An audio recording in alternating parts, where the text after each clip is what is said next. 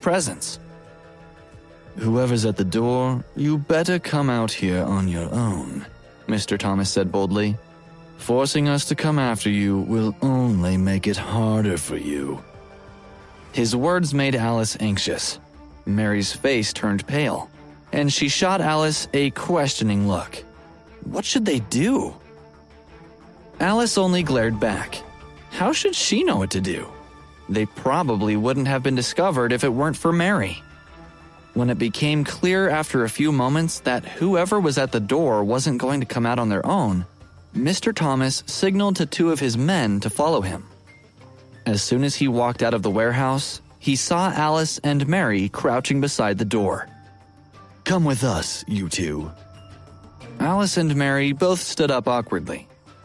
Two formidable men herded them into the warehouse. When Alice raised her head and saw that George was the person Ben and Terry were kneeling in front of, she was so shocked that she couldn't believe it. "George, what are you doing here?" she asked in surprise. Mary looked at the three young men, her mouth hanging open.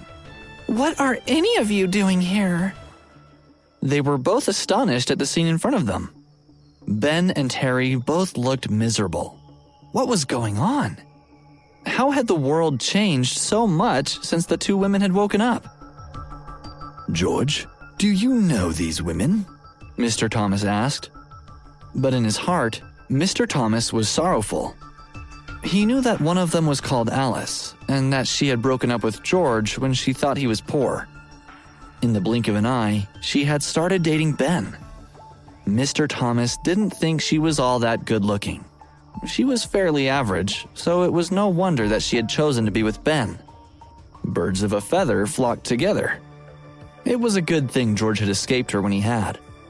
If George was willing, Mr. Thomas could introduce him to all kinds of beautiful women, who were much more worthy of him than Alice.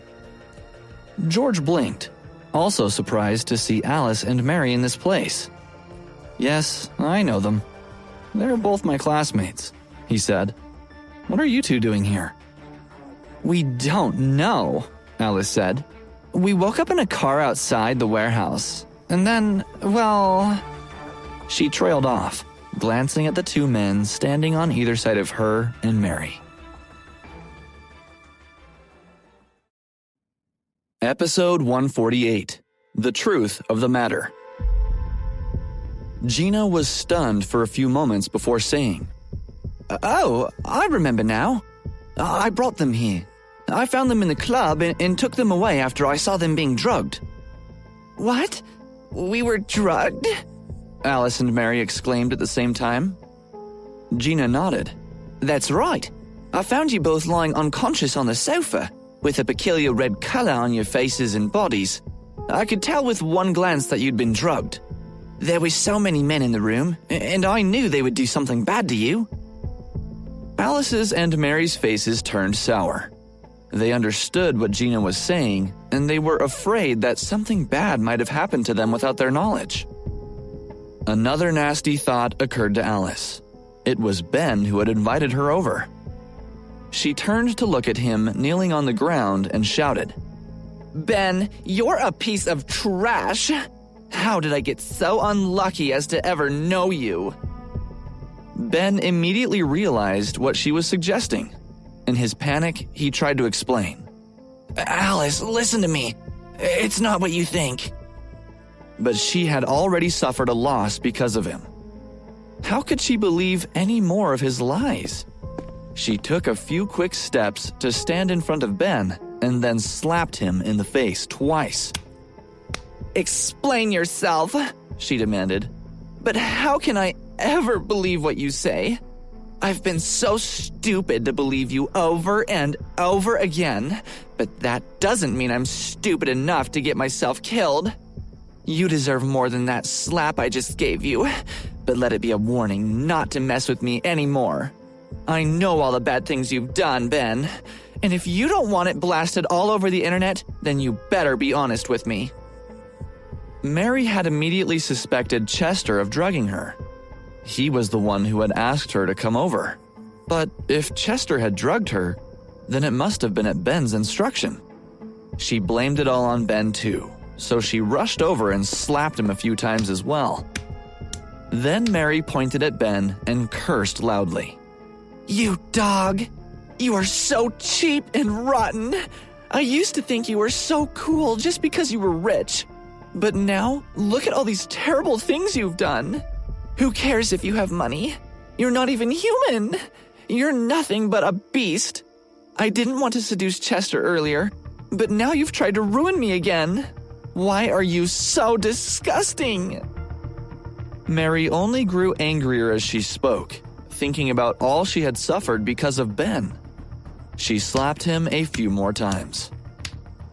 Ben's mouth was bleeding profusely, and he knelt there in a daze for a good while, not even trying to retaliate.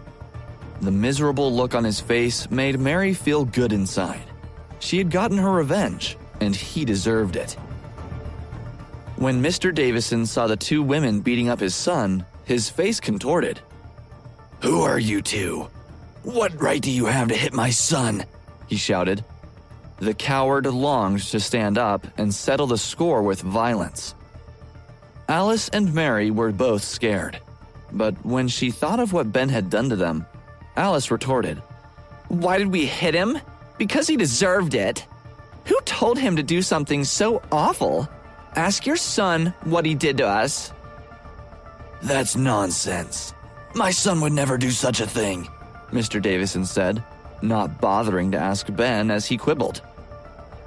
If Mr. Thomas was preventing him from doing anything against George, Mr. Davison figured he could still deal harshly with these two women, who did not have high statuses. They were a joke. Even if Ben had done something to them, they surely deserved it. Mr. Davison's inaction made Alice and Mary a little braver. "We were quite clear just now," Mary said to him. "I know you heard. If you're looking for someone to blame, look at your son." "I can testify that they're telling the truth," Gina said, stepping forward. "I can prove it to you too," George said. "We all can," said Mr. Thomas, glancing around at the others. Mr. Davison's face turned red in anger. He wanted to curse Alice and Mary, but he couldn't because there were so many people around. It only mattered that Mr. Thomas was present, standing protectively in front of the girls. There was no way Mr. Davison could defy him. Ben's mood was mixed. He hadn't expected so much bad luck to fall on him. Not only were George and Mr. Thomas against him, but now Alice and Mary were accusing him too. "Enough," Mr. Thomas said, turning to Ben and Mr. Davison. "You two better come up with some new ways of begging for forgiveness, or else you'll get to meet the sharks after all." The two men's eyes widened. What could they say that they hadn't already said? After a moment of thought, George grinned and said harshly, "You must be sincere and paint me a vivid picture. It would be best if you moved me with your words. Then, I might even consider letting you go. And don't think you can just say what the Fullers have already said." It was clear to Mr. Davison that George was making things more difficult for him and his son. This made him angry, but he had no choice in the matter. So he racked his brain for some new way to beg for forgiveness.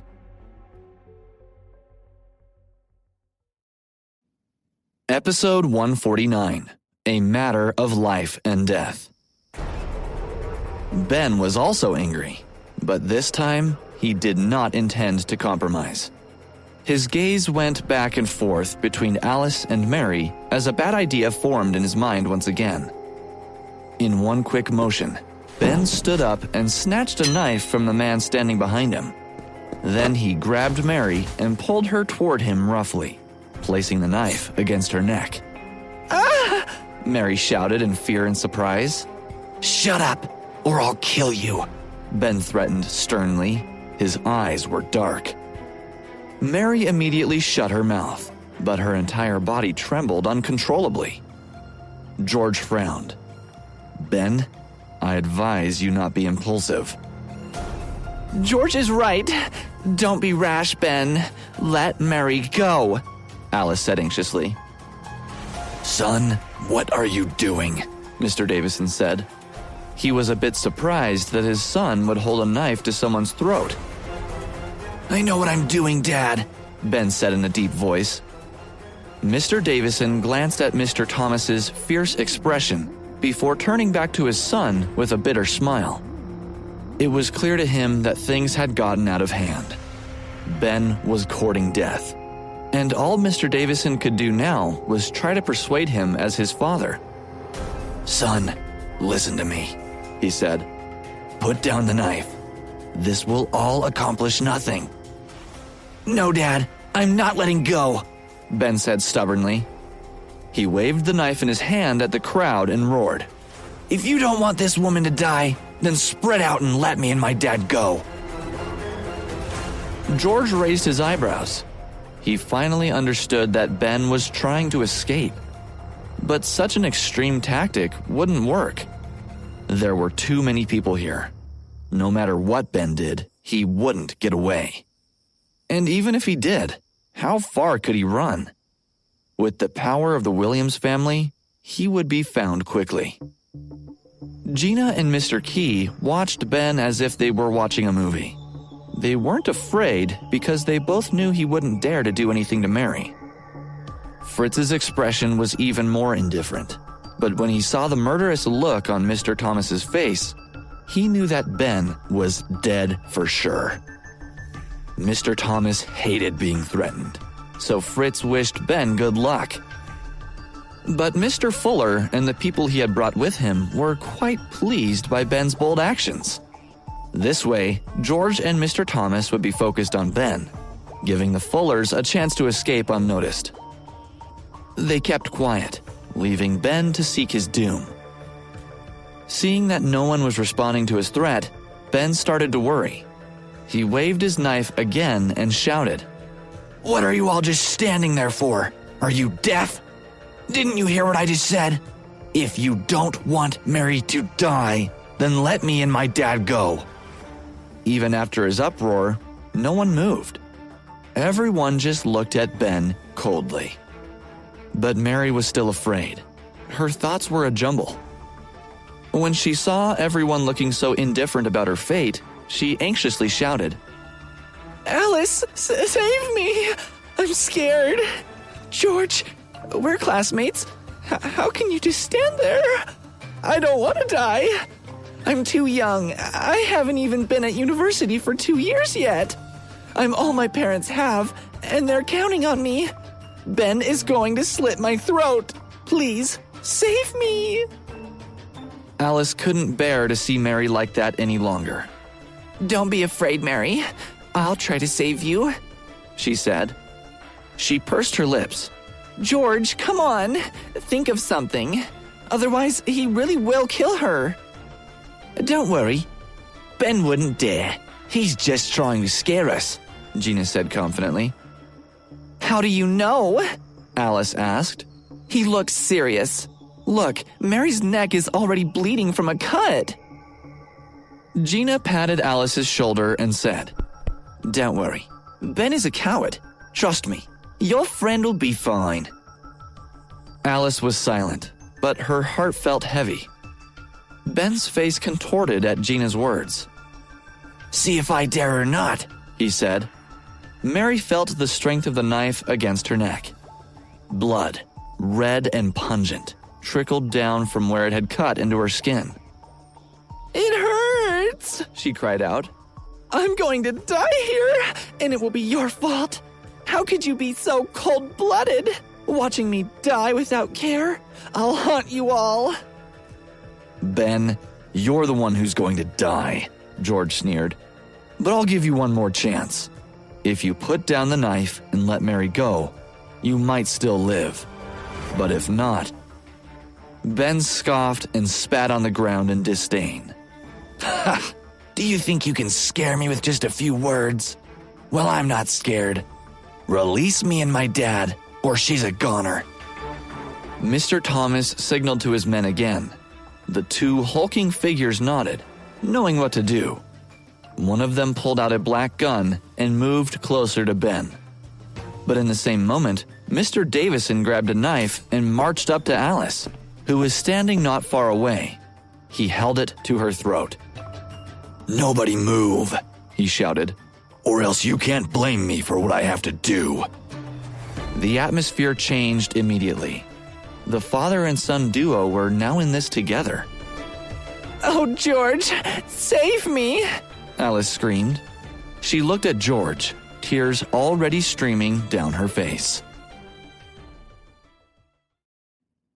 Episode 150. The Man Everyone Fears. George frowned. He hadn't expected the situation to go so far. But now, Ben and his father were holding Mary and Alice hostage. Things had gotten serious. Mr. Davison, what are you doing? Let go of Alice, George warned. Mr. Davison shook his head, looking panicked. If you promise not to touch my son, then I won't do anything to her. All right, we won't touch him, George said. But you have to put the knife down first. Don't believe him, Dad, Ben roared. They're never going to let us go. No matter what they did now, he knew George would not just let them leave. Mr. Davison's face contorted in fury. How can I trust you? He asked George. I need to hear it from Mr. Thomas. Everyone turned their attention to Mr. Thomas, who looked extremely calm. He scrutinized Mr. Davison for a moment before saying, I know what you want to hear, but here's what I have to say. Now! 4 hulking figures appeared out of the shadows and knocked Mr. Davison and Ben to the ground, allowing Alice and Mary to scurry a safe distance away. Let go of me, you bastards! Ben yelled. He was pinned to the ground with his arms twisted behind his back, but his sorry state did nothing to tame his tongue. His father, on the other hand, was much wiser. He knew of Mr. Thomas's ruthless reputation and what the man was likely to do now that he had been angered. As futile as it seemed, Mr. Davison begged for mercy. Please, sir, can you give me another chance? I know what I did was wrong. It's just that I would do anything to protect my son. Mr. Thomas glanced at Ben and said to Mr. Davison, I could spare you, but not your son. But my son is still young, Mr. Davison choked out. Mr. Thomas snorted. I don't like bargaining.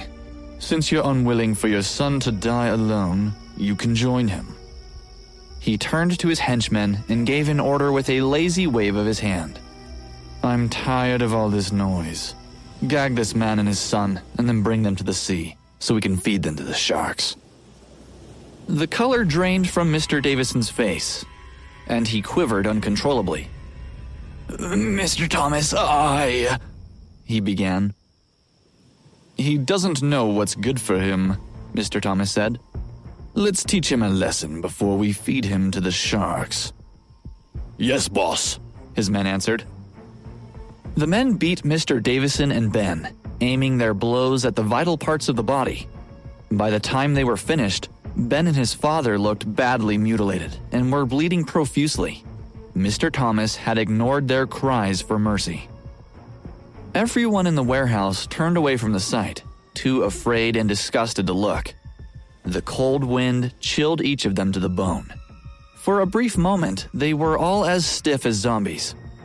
All right, that's enough, Mr. Thomas said, but his voice was full of glee. Get them out of here and go feed them to the sharks. We don't want to stain George's memory with this gruesome image. Yes, boss. His men pulled the Davisons out of the warehouse. Once they were gone, a tense silence hung in the air. George lowered his head and contemplated the viciousness of Mr. Thomas's decisive actions.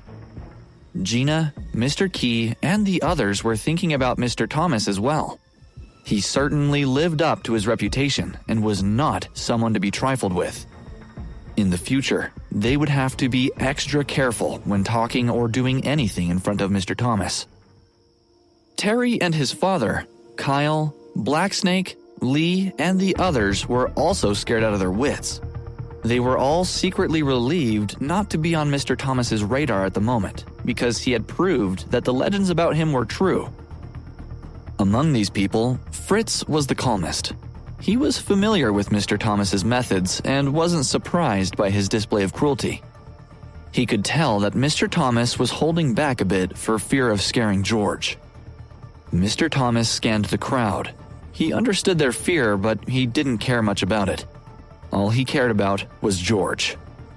He smiled amiably and patted George on the back. "Did that scare you, George? Don't worry. The next time someone doesn't know what's good for them, this will happen again. You'll get used to it." George was still deep in thought. How on earth would he get used to such brutality? He was still young, and he was terrified by everything that had happened that night. He looked up at Mr. Thomas's kind face. He suddenly seemed to George like some sort of demon who smiled while he killed people. George's mind spun with questions, but when he opened his mouth, he didn't know which question to ask first. Why was Mr. Thomas helping him? How did he know him? Why did he appear to know Fritz too? George was torn between asking Mr. Thomas these things directly and asking Fritz in private. "George, how do you want to deal with the rest of these people?" Mr. Thomas asked. George thought for a moment. "What needs to be punished has been punished. You can let them go now." "You're too kind," Mr. Thomas said, glancing at the people still kneeling on the ground. "I wonder if they'll ever learn what's good for them. Terry, Mr. Fuller, Kyle, Blacksnake, and Lee, are you listening? George has kindly chosen to let you off. For his sake only, I'll let you go." Episode 151, Mercy. Mr. Thomas glared at the group kneeling on the ground and continued.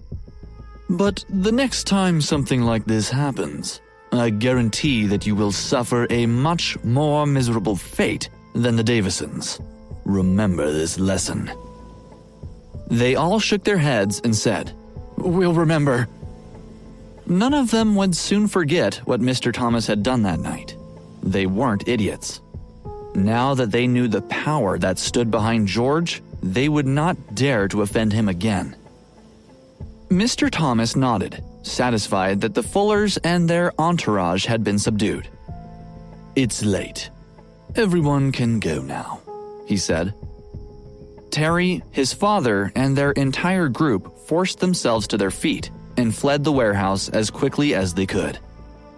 Mr. Thomas exchanged a few more words with George before leaving. When he was gone, Gina and Mr. Key wanted to ask George a million questions, but Gina received a phone call and had to go take care of something. She and Mr. Key bid farewell to George and left. Only George, Fritz, Alice, and Mary were left in the abandoned warehouse. George wanted to ask Fritz about Mr. Thomas, but since Alice and Mary were still there, he knew it was not the right time. "Come on," he said to the two women. "I'll take you back to the school." They nodded and started walking out of the warehouse. Alice suddenly stopped and called out softly. "George, can you ask Mr. Thomas to let Ben and his dad go?" "What?" George asked in confusion. She felt his gaze and explained in a nervous rush.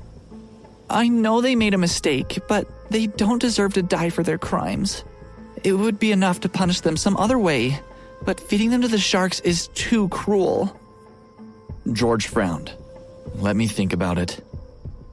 Alice had a soft heart. She was thinking of her friendship with Ben and how he had always been kind to her. She knew it was right to plead on his behalf. She tilted her head to Mary, silently asking her to do the same. Mary didn't want to do it, but she felt sorry for Alice, so she decided to help. The two of them begged for mercy for Ben, eventually softening George's heart. George asked Fritz, "Do you have Mr. Thomas's number?" "Yes." Fritz took out his cell phone, pulled up Mr. Thomas's number, and handed it over to George. "Thank you." George dialed the number. Hello, George, Mr. Thomas said when he answered. George blinked in surprise. How did Mr. Thomas know it was him and not Fritz? Did you need something? Mr. Thomas asked in the silence. I think it's better if we don't feed Ben and Mr. Davison to the sharks. I just need to think of another way to punish them, George said. Why do you say that? George's mouth twitched. How can I explain it? They didn't do anything to me. It's unnecessary to take their lives. It's better to make them suffer and let them live with the memory. All right. If that's what you want, I'll spare them. George was stunned.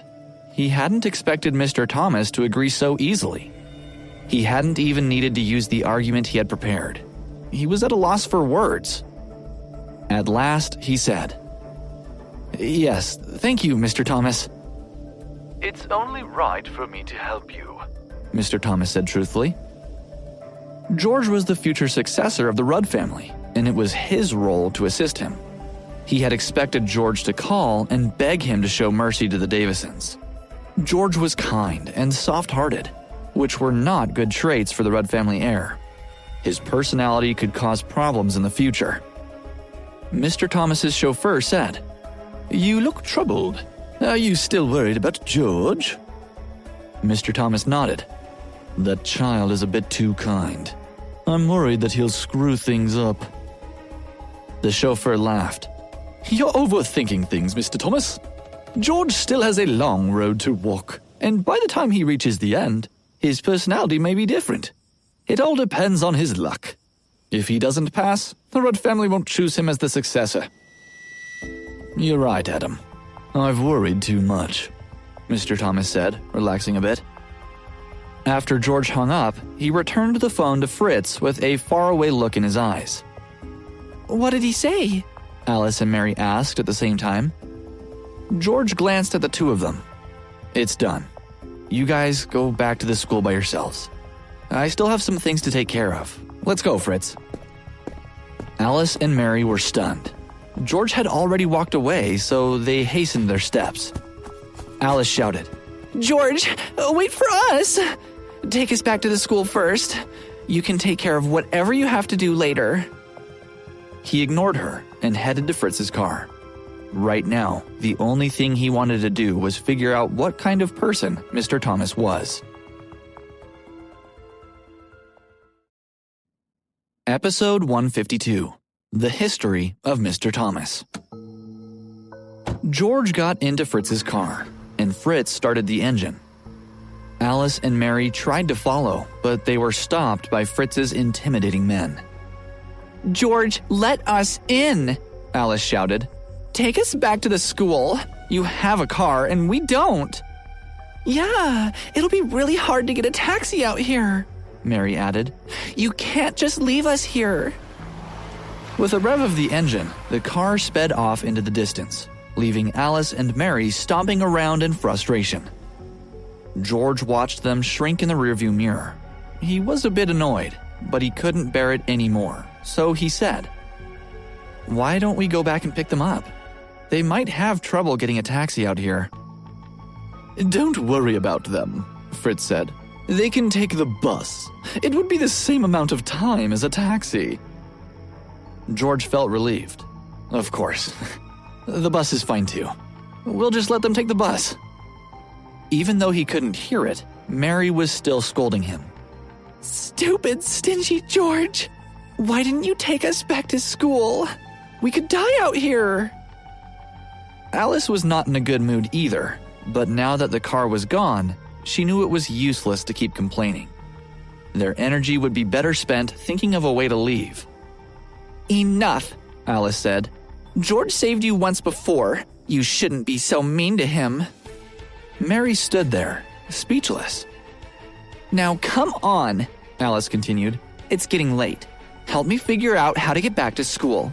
If we don't leave now, we might never make it back. Mary looked at the desolate warehouse, then up at the sky, nodding in agreement. Yeah, let's leave this terrible place. When they arrived at the Wheatstone Hotel, Fritz told George all about Mr. Thomas. Everyone in Harrison, from the underworld up to the most influential families, respected the man. The Fullers and the Davisons were insignificant compared to him. On the surface, Mr. Thomas looked kind and refined, but in reality, he was more ruthless than anyone could imagine. He cast fear into every person's heart. Like the Rudd family and the Williams family, the Thomas family had hundreds of years of history. They were all merchants, passing down the profession from generation to generation. Though the kinds of businesses they operated changed over time, their wealth and power only grew. The Thomases sought to stabilize their business by fostering talented people from all walks of life. Mr. Thomas became the family's most outstanding merchant, so he was chosen as the family's successor. Under his leadership, the forces of the Thomas family grew stronger with each passing day. Anyone who interacted with Mr. Thomas knew his way of doing things, so no one in his business circles of Harrison dared to offend him. Of course, Mr. Thomas had to rely on the assistance of the Rudds and the Williamses to come this far. Naturally, he had a close relationship with both families. Then, he got news of George's return to the Rudd family, which explained why Mr. Thomas suddenly appeared to personally solve George's problem that night. After Fritz's explanation, George thought for a moment. But how did Mr. Thomas know that I would call and ask him to show Ben and his father mercy? He asked. Fritz pursed his lips and looked a bit embarrassed. It might be because you are seen as soft and easy to take advantage of. George opened his mouth in surprise. After a few quiet moments, he said, Okay, so he can see right through me. He's older and wiser. It was true. Even when he was provoked by Terry or Ben, George was prone to be merciful. He had that kind of attitude toward everyone. But how did Fritz know what Mr. Thomas thought about George? Did everyone think George had a soft personality? Do you think I'm soft, Fritz? George asked. Fritz nodded seriously. Yes, but it's a good character trait to have when you encounter complicated people. It's not always to your benefit, though. Certain people don't deserve your kind-heartedness. George nodded at Fritz's thoughtful answer. Maybe it would be better if he hardened himself a bit. As they continued to chat, George's stomach growled loudly. Fritz immediately ordered him some food from the hotel restaurant. After George had eaten his fill, Fritz prepared the presidential suite for him. It was already very late, too late for George to return to school.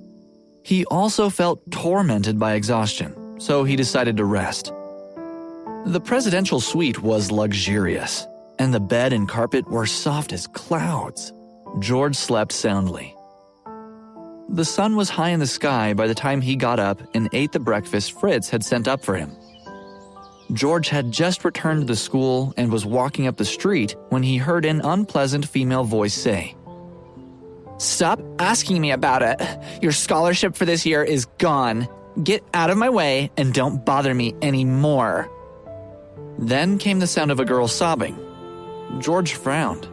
When he got closer, he discovered that the crying girl was Charlie, whom he hadn't seen for a few days.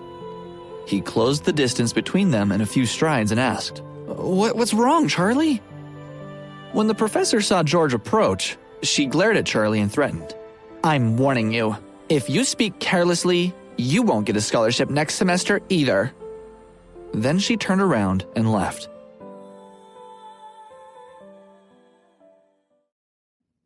Episode 153. A Plan to Help Charlie. Charlie shook her head and whispered, "I'm all right." George frowned. Charlie was not fine. She looked like she was about to burst into tears again. Seeing her upset made him anxious and angry. "What's going on?" he asked. "Tell me so I can help. I can't bear to see you cry like this." She wiped her tears and sniffed. "What are you even doing here, George?" He didn't try to redirect her change in topic. Instead, he said, "It's quite the coincidence, isn't it? Or maybe it's fate that brought me to you at this moment when it looks like I might be needed." Charlie laughed. Then she looked at George and said in a funny voice, You're kind of cute, you know. "What? Me? Cute?" he stammered. No one had ever called him that before. He said shyly, "I'm not as cute as you are." Yeah, I am pretty cute, she said with a wink. Thank you for comforting me, George. I'm feeling much better now. He shrugged. "There's no need to thank me. I didn't do anything. But why were you crying? Who was that nasty woman? And why is she speaking to you like that?" Charlie was silent for a moment, but she could see that George would only keep asking, so she said, She's my advisor. I was notified that my scholarship for the semester was canceled. I still don't understand why, so I went to ask her about it. "But she shouldn't talk to you like that," he insisted. So what did she say was the reason?" She didn't know either, Charlie said. The notification came from someone higher up. I guess she was annoyed that I wouldn't stop asking her about it. It's my fault for being so naive all the time. Charlie forced a bright smile. But it doesn't matter that I lost my scholarship. There's always next semester. I'll do my best to get it back. But George could see through her fake smile. He knew that her family wasn't very well off. Her father had been in the hospital for years and had racked up a lot of medical bills. George doubted there was anything left to pay for Charlie's school and living expenses. When he had first come to Harrison University, George had earned $2,000 or $3,000 in his first semester, which was barely enough to cover tuition and living expenses. Even though Charlie was pretending otherwise, he knew that she was relying on this scholarship. He wanted to offer to pay her tuition, but after some thought, he realized that she would never accept such charity. He had to think of another way to help her.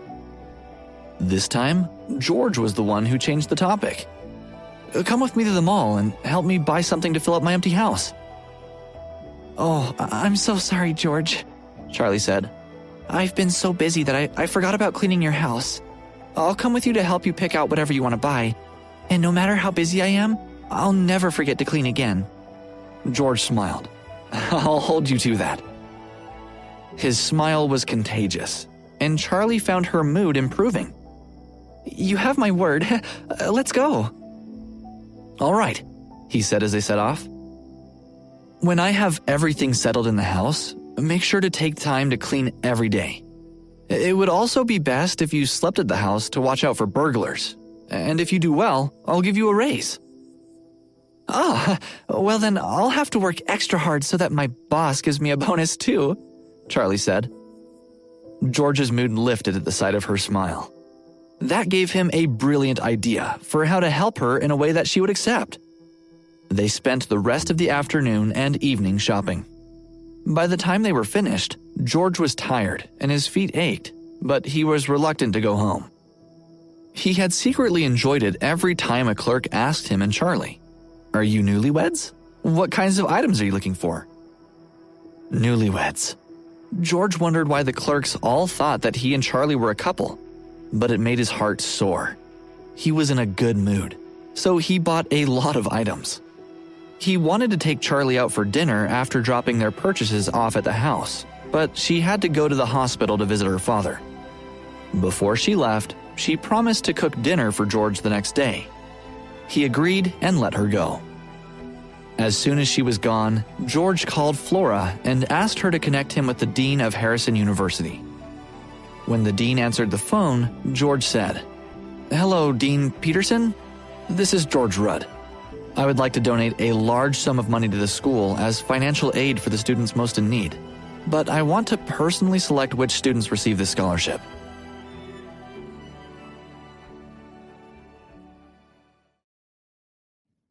Episode 154, Fulfilling the Request.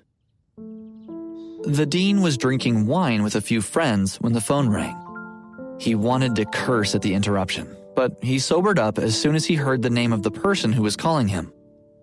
"This matter is very important to me, Dean Peterson," George continued. "I need it done as soon as possible, and I hope that you'll cooperate with me. Also, on the list of students needing financial aid, there should be a girl named Charlie. She's a student in the music department, and her performance has always been outstanding. But her family circumstances are difficult. Her mother passed away, and her father is always in the hospital. Charlie suddenly lost her scholarship, and I need you to look into her situation. And you must keep my contributions confidential.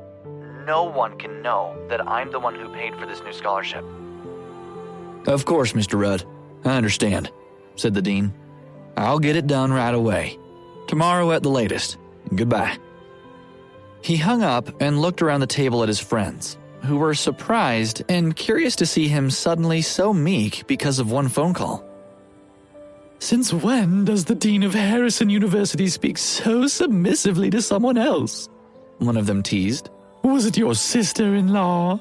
Are you afraid of her? Dean Peterson shook his head and sighed. It's not what you think. One of the others saw his troubled expression and asked, "What's going on?" When he saw the worried look in his friend's eyes, the dean admitted, "It was someone tied to the Williams family. He wants to donate to a scholarship fund and choose the students who receive it." "Ah, so that's why you look so afraid," his friend said. "Let's do it then. It's free money, right?" "It's not that simple," the dean replied. "Anyone connected with the Williams family must be treated with respect. I have to tread carefully." "Who was the person anyway?" his friend asked. Dean Peterson wasn't sure exactly. He had seen Flora Williams personally come to the school to advocate on George's behalf, so the dean had assumed that George was one of her distant relatives. But he had also seen how deferential Flora had acted towards George, almost as if he were her superior. The dean hadn't been able to work out their relationship, and trying had only made his head feel like it was going to explode, so he had stopped thinking about it. Now that the matter had been brought back to the dean's attention, he had to admit that he was still confused.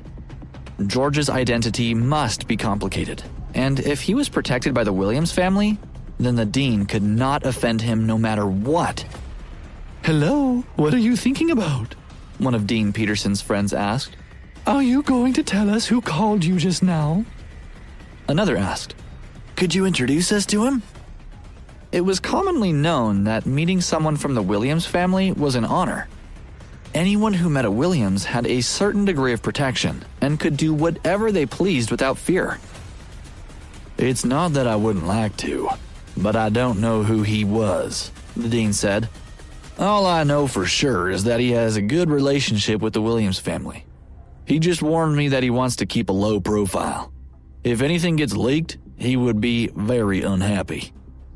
"Fine," they said reluctantly, glancing at each other. He could sense their displeasure and didn't want to alienate them because he knew their friendship would be useful in the future. "Don't worry, friends," he said. "I promise I'll introduce him to you as soon as the opportunity presents itself, but now is not the time." That seemed to satisfy them.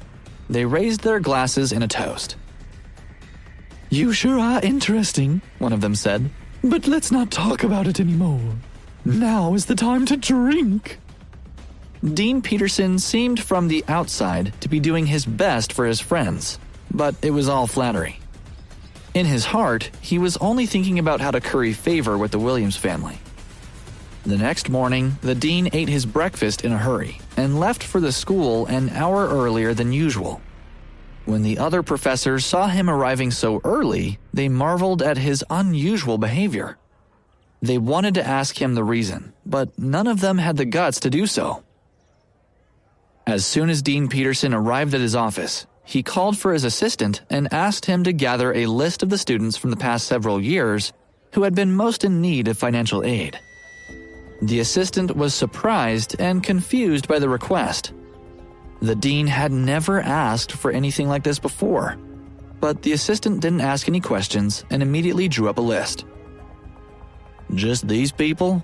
Dean Peterson asked with a frown as he scanned the names.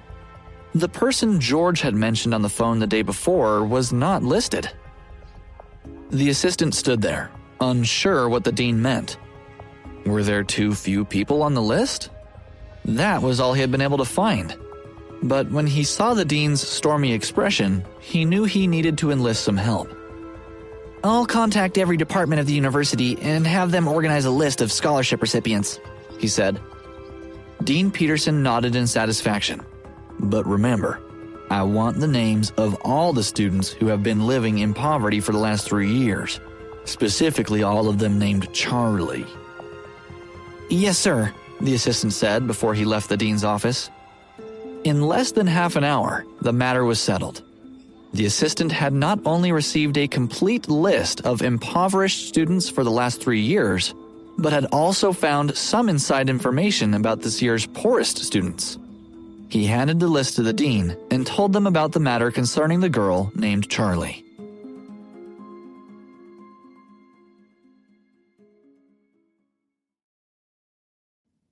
Episode 155: The List.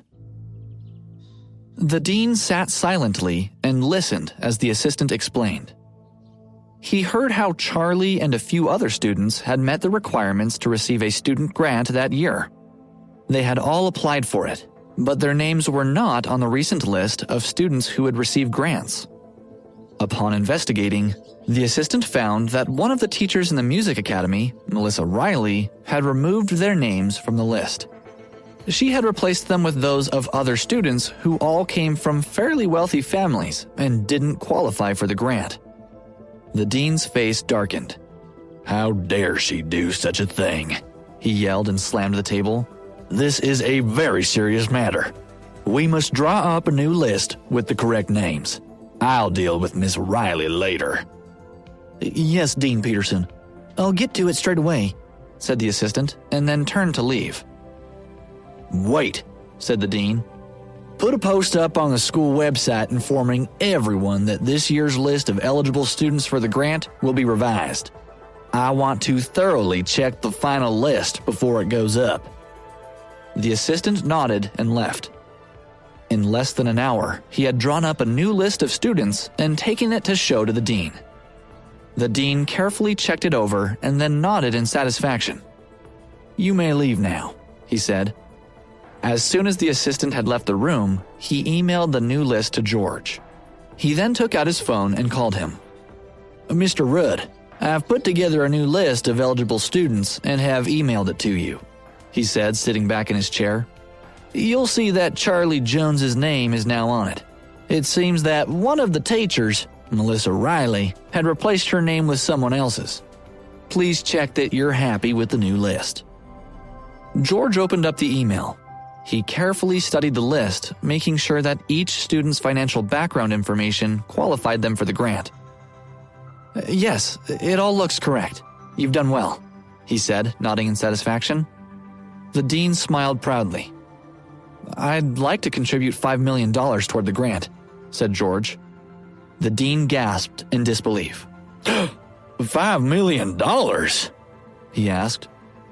He had been a dean at the university for many years. Apart from receiving annual funding from the government to carry out different projects, the school hardly received any funding from individual sponsors. But now, it would be receiving $5 million from a single sponsor. He couldn't believe it. Who exactly is Mr. Rudd, and how wealthy is he? He wondered. George thought for a moment. Perhaps his donation was too little. Dean Peterson, if $5 million isn't enough, I can donate more, he said. Just tell me how much the school needs to assist the less privileged students, and I'll donate it. Since he had plenty of money, he knew that whatever amount the dean requested, he would be able to afford it. The dean, however, was speechless. When George didn't hear him reply, he offered to donate $10 million. As soon as he said that, the dean's mouth fell open. He couldn't imagine how rich George must be. After taking a few deep breaths to calm himself down, he asked, Mr. Rudd, are you serious about donating any amount? Of course. Just tell me how much the school needs, replied George confidently. The dean hesitated for a moment. Well, if you'll be financing all of the less privileged students, then $10 million will be enough, he said. However, Mr. Rudd, I have a presumptuous request to make. George raised his eyebrows and said, Dean Peterson, Whatever request you have, please, tell me. The dean gathered his thoughts. Well, the school doesn't have enough funding to carry out scientific research. If you could help with that, then the school would greatly benefit from it, he said in a serious tone, and then nervously waited for George's answer. All right, no problem. I'll fund it, he replied. Really? That's great! Exclaimed the dean. How much money do you require? Asked George. We'll require another $5 million, he said nervously. George smiled. How about I give you another $10 million, just in case? After all, conducting scientific research can get quite expensive. It'll be good for the school to have a healthy budget. The dean's heart started racing. Oh, yes, Mr. Rudd. You're right, he said as calmly as he could. Thank you so much for your generous support. We won't forget your kindness. George didn't think much of it. After hanging up, he called the bank. His call went straight through to the manager. Mr. Rudd, what can I do for you? He asked curiously. I want to transfer $20 million to Harrison University, said George casually. The manager gulped. Donating that amount of money was indeed too generous. Even he didn't understand the world of the rich. After hanging up, he immediately instructed the transfer of the money from George's account to the school's. In less than 10 minutes, the dean had received a message informing him that the money had been transferred. He logged onto the school's account and stared unblinkingly at the screen for a long time. The assistant was surprised to see him like that and asked, Dean Peterson, are you all right? I'm fine. Please, leave the room, he replied, waving his hands. The moment the assistant left the room, he started jumping around the office in excitement. $20 million! Finally, the problem of a lack of funding has been resolved, he thought. In the future, he wouldn't need to turn down projects and would be able to support students. He really wanted to thank George again for helping out and decided to call him. When George answered the call, his ears were filled with words of gratitude and praise. George felt his cheeks flush. He found a good reason to politely end the call.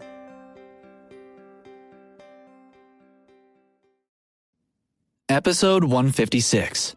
The Dean Takes Action. The dean hung up the phone and sat back in his chair. He was in good spirits. Since Mr. Rudd has transferred all the money into the school's account, I'll treat his concerns seriously, he decided. He remembered that George had been particularly concerned about a student from the music academy called Charlie. In order to please him, he would start by dealing with the issue of her name being removed from the list. First, he uploaded the new list of students to receive the grant to the school website. Then, he called Melissa Riley into his office. Melissa hesitated before entering the office. Dean Peterson, you asked to see me? She said, smiling. The dean coldly glanced at her. You still have the nerve to smile? Do you know what you've done? He asked angrily. Melissa froze for a moment and then thought about what she could have done wrong recently. Other than removing the name of a few students from the list who had previously received grants, she couldn't remember doing anything else. Everyone knew that the dean was busy with more important things. Surely he wouldn't trouble himself with such trivial matters, she thought. She tried to think of what else she may have done, but couldn't recall anything that would be considered out of line. She had been working very hard recently. She considered herself to be an honest employee who focused on her work. She recalled a video she saw recently. In the video, an employee was suddenly called in by his manager, who asked him sternly if he knew what he had done. The employee was dumbfounded and angrily said that other than doing a good job, he hadn't done anything else recently. The video showed the manager looking at him seriously. After a moment of silence, he smiled and told him that he was very grateful for all the hard work he had done at the company and wanted to give him a raise. Coming back to her senses, Melissa felt that the situation she was facing was the same as in the video. Perhaps the dean was doing the same thing. pretending to be angry before surprising her with a promotion and a raise. Putting on a calm expression, she said righteously, "Dean Peterson, apart from working hard, I haven't done anything else recently. The other teachers will testify to that. I wake up at the crack of dawn and go to bed after everyone else has. I keep my head down and focus on my work. I understand the students' learning needs and their living conditions, and actively help resolve their issues." The dean clapped mockingly, and then suddenly slammed his hands on the table. Miss Riley, don't talk nonsense. I'm already aware of what you've done, yet you still think that you can fool me. He threw the documents that were on the table at Melissa's face. She was so frightened that a chill ran down her spine. Even though the papers were scattered all around her, she stood still and didn't dare to move. Her head was in a daze. She wondered why the situation was so different from what she had imagined. Wasn't she supposed to get a raise? Someone must have riled him up against her, she thought. Pick up the papers on the floor and look at them. Then you'll remember what you've done, he shouted. You've offended a big sponsor of ours and made me apologize on your behalf. Melissa quickly picked up the papers off the floor and glanced over them. When she realized what they were, her face became pale. She panicked and took a few steps toward the dean's desk. "Dean Peterson, I made a mistake. I shouldn't have changed the names on the list. Please, forgive me," she pleaded. "You see, I just got divorced. I have 2 children and an old mother to support. The students whose names I put on the list offered me monetary rewards in return. I was desperate, so I agreed. Please give me another chance. I really can't do without this job." The dean looked at her and thought for a moment. I'll let you off, but you'll need to do something to make up for your mistake, he said. Your actions have caused a great amount of confusion to everyone, so naturally, I'll need to give them an explanation. In a while, we'll be holding a meeting for all the teachers and students. Melissa looked at him with a troubled expression. She wasn't sure what he expected her to do. Would he ask her to tell everyone what she had done? Would she have to apologize to the students? She quickly shook her head and thought she was overthinking it. It was just one mistake. And besides, she wasn't the only one to do that kind of thing. Many teachers from different academies did the same thing. But since the dean had only caught her, he may want to use her to give everyone else a warning. You'll need to apologize to everyone, he said, confirming Melissa's fear. Seeing the reluctance on her face, he continued. If you're not willing to, then you can go to the administration department and receive your dismissal letter. When Melissa saw the dean's resolute and cold look, she shook her head in panic. No, I'm willing to apologize. Of course I am. Thank you for giving me another chance. Well, you can leave now. Go and prepare your speech. The meeting will begin in half an hour, he ordered coldly. Melissa stood where she was, hesitating. She wondered if she could tell him about the things the other teachers of other academies did. Then they would have to stand up and apologize to students too, and she wouldn't feel so ashamed. But before she could say anything, the dean turned away from her. He had already figured out that she wanted to report her colleagues. However, he was going to hold this meeting just to expose Melissa. Since she had offended George, he wanted her to specifically apologize to Charlie. Why are you still here? Leave immediately. Otherwise, I'll change my mind, he said coldly. Yes, Dean Peterson, she replied and hurriedly left the room.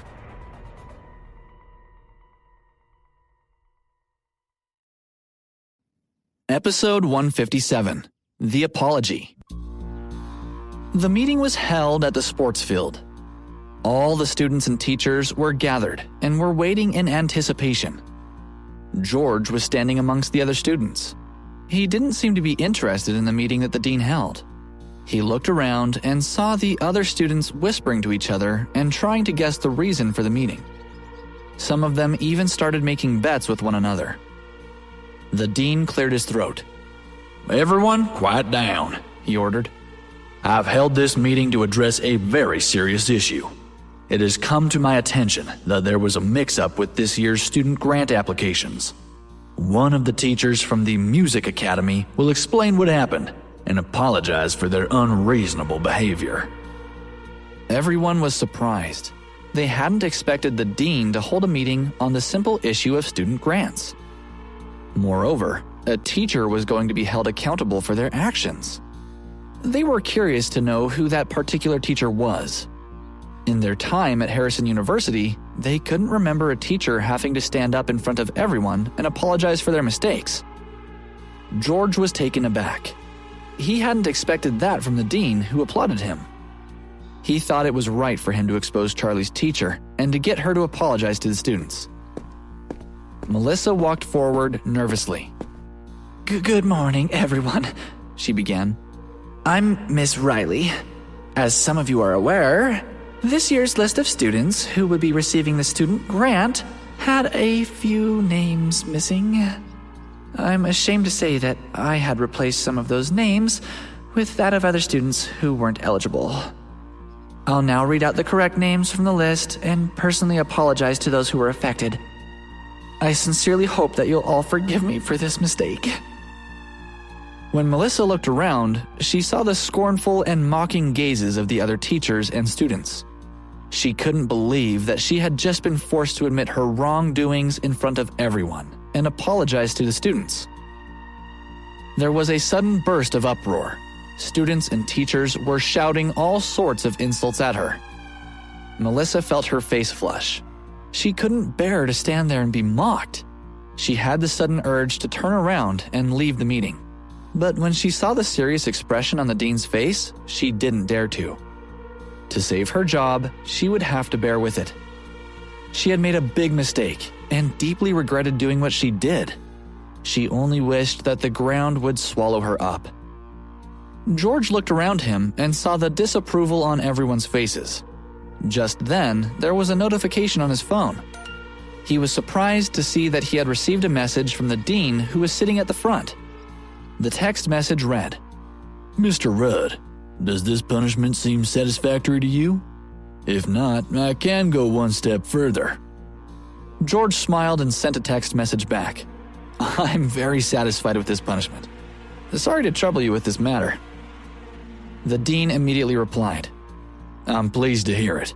If you run into any more trouble at school, just let me know and I'll sort it out.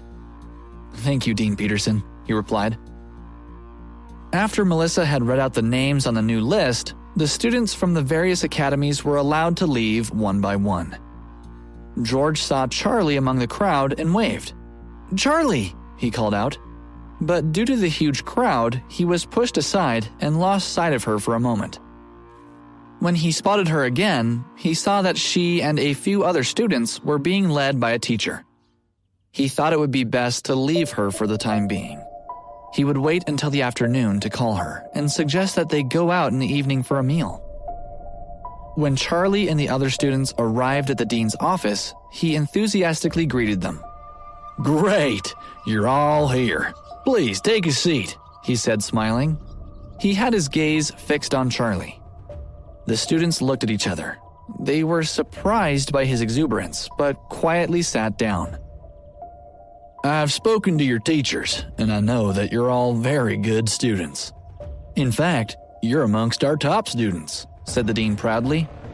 After discussing your cases with senior members of staff, we've unanimously decided that not only are you qualified to receive the student grant, but you'll also receive additional financial assistance based on your situations. Charlie and the other students were delighted. Really? That's great. That will be so helpful. When the dean saw the happy look on Charlie's face, he felt satisfied. He went on to explain that he knew about her and the others' financial situations, and praised them for how well they were performing at school. Since Charlie's situation was deemed to be a special hardship case, he announced that she would be receiving a higher amount of grant than the others, as well as an allowance for living expenses. Although the other students wouldn't be receiving as much as she would, they didn't seem to mind. They all knew about Charlie's situation and didn't think theirs was as bad. It was only fair that she received more financial assistance. The dean then told them when they would receive the grant and instructed them not to tell anyone else about it. He was afraid that others would try to get their hands on the money if they found out how much they were receiving. When they saw how eager he was to keep it a secret, Charlie and the others nodded and agreed not to tell anyone. As soon as they left the dean's office, they started hugging each other excitedly.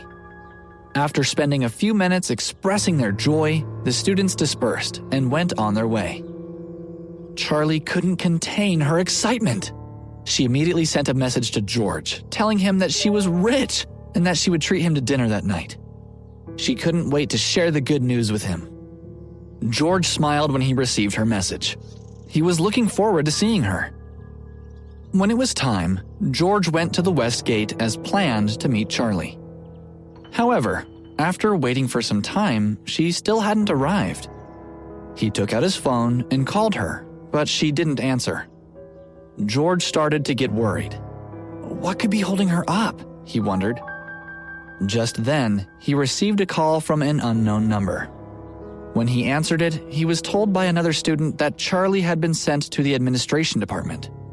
She was being accused of stealing money from her roommates, and they had taken her to inform the teachers.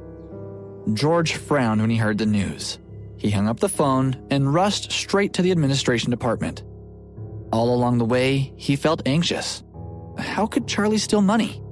He knew that was impossible.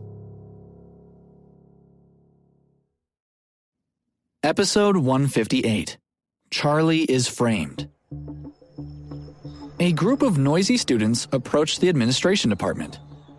Charlie, I can't believe that you stole from us. I'll expose your actions today. It turns out that one of the best students is a thief. Emma pulled at Charlie's wrist with one hand, dragging her. She mocked her along the way. I didn't steal the money. It's mine, Charlie protested. Joanna and Esther followed behind them. Every now and then, they gave Charlie a little push to edge her forward. They looked puzzled. Although they didn't think that Charlie would steal from them, they couldn't explain the sudden disappearance of cash from their drawers. When they discovered a large amount of money under her blanket, they became suspicious of her. Everyone knew about Charlie's financial situation. There was no way that that amount of money belonged to her. Charlie tried to free her wrist from Emma's grasp. I really didn't steal that money. It belongs to me, she explained again. But no matter how much she tried to explain or how much she struggled, Emma continued to drag her along without showing any pity. Do you expect anyone to believe you? It's obvious that you stole that money, yelled Emma. When they entered the office, they saw two teachers sitting inside. What's all this noise? Asked the female teacher angrily. The male teacher stood up when he saw Charlie being dragged inside. What's happened? Why are you dragging her like that? He asked. We have a matter that we want to report to you, said Emma. She glanced at Charlie mockingly and then pointed at her. Charlie's a thief! She stole money from us! She gave Esther and Joanna a look. Immediately, they pretended to look wronged. She's supposed to be a top student, but she stole our money, chimed in Esther. This is despicable. You must hold her accountable for it. We know that Charlie's family is poor, added Joanna. Her mother died and her father is hospitalized. We all feel sorry for her, so we usually help her. But since she's not receiving our help anymore, she's decided to steal our money. Charlie stared innocently at the two teachers. Her face was red. I didn't steal the money. I didn't steal it, she said in a low voice. When the teachers saw her pitiful and innocent expression, their hearts softened. Emma couldn't bear to see Charlie put on such an expression. She was still extremely resentful toward her, so when she saw the teachers pitying her, she said, Please, don't be fooled by her appearance. She really stole our money and then hid it under her blanket. If she didn't steal it, why would she hide it? The teachers looked at each other and tried to understand the situation. After listening to both Emma and Charlie, they didn't know who to believe. They turned to Esther and Joanna and asked, "What do you think? Do you think Charlie stole the money?" The two women glanced at Charlie and then hesitated for a moment. Well, our money has been missing from our dorm recently, began Esther. We're missing quite a substantial amount, and we suspect that the money Charlie hid under the blanket was stolen from us. Knowing Charlie's family background, she couldn't own that money, said Joanna. Charlie became even more anxious. I really didn't steal their money. That money is from my student grant. I went to the bank earlier to withdraw it. Well, it can't be the grant money, retorted Emma. The dean only announced to us this morning the names of students who will be receiving grants this year. It couldn't have been transferred to your bank already. I just remember that Charlie was interested in signing up for a singing course. I think she stole the money to pay for it, said Joanna. When the teachers heard the women's accounts, they became suspicious of Charlie. Charlie, if what the other students are saying is true, then you've really let yourself down, said the female teacher. Her voice was filled with contempt. No matter how difficult your situation is, you can't go and steal money. Charlie felt her eyes welling up. I really didn't steal the money, she replied quietly. Charlie, do you expect us to believe you? Asked Emma disdainfully. Show us evidence that the money you were hiding belongs to you. If you can't, then we'll all know that you're a thief who everyone should despise. She turned to the teachers and said, I suggest she be expelled from school. She's a disgrace to our university. Charlie, do you have any proof that you didn't steal the money? Asked the male teacher. Charlie's face turned pale. Just as her mind was about to blank out from the pressure she was under, the door was suddenly pushed open. I can prove it, said a familiar voice. Charlie instinctively turned around and saw that it was George. Tears instantly flowed down her face. George, you're here, she cried. Charlie didn't steal the money. She would never do something like that, said George confidently. Emma, Esther, and Joanna began to panic when they saw him. The teachers were also puzzled by his arrival. When George looked at Charlie, he felt his heart tighten. He couldn't bear to see her cry. He walked up to her and put his hand on her back. Patting her lightly, he said gently, "Don't worry. Now that I'm here, everything will be fine." Episode 159, The Thief. Charlie wiped away her tears. George, I really didn't steal their money. That money is from my school grant. I took it out this afternoon and put it under my blanket. George nodded. "I believe you," he said. "George, how can you prove that Charlie didn't steal the money?" asked the male teacher. "Well, where's the proof that she did steal the money? Did anyone see her do it?" asked George. He looked sharply at Emma, Esther, and Joanna. The three women panicked and were lost for words. They hadn't expected George to come and defend Charlie. Moreover, they hadn't expected him to put them on the spot. George smirked. "Why isn't anyone answering me? Who was the one who started accusing Charlie of stealing?" he asked. "It was this student," said the female teacher, pointing to Emma. George sneered. As soon as he saw Emma, he knew that she must have something to do with it. He fixed his eyes on her. After studying her face, he slowly walked over to her and said in a solemn tone, "Emma, did you see Charlie steal the money?" Emma was dumbfounded. "I'll give you a minute to think about it. If you don't answer me, it shows that you're lying about Charlie. It's clear that you've made this all up," said George. Emma knew that she had been caught out by him, but she still tried to find an excuse to refute him. Avoiding eye contact with him, she said sharply, "I didn't see her do it, but I saw a large amount of money under her blanket. Everyone knows that she's poor. How could she own so much money? What's more, money has been going missing from our dorm lately. If it wasn't her who stole it, who could it be? George sneered. Perhaps you've stolen it, Emma, he continued. Since you haven't seen Charlie steal it, it would be laughable to call her a thief just because she has money under her blanket. Are you sure you're not the thief? Emma felt flustered when she saw the determined look on George's face, but she would never admit to stealing the money, not even if she was beaten to death. I'm not the thief! You're speaking nonsense, she cried. George continued to scrutinize her. If you're not the thief, then why are your hands trembling and your eyes darting left and right? What are you afraid of? Perhaps you have a guilty conscience, he said. Emma's entire body tensed up, and beads of sweat formed on her forehead.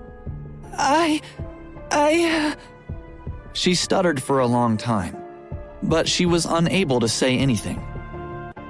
When everyone saw her behaving exactly how George had described, guilty and scared, they started to side with him. Esther and Joanna looked at each other. They thought that what George said made sense. They didn't see Charlie stealing the money.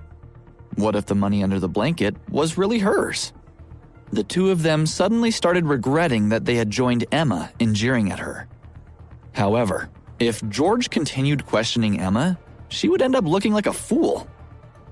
Joanna and Esther silently cursed him. George, you're wrong about Charlie, cried Emma after composing herself. The list of students who will receive grants this year was only announced this morning. It would be impossible for Charlie to have received it so soon. Even though Charlie works part-time, it's impossible for her to be able to save much after paying for her father's hospital fees. How would she own such a large amount of cash?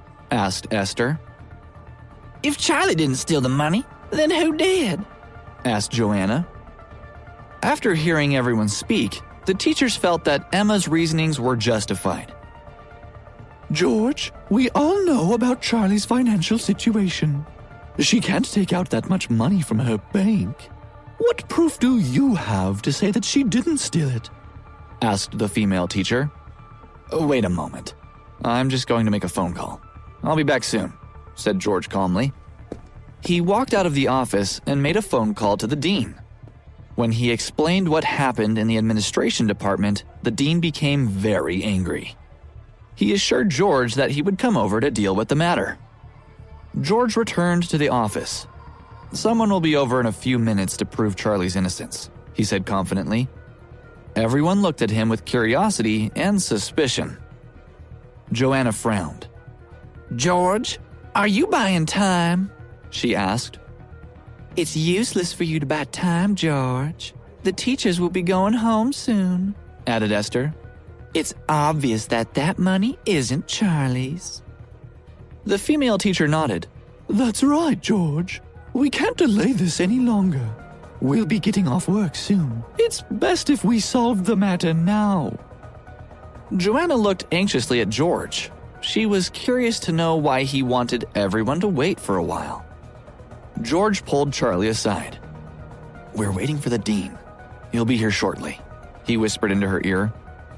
Charlie widened her eyes in surprise. How is that possible? She asked. Nothing is impossible, he replied. George looked up at everyone and sat mysteriously. Just wait a little longer, please.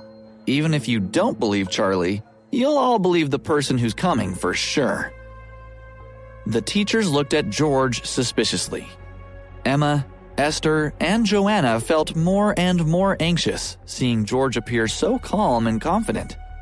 Suddenly, the door was pushed open, and the dean entered. When he saw George, he quickly walked over to him and said, Mr. Rudd, I'm sorry to keep you waiting. I got here as soon as I could.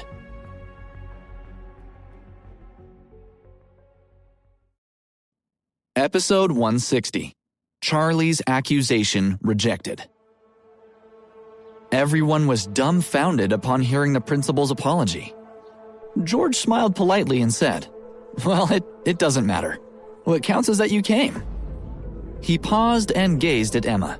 Then he turned to the principal again and asked, how shall we deal with that matter? These are the students who are falsely accusing Miss Jones of stealing their money." The principal frowned and turned his head to look at Emma and her friends. With a calm voice, he berated them. "I really can't believe that even the students at Harrison University would behave in such a scandalous manner." Emma suddenly felt dizzy. But since the situation had already escalated to that extent, she was unwilling to admit that she had been wrong. She looked up at the principal and pleaded. "Sir, don't listen to George's nonsense. We didn't wrongly accuse her. Charlie stole the money and hid it under the blanket. We found $10,000 there." She paused for dramatic effect and then continued in a firm voice. "Maybe you don't know Charlie's family situation. Her mother died when she was very young, and her father has serious health problems and needs to be treated. Even if Charlie worked part-time every day, she wouldn't even manage to cover her father's medical expenses. Also, some time ago, I saw her talk to some strange men outside the school. They looked rather old and suspicious. Sir, think how the university's reputation might suffer because of that girl and her behavior. What I said is absolutely true. And if you don't believe me, they can testify. They saw it all with their own eyes," she exclaimed, pushing Joanna and Esther forward. "Sir, what Emma said is right," Joanna spoke in a low voice. "Charlie has indeed been meeting up with some older man. This really tarnished the atmosphere at the faculty. You should do something about it." "Sir, I can also confirm what Emma and Joanna said," Esther hurriedly added. "Those men seemed strange, and it really looked like they were engaging in some suspicious behavior. Also, Charlie's the kind of person who would always pretend to be miserable. But trust me, she must have stolen that money." When Emma saw the principal's expression had turned pale, she couldn't help but feel pleased with herself, thinking that the man had believed their words. "It's time to enjoy the show," she thought with satisfaction. "Let's see how he'll punish her." But the principal scolded them, raising his voice. "Girls, what nonsense are you talking about?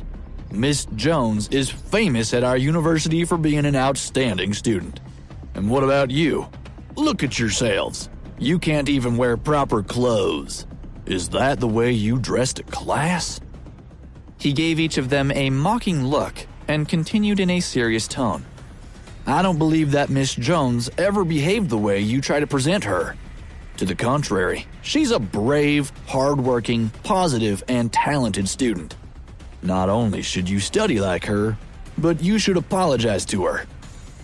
He was aware of Charlie and her family's financial situation, but knew that she had George's full support. He also realized that the relationship between the two wasn't ordinary. Otherwise, Charlie wouldn't have received such a sum of money in the form of grants. In brief, he didn't believe that the girl had stolen the money. "It just doesn't make sense," he thought. "She could have just asked George for money instead." But Emma seemed unwilling to give in. She took a step forward and said in a confident tone, "Sir, she stole that money. Otherwise, how could she have come about $10,000 so easily? It can't have been the grant. The list of students has only just been announced. Even though you have her name on the list, you wouldn't have sent the money so quickly, right?" By then, a group of students had gathered to observe the whole scene. One of them felt the need to defend Charlie. "Why can't it be the grant? The other students who received that money can prove that we've also got it already," she said. Charlie looked at her gratefully. Emma frowned and exclaimed angrily, "That's impossible! The school wouldn't give out the grants so soon!" "Why wouldn't it be possible? I'm the one who can decide to pay them in advance," the principal sneered. Emma was furious. "This shouldn't have happened," she thought. "How come she got the money so soon?" She wanted to say something, but she was at a loss for words. George gazed at her coldly and then asked in a mocking tone, Are you willing to question the principal's words? George, shut up. Don't blame me, she snapped back. I would never question the principal's words. Miss Lee, you can't talk to Mr. Rudd like that. You should apologize immediately, the principal hurriedly scolded. He was already extremely dissatisfied with her attitude. Also, he didn't want George to get offended. Sir, Emma started and stopped short. She hadn't expected things to turn out that way. A teacher who was standing to the side sensed the principal's anger and quickly said, Emma, Joanna, Esther, the principal is angry. Hurry up and apologize. Emma lowered her eyes and said quietly, Sir, we know we were wrong. She decided it was best not to get into conflict with the principal.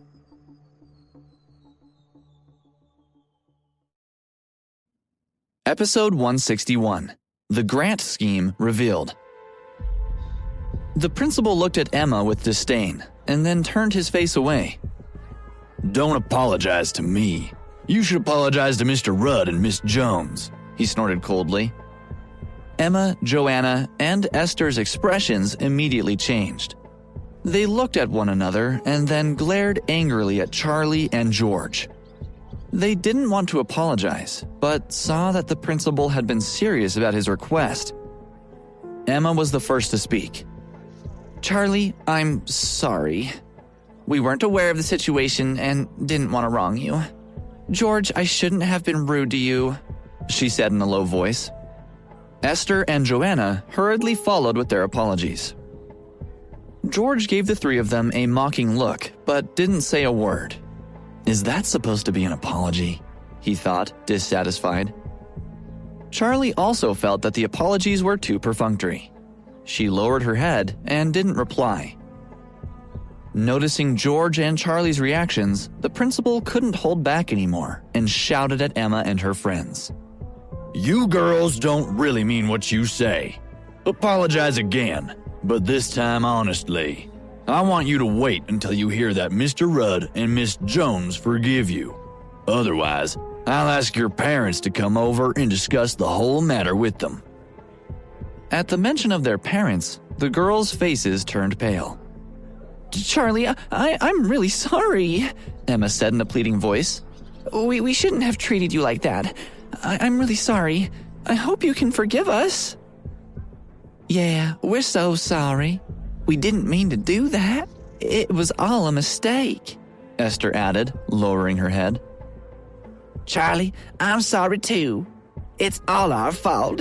I sincerely apologize to you now, Joanna said in an embarrassed tone. Charlie's heart softened a little after she heard that. She nodded and said, Okay, that's fine. Suddenly, George had a flash of inspiration.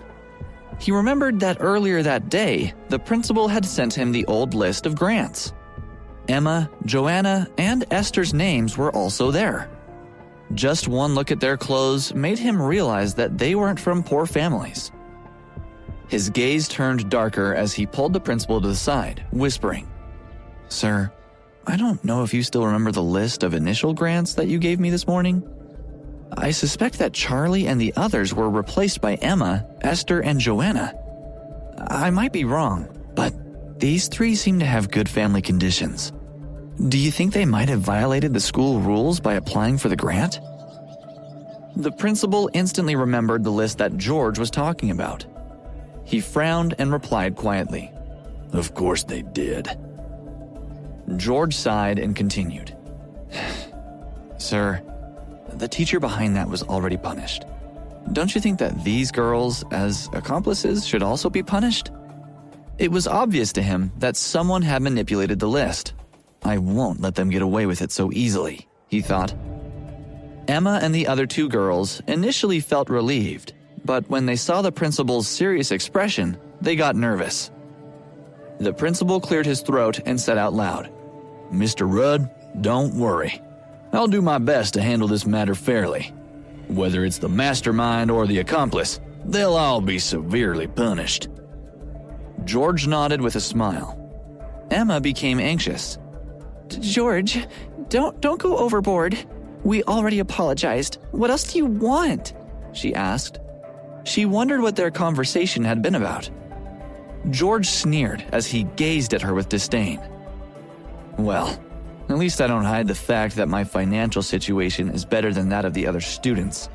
I would never bribe a teacher to change the names on the grant list. You pretend to be poor to swindle the school's money. Don't you think you've gone too far?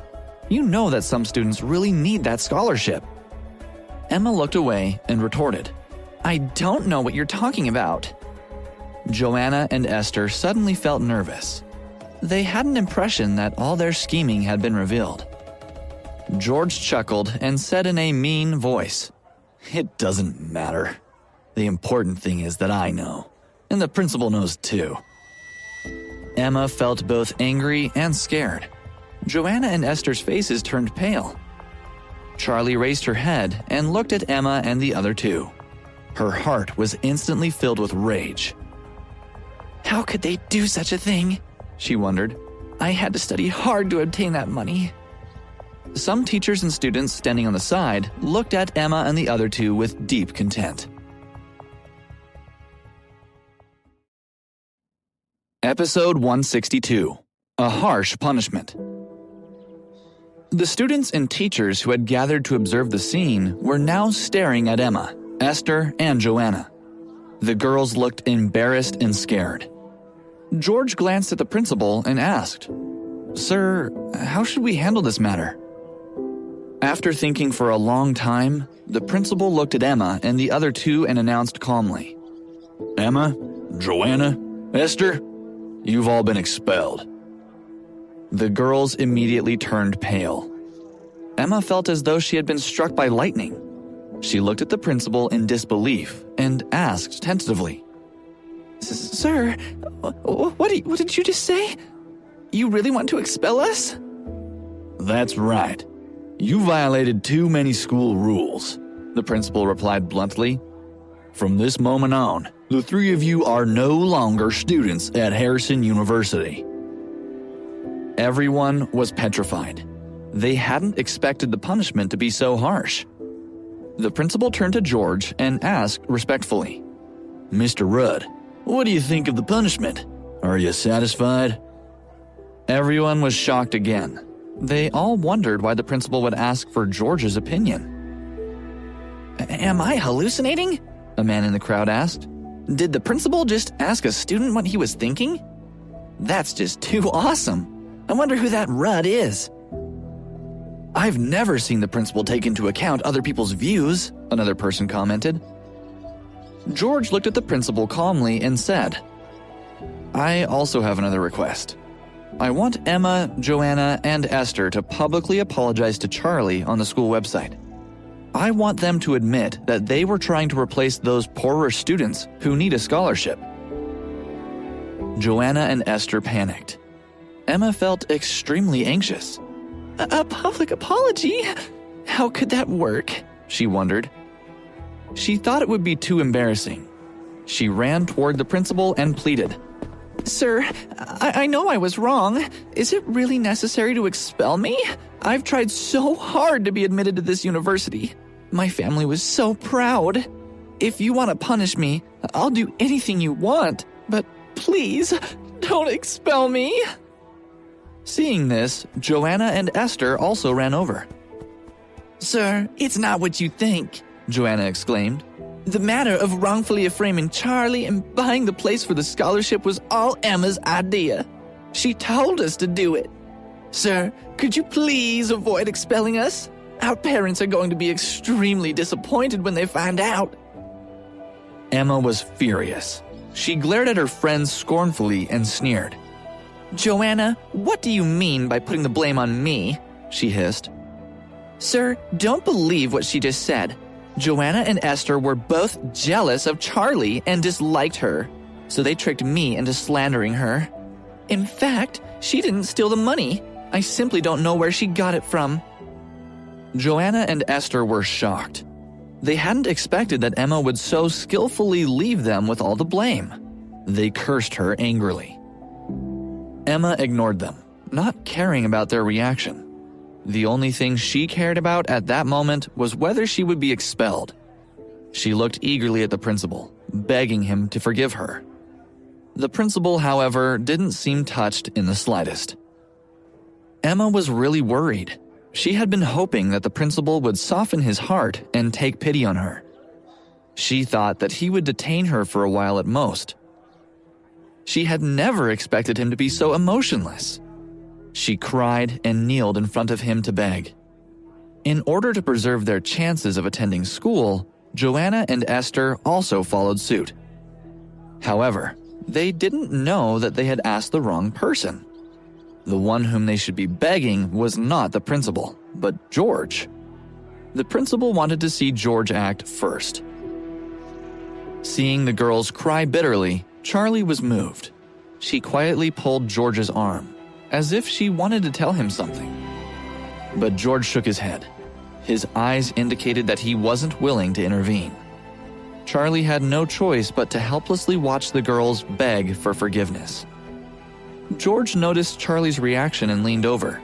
He patted her shoulder, whispering, "Poor ones. There's something hateful about them. Charlie, these girls have been bullying you time and again. You can't be soft-hearted anymore." Some other people were moved by the girls' plight. 2 teachers looked as if they wanted to ask the principal to change his mind. But just as they were about to speak, someone pulled them from behind. They turned around with puzzled expressions and saw another teacher. He sighed and said in a low voice, "Begging for forgiveness is useless. Don't you see? These girls act miserable, but none of them realize their mistake. Do you really think they deserve your help?" The teachers who had originally felt pity for Emma and the other 2 instantly understood and retracted their sympathy. George looked at the teacher in surprise and thought, "I didn't expect anyone to see things."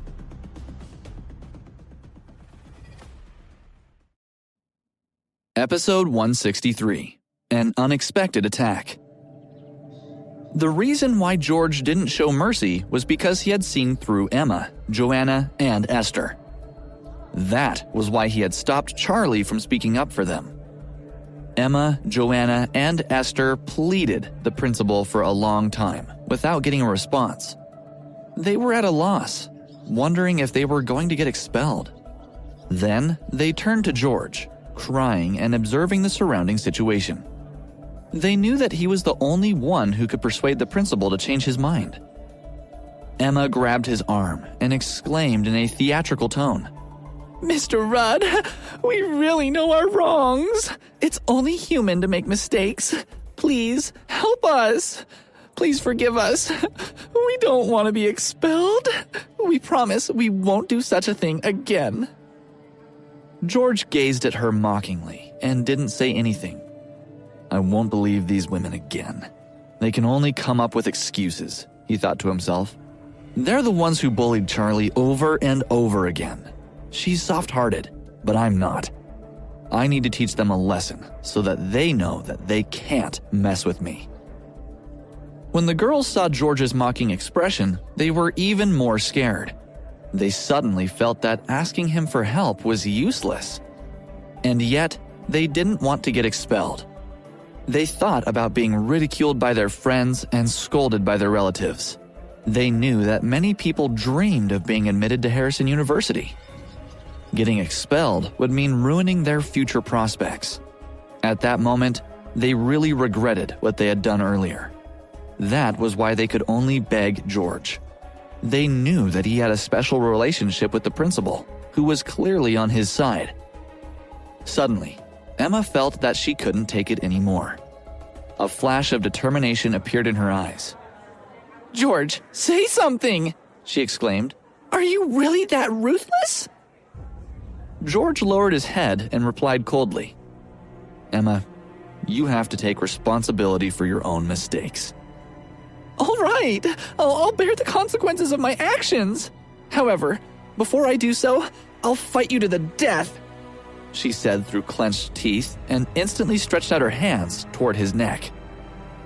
Everyone around them panicked.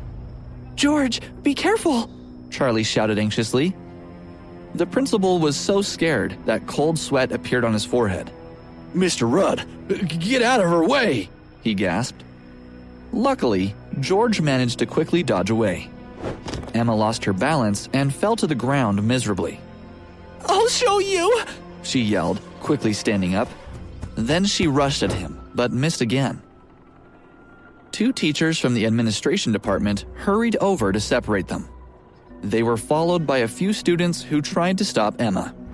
2 of them grabbed her from behind and managed to pull her away. Let me go! I want to fight with him! She screamed, struggling. But she couldn't free herself from their grip. She gritted her teeth and hissed. It's all because of you, Charlie. That's why I've become like this. I'll show you sooner or later. The principal called 2 security guards, pointed at Emma, and said, "Take this crazy woman to the infirmary for a checkup. Also, call her parents and tell them to come pick her up. I don't want her in this school anymore." The 2 security guards hurried over and took Emma away. Joanna and Esther, who were left behind, were hugging each other as they trembled. They didn't want to be thrown out together with their friend. "Aren't you 2 leaving? Do you want me to call more security guards?" the principal asked angrily. Joanna and Esther instantly turned to leave. As soon as they were gone, the office quieted down. The principal was furious. How could she have attacked a man like Mr. Rudd? He wondered. And how come I have no control over my students? He felt humiliated, especially since it had happened in front of so many people. When the 2 teachers from the administration department saw the expression on the principal's face, they were extremely displeased. They didn't dare to speak out, afraid of offending him. The other students looked around and noticed that the atmosphere had become somewhat heavy. They didn't dare to speak either.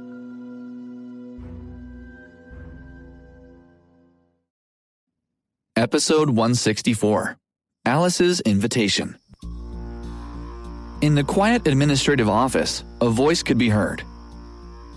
"Sir, since the problem has been resolved, Miss Jones and I will be going now. If you need anything in the future, just call me or Flora." Upon hearing George's voice, the principal immediately revealed a beaming smile. "Yes, Mr. Rudd," he replied in a polite tone. Everyone in the office was stupefied. They were wondering who that man really was, and how he had managed to improve the principal's mood so easily. George pulled Charlie's hand and quickly walked out the door. As the principal watched the 2 of them leave, his smile became even wider. He felt happy and serene. That was because he had received George's promise. "If anything happens, he'll have my back," he thought with relief. "And I can also count on Flora Williams." He didn't know what the relationship between George and Flora was, but she was definitely an important person in the city. The more he thought about it, the more excited he felt. He turned around and noticed that the others were staring at him with doubtful gazes. He restrained his expression and said indifferently, "If there's nothing else, I'll be leaving. It's getting late. Everyone should go as well." George and Charlie were walking down the street outside the university building. "George, where are you taking me?" Charlie asked. He had led her out the office in a hurry, as he had something urgent to do. George looked at her and said casually, "Didn't we agree to have dinner together tonight? If we speed up, we'll still be able to make it on time." Charlie took out her phone and checked the time, and then said awkwardly, "George, why don't we have dinner another day? It's a bit late." He suddenly turned around and looked at her without saying anything. He knew that it was too late to eat out, but he didn't want her to go back to her dorm. In the end, he had bought a villa in the Blue Sky district. They could stay there and spend the night together. He couldn't help but imagine a wonderful time they could have. His expressionless face unconsciously revealed a dreamy smile. "George, I have class early in the morning, and it's already 10:45. It's too late for dinner," Charlie explained. She looked at his face and thought he seemed sad. She lowered her head and added apologetically, "I promise I won't let you down next time." Noticing how absent-minded he was, she stopped abruptly and asked, "George, are you listening to me?" Only then did he come back to his senses. He looked at her with a slightly red face. Charlie, I'm sorry. I was thinking about something just now. I didn't hear what you said, he replied. Charlie helplessly looked at him and explained again. He wasn't willing to separate from her, but he didn't want to upset her either. He nodded reluctantly and accompanied her back to her dormitory. He then turned around and slowly walked back to his dorm. He suddenly felt lonely and depressed. The next morning, George woke up early and went to class. The first lesson was taught by an elderly professor. He was bored out of his mind, listening to her lecture. He felt really sleepy, but knew how much that woman hated having students not pay attention in her class. She had even reminded them that whoever dared to fall asleep would lose their credits that semester. George tried hard to stay focused and managed to get through till the end of the lecture. He was just getting ready for the next class when someone handed him a note that read, "George, wait for me in the green pavilion after class. I have something to tell you. Alice." As she was sitting 2 rows behind him, he turned around to look at her. She noticed his gaze and smiled shyly before lowering her head. George was confused. Why would she be sending me a note? He thought, slightly annoyed. Why can't she write what she has to say? Is it necessary to make a separate appointment? He felt uneasy thinking about her embarrassed expression. He wondered whether she was in love with him again. But then he scolded himself. She never loved me, he thought bitterly. Since he had no clue as to why she wanted to talk to him, he decided to meet her at the agreed spot. In the meantime, Alice was wondering why he had only looked at her once after he had received the note. She had dressed well that day and put on a lovely smile, but he didn't seem to care, and she felt a little disappointed. He doesn't understand romance, she thought angrily. Yet she still believed she would be able to win him over with her charm. After the second lesson, Alice saw George pack his textbooks and leave. She hurriedly followed him out and watched him enter the green pavilion and wait for her to arrive. In fact, she should have arrived before him, but she decided to stand elsewhere and made him wait for a few more minutes. Episode 165. There's Something About Mary. As George was waiting for Alice in the green pavilion, he was getting a little impatient. What's going on? He wondered. She's the one who asked me to come here, and now she's late? He sighed, thinking that there was no point in waiting for her, since they were no longer in a relationship. He took out his cell phone and dialed her number. A phone rang nearby, so he turned around and saw her standing behind him, smiling. "Are you in a hurry?" she asked in a soft voice. "Sorry to keep you waiting. I just had to go to pee first." He frowned and replied, "I don't have much time, Alice. What business do you have with me? Just tell me.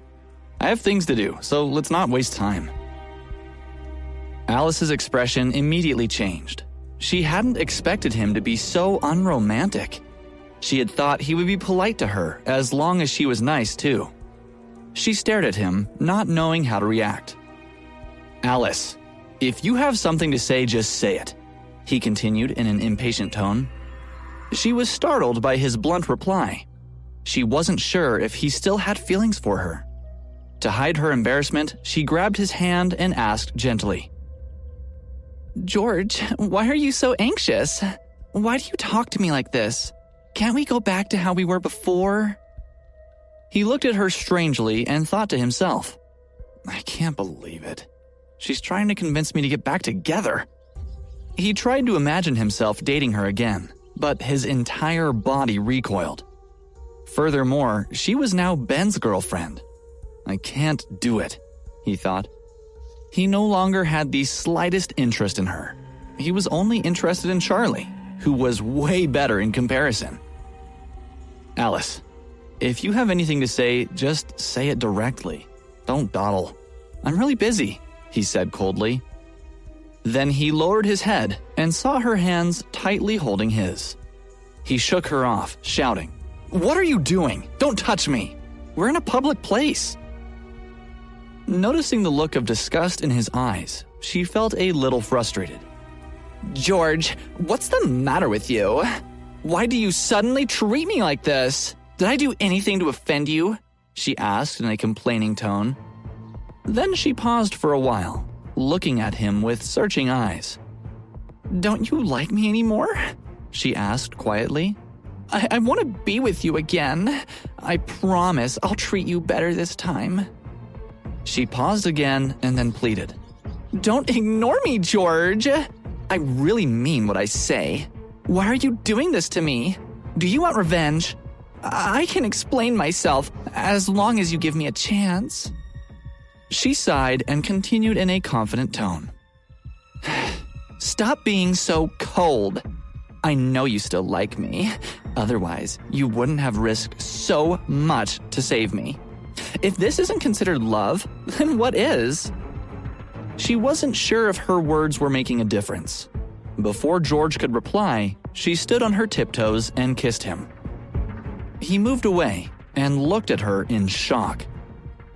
Just as she was about to kiss him again, someone suddenly shouted, "Hey, what are you guys doing?"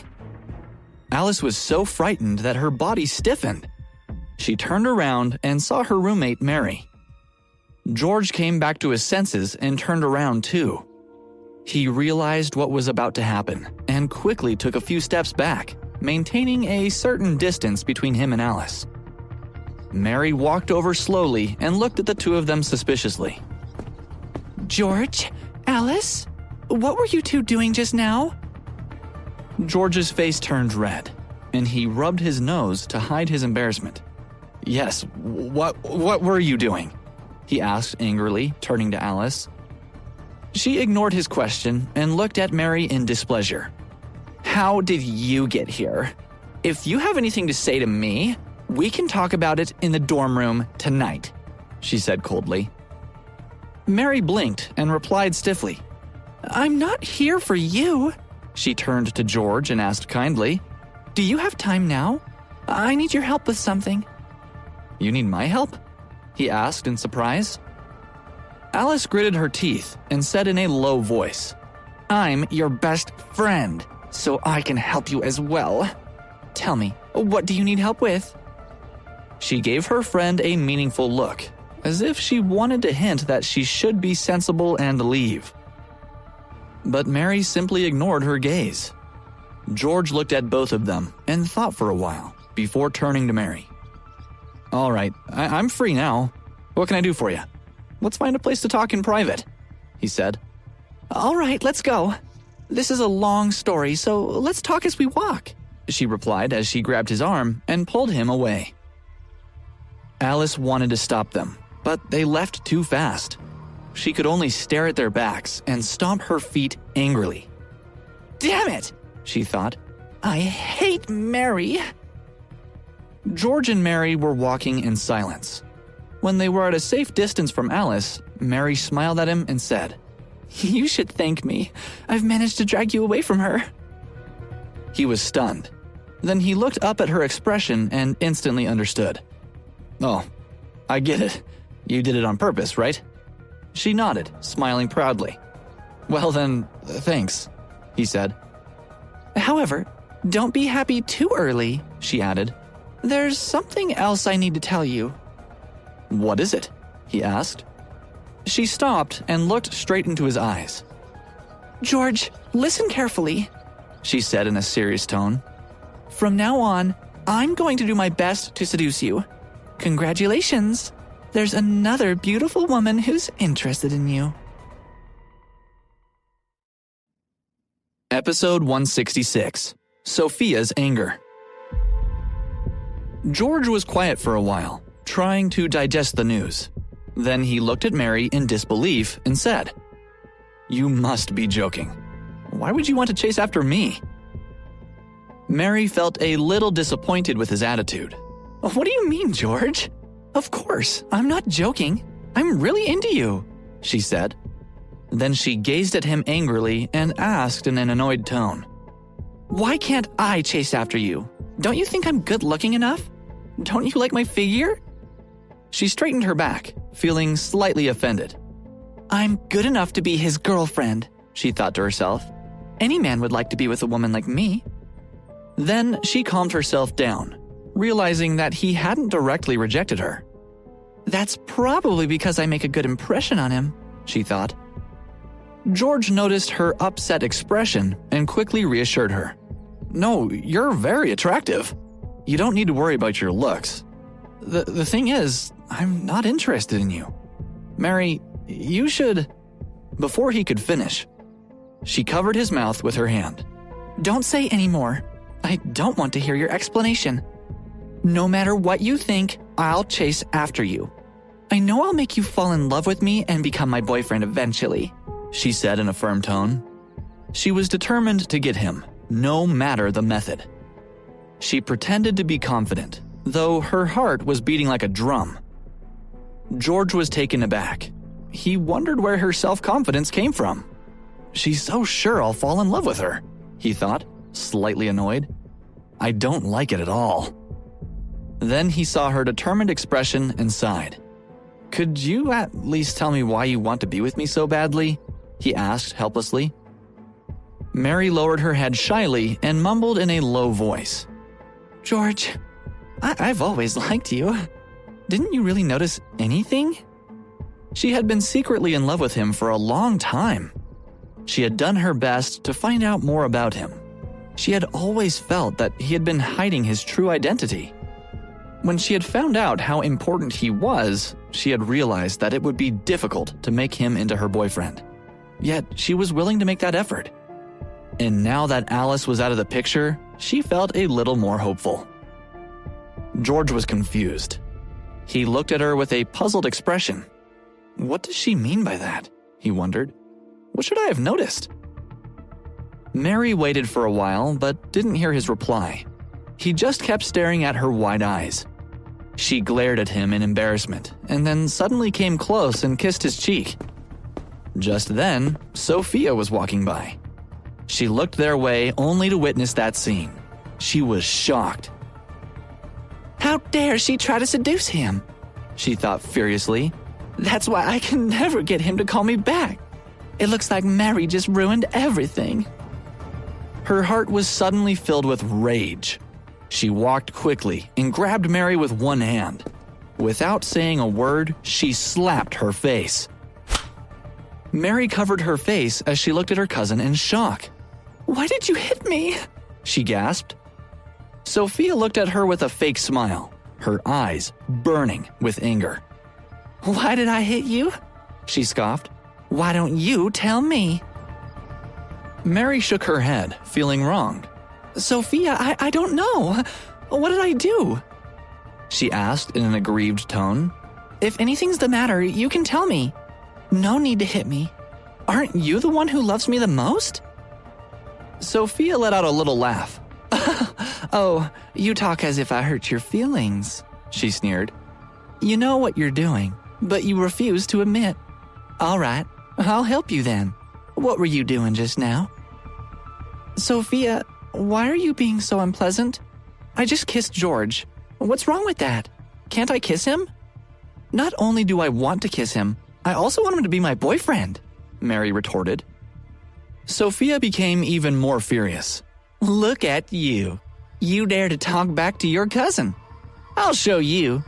She yelled and stretched out her hand, ready to slap Mary again. But this time, Mary was quicker. She caught Sophia's hand and even slapped her in the face, leaving her stunned on the spot. But when she saw the red mark on her cousin's face, she regretted it immediately. It wasn't intentional, she whispered, lowering her head. I can't believe you actually hit me, Sophia hissed. I'm not done with you yet. She glared at Mary fiercely and hit her with the handbag she was holding in her hand. Episode 167. A Fierce Fight. Sophia, let me explain, please. I didn't do it on purpose, Mary pleaded as she was trying to avoid Sophia's blows. Don't hit me. Can't you listen to my explanation? I really didn't do it on purpose. But Sophia didn't seem willing to stop. She ignored her cousin's explanations and kept hitting her hard with her handbag. Seeing that Sophia would not listen to her, Mary decided to fight back. Meanwhile, George stood aside and observed the scene. For a moment, he was helpless. He wanted to stop them, but didn't know where to start. Sophia, Mary, stop that. If there's been any misunderstanding, you can just talk it through, he suggested helplessly. Then he stretched out his hands and managed to pull them away from each other. George, look how hard she hit me.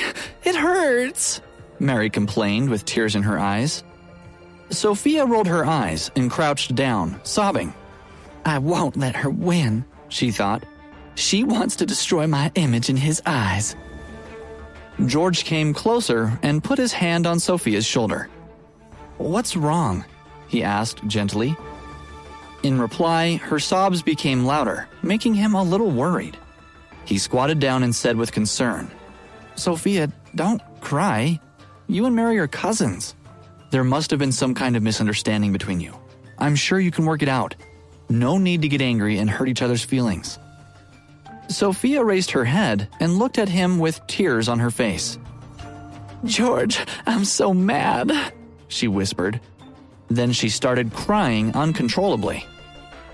This made George want to comfort her even more. He forgot about what had just happened between the two girls. Come on, Sophia, don't cry. Your eyes will be all red. Don't be sad, he said in a kind tone. Then he took out a tissue from his pocket and handed it over to her. George, I feel so sad. Could I lean on your shoulder for a bit? She asked with a tearful voice. He looked at her and nodded his head. She instantly wrapped her arms around his neck and sobbed again. George couldn't bear to see her in such a sorry state and blamed everything on Mary. It must have been her fault, he thought. He turned to her and said coldly, Come over here and apologize to your cousin. Mary felt annoyed. That's unfair, she thought angrily. She's the one who started the fight. George frowned, dissatisfied with her expression. Come on, Sophia's your cousin. You normally get on well. How can you let her cry like that? He scolded. Mary felt furious. However, she composed herself and reluctantly said, Sophia, don't cry anymore. It's my fault. I shouldn't have hit you. George smiled with satisfaction and turned to Sophia. See, she apologized to you. Don't be sad anymore. If anything's wrong, you can just sit down and talk it through, he said. Sophia nodded and gradually stopped crying. George, you're so nice. Thank you for comforting me, she said in a sweet tone. Then she hugged him tightly and looked at Mary with a sly smile. She thought she had handled the situation perfectly.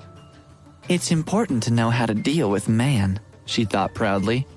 One should always show one's delicate side.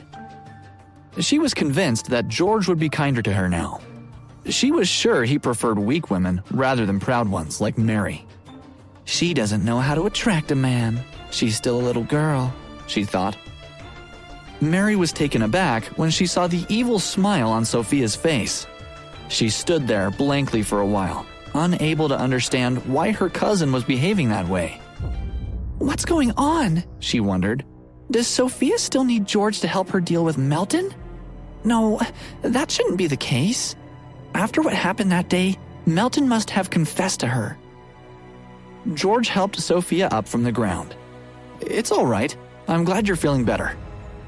She cried out, and her body went limp. She fell into his arms and said weakly, George, I feel dizzy. Could you take me home so that I can lie down and rest? He looked at her pale face and nodded in agreement. He helped her walk to the car and let her lean her head on his shoulder. Mary was stunned as she watched them leave. She realized that her cousin was also interested in George. Suddenly, she had an idea and a cunning smile appeared on her face. She picked up her phone and called Melton. As soon as she heard his voice, she asked in a sweet voice, Melton, how are things between you and Sophia going? Episode 168, Alice's Help. Melton didn't recognize the voice on the other side of the phone. Who are you? And why should I tell you? He asked in an annoyed tone. Have you forgotten me, Melton? Mary sneered. I'm Sophia's cousin. I want to know how things between you and her are going. Oh, Mary, right? Melton replied in a mean voice. I've already broken up with her, so don't call me again in the future. Mary frowned. She wondered why his attitude had changed so suddenly. Don't get angry, she said. What happened? It seemed like everything was going fine between you two. Our family was hoping this relationship could get serious. Hope what you may, Melton sneered. Sophia isn't a serious person. She was flirting with me, and at the same time, she was cheating on me with another guy. When I caught her doing that, she didn't even deny it. She's just a slut. As Melton's words got more unpleasant, Mary quickly hung up. She raised her head and looked at her cousin who was walking away with George. She suddenly realized that the man Melton was referring to might actually be George. This explains her strange behavior earlier on, she thought bitterly. I'm sure she's been interested in George from the very beginning. She's been lying to me all that time. She was utterly shocked. She ran over to Sophia and yelled, You liar! How dare you treat me like that? Sophia let out a cold laugh when she heard Mary shout. She looked at George with a heartbroken expression and said, Look at how she behaves toward me. I'm feeling unwell, and she only thinks about herself. George also felt that Mary was being too excessive. He patted Sophia on the back and comforted her. Don't worry about it. I'm sure she doesn't mean it. Mary grabbed Sophia's arm and gasped. Don't go away. Stand still and explain yourself.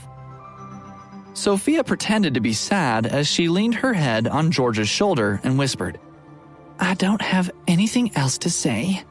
George, please, take me away. I have a terrible headache. I feel like I can't breathe. George looked at Mary coldly and said, Leave her alone. George, don't be fooled by her, Mary replied in a pleading tone. She's just a schemer. It's not as simple as you think. She felt anxious seeing how ready he was to protect her cousin. Mary, you've gone too far, he said stiffly. No matter what your cousin did, you can't just insult her. She's still your family. He looked at her with displeasure. How can he treat a relative so badly? He wondered. She must have a really bad character.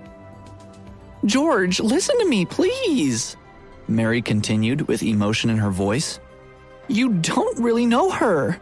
Do you know what she did? First, she wanted to use you to make another man jealous. And then she betrayed that man. She tried to grab George's arm, but he moved away. Mary, how can you say that? Sophia asked in an aggrieved tone. Tears flowed down her face once more. She turned to George and said weakly, Can you take me away from here? My head really hurts. She stopped abruptly and closed her eyes, fainting into his arms. Sophia, please, hold on for a while. I'll take you away, he said anxiously and took her into his arms, carrying her to the car. Sophia quietly opened her eyes and smirked mockingly at Mary, who couldn't believe her eyes. Sophia, you're ridiculous, she shouted. You even pretend to be unconscious. You can't fool me. George couldn't stand Mary's reaction anymore. It's really enough, he said angrily. She just felt bad and fainted. What's wrong with you? Can't you be a little sympathetic? George, why don't you believe me? She started, but stopped short, realizing that she wouldn't be able to persuade him. She tried to reach out and grab Sophia. She wanted to prove that her cousin hadn't fainted and was conscious. George noticed that, and his gaze became even colder. He pushed her away and walked forward with big strides, carrying Sophia in his arms. Mary, who had fallen to the ground, quickly got up to chase after them. George suddenly turned around and said through clenched teeth, I'm warning you. Don't follow me. Otherwise, don't blame me for being rude. He was both furious and anxious. He felt that Sophia's body was getting hotter and hotter. He thought that was the ultimate proof that she had been telling the truth. I'm not stupid. I can tell if someone's being honest or not, he thought to himself. He didn't believe what Mary had said. Mary was scared stiff by George. It wasn't his words, but his eyes. That look scared her so much that she didn't dare to move at all. She just stood there and watched them leave. Sophia, on the other hand, secretly revealed a fleeting smile in George's arms. She felt that she had really won now. He'll be mine, she thought. Dream on, Mary. Suddenly, George heard Alice's voice from the side.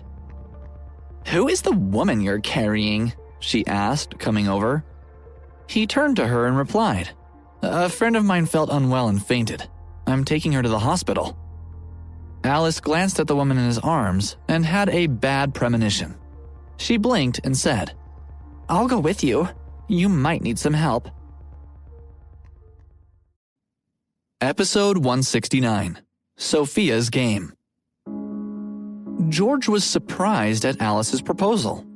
At first, he wanted to refuse, but after thinking for a while, he said, Okay, come with me.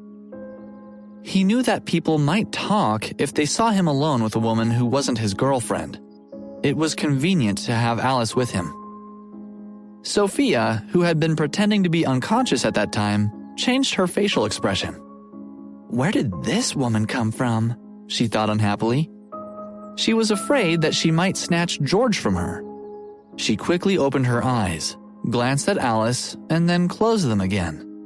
She looks a little familiar, she thought.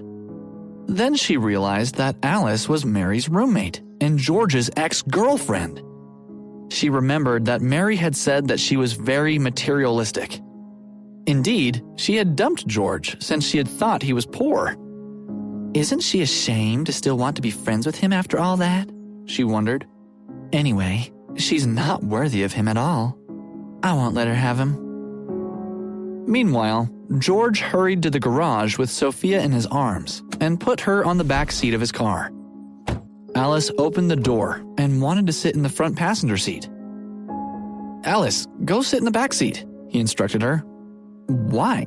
Isn't the back seat already occupied? She asked in surprise, pointing at Sophia. He turned around and looked at her with searching eyes. She's unconscious, and I need you to look after her, he explained. I'm going to be driving.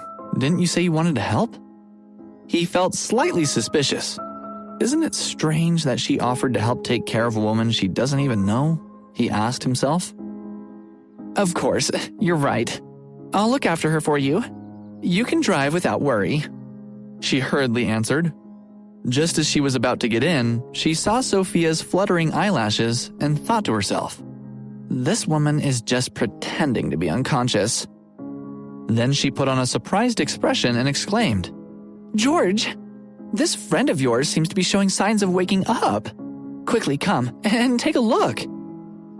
Sophia's heart sank as she scolded herself. I should have been more careful. George frowned and turned around.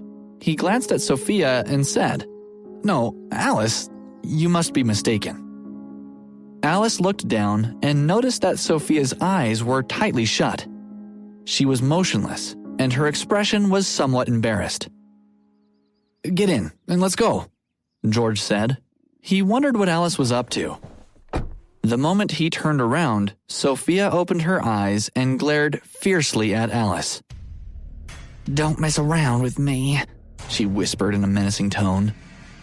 George, she woke up, Alice exclaimed anxiously. She actually talked to me. She's a bit crazy.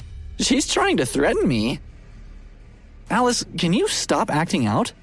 Sophia's feeling unwell, and I need to take her to the hospital as soon as possible. I only let you come because you wanted to help. If you keep making trouble, then please, get out of the car, George replied coldly. George, I'm telling the truth, she insisted. Come over here and see for yourself. She's just pretending. George looked at Alice doubtfully. Noticing her anxious expression, he sighed and decided to have a look. She doesn't seem to be lying, he thought. Alice took Sophia's head with both of her hands and lifted it into the air. As she let go of it, it fell on the car seat with a heavy thump. George was stunned for a second, and then pulled Alice's hand and hissed, "What do you think you're doing? Can't you see that she's sick? You're the one who's crazy." "George, listen to me," Alice pleaded. "Just now, she secretly opened her eyes and glared at me, threatening me in a low voice. The reason why I did that was to wake her up. Look at her. She's definitely awake now," she explained, pointing at Sophia. George lowered his head to look at Sophia and sneered. "Are you seriously saying she woke up?" "Can't you see that she's awake?" Alice asked in a surprised tone. Then she lowered her head and saw that Sophia's eyes were tightly shut again. "Hey, stop pretending!"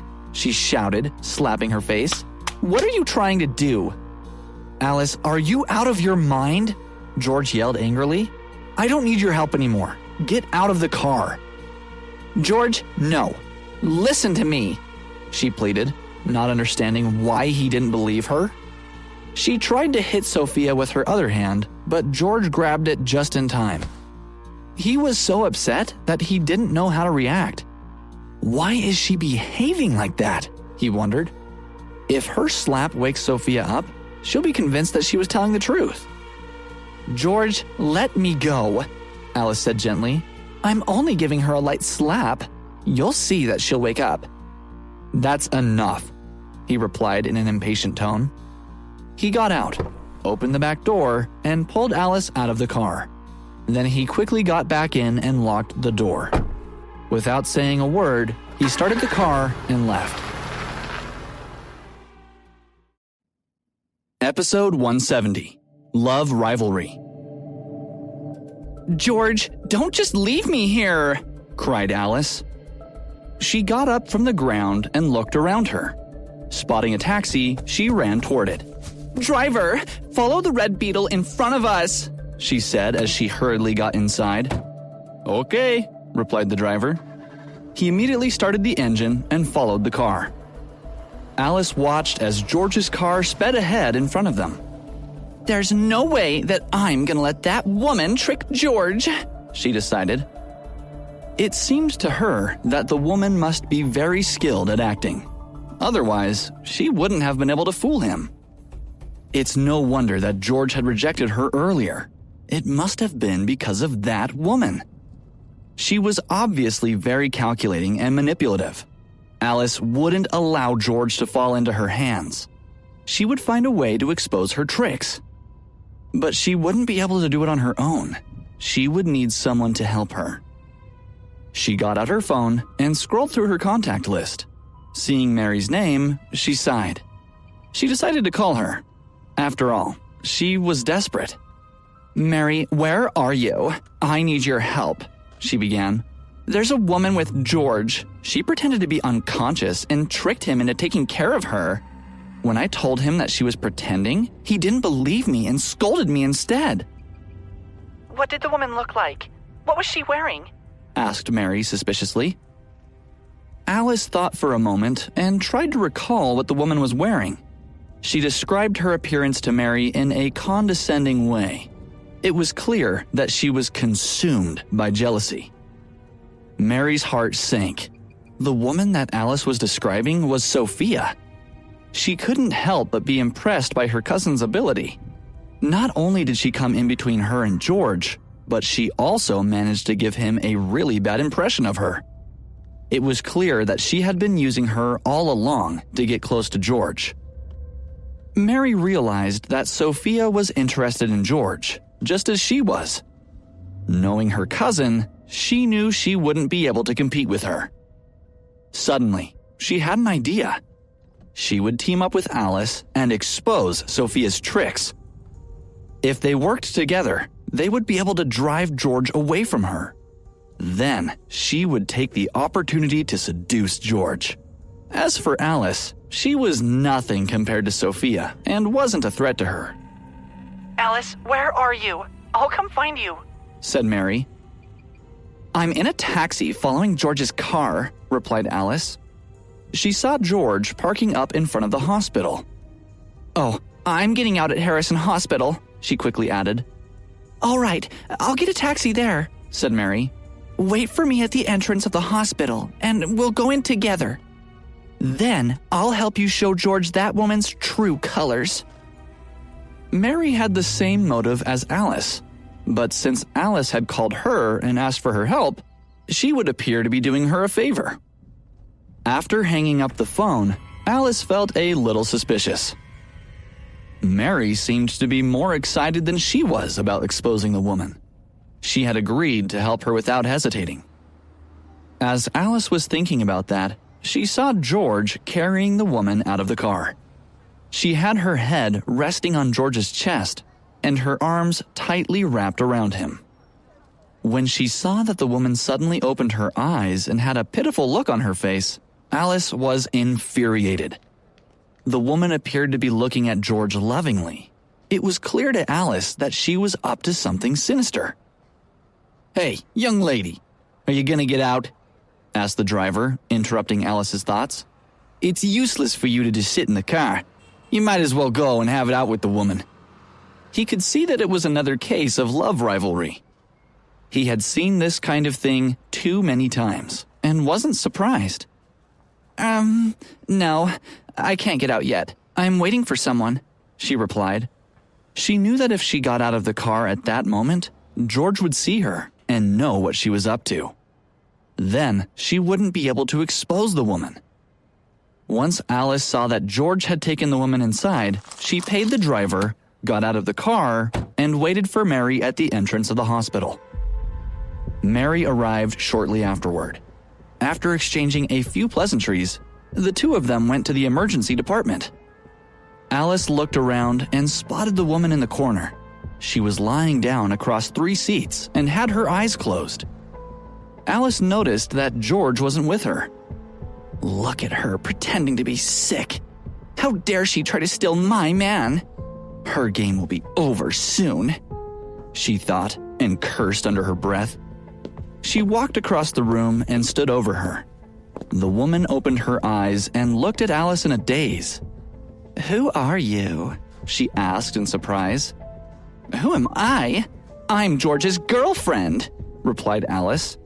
She felt the woman's scrutinizing gaze on her and felt intimidated. After mustering up some courage, she threatened. "I'm warning you. Stay away from him. Otherwise, I'll make you pay." The woman smiled at her sinisterly. "Girlfriend or a bitter ex-girlfriend?" she asked mockingly. "I heard that you left him for a rich guy." Alice's face turned red. She was so angry that she wanted to scream. But when she opened her mouth, she found that she was unable to say anything. Not knowing what else to do, she quickly turned toward Mary and shouted for help. "Mary, this is the shameless woman. She's trying to steal George from me." The woman sat up and shot a cold glance at Mary. "Mary, are you really going to side with that woman?"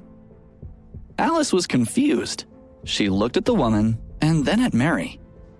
Mary quickly looked away guiltily. "Sophia, since you're stealing her boyfriend, you're in the wrong. I'm just trying to help her." Episode 171. Showtime. "Just trying to help, are you, Mary?" asked Sophia sarcastically. "Didn't you tell me that this woman dumped George because he didn't have any money? Didn't she then go and find a rich guy? How can she still be George's girlfriend when they broke up ages ago?" She sneered. "Mary, I seem to remember that you were chasing after George earlier. You even took the initiative to kiss him. Could it be that my cousin wants to take someone else's boyfriend?" Alice widened her eyes and stared at Mary in disbelief. "So, this shameless woman is your cousin? Is what she's saying true? Are you chasing after George?" Mary panicked. Beads of sweat started forming on her forehead. She quickly turned to her and said, Sophia's talking nonsense. I'm not trying to steal George. I'm not that sort of person. Didn't I say that I would help you expose this shameless woman's tricks? Her heart was beating fast. She had forgotten that Sophia had seen her kiss George. She had to somehow convince Alice that she was on her side. She would team up with her and deal with Sophia before dealing with Alice herself. However, if Sophia stirred up trouble between her and Alice, then her plans would be completely ruined. She wouldn't be able to get George, and instead, she would have two enemies to deal with. Sophia rolled her eyes. Don't believe anything Mary says. She's a liar. Shut up, Sophia, roared Mary. She turned to Alice nervously, wanting to explain herself. Alice's face grew dark. She remembered that Mary had interrupted her conversation with George earlier on and had made an excuse to pull him away. Although she had been angry with her at the time, she hadn't expected her to do something like that. It was obvious that Mary was also interested in George and was scheming to get close to him. That must be the reason she called George away. She was chasing after him and had even kissed him. Was that any different from stealing him from her? And when she was in a relationship with Ben, Mary had carried on with him behind her back. If she wasn't that sort of person, she wouldn't fall for Ben's trick. Alice looked at Mary and felt disgusted. She hated her, even more than Sophia. Mary, I hate you, she yelled. She was so angry that her entire body started trembling. Unable to contain herself any longer, she raised her hand and slapped Mary across the face. Mary was stunned. She stared at Alice blankly. Alice felt satisfied. She had wanted to slap her ever since she found out about her and Ben. Mary, I thought you were my friend. How dare you chase after George? She said disdainfully. Alice, how dare you hit me? Who do you think you are? Retorted Mary. She had initially been afraid of Alice's reaction. She knew she was still interested in George, so felt guilty for pursuing him. But now that Alice had slapped her, all her guilt was replaced with anger. Why shouldn't I chase after George? Don't forget that you were the one to dump him because he didn't have enough money to fund your lifestyle. He treated you well, yet you despised him. All you cared about was money and luxury items. Alice was furious. Oh, and the reason why Ben chased after me is because he wasn't happy with you, added Mary with a sneer. Mary, I'll kill you, shouted Alice. Her emotions were aroused, and she raised her hand again to slap Mary. But Mary grabbed her hand and pushed her away. Alice charged forward and started pulling Mary's clothes as if she had gone mad. She shouted, "This shameless woman wants to steal other people's boyfriends." Before long, they had attracted a crowd of onlookers. People were pointing at Mary and whispering to each other. Mary looked around and saw everyone's gaze on her. She gritted her teeth and grabbed Alice's hair. "This woman is the shameless one," she shouted. Sophia leaned back and smiled complacently as she watched the two women fight. Just then, George approached the room. He saw a crowd of people gathered by the door and could hear women shouting. He pushed through the crowd and walked into the room to see the two women fighting and cursing each other. When Sophia noticed that he had returned, she pretended to be shocked and shouted weakly, "George, you're back. These two crazy women are scaring me." George frowned when he recognized the two women. He walked over to Sophia to comfort her. Looking toward Alice and Mary, he shouted coldly, "If you two want to make trouble, then you can go outside. Don't trouble others." Alice and Mary were stunned for a moment. They turned around and saw George standing by Sophia's side.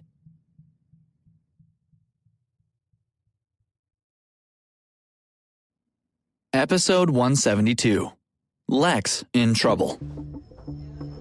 When Alice saw the pitiful look on Sophia's face, She immediately understood what was going on. You witch, she yelled. Just a few moments ago, you were insulting us. But now that George is here, you're acting weak and innocent. Do you think that you can get away with it? Just you wait. I'll tear your face apart and show him your true colors. Mary was also fuming in anger. Sophia, can't you see that we know exactly what you're doing? It's obvious that you're interested in George. She turned to look at him. George, listen to me.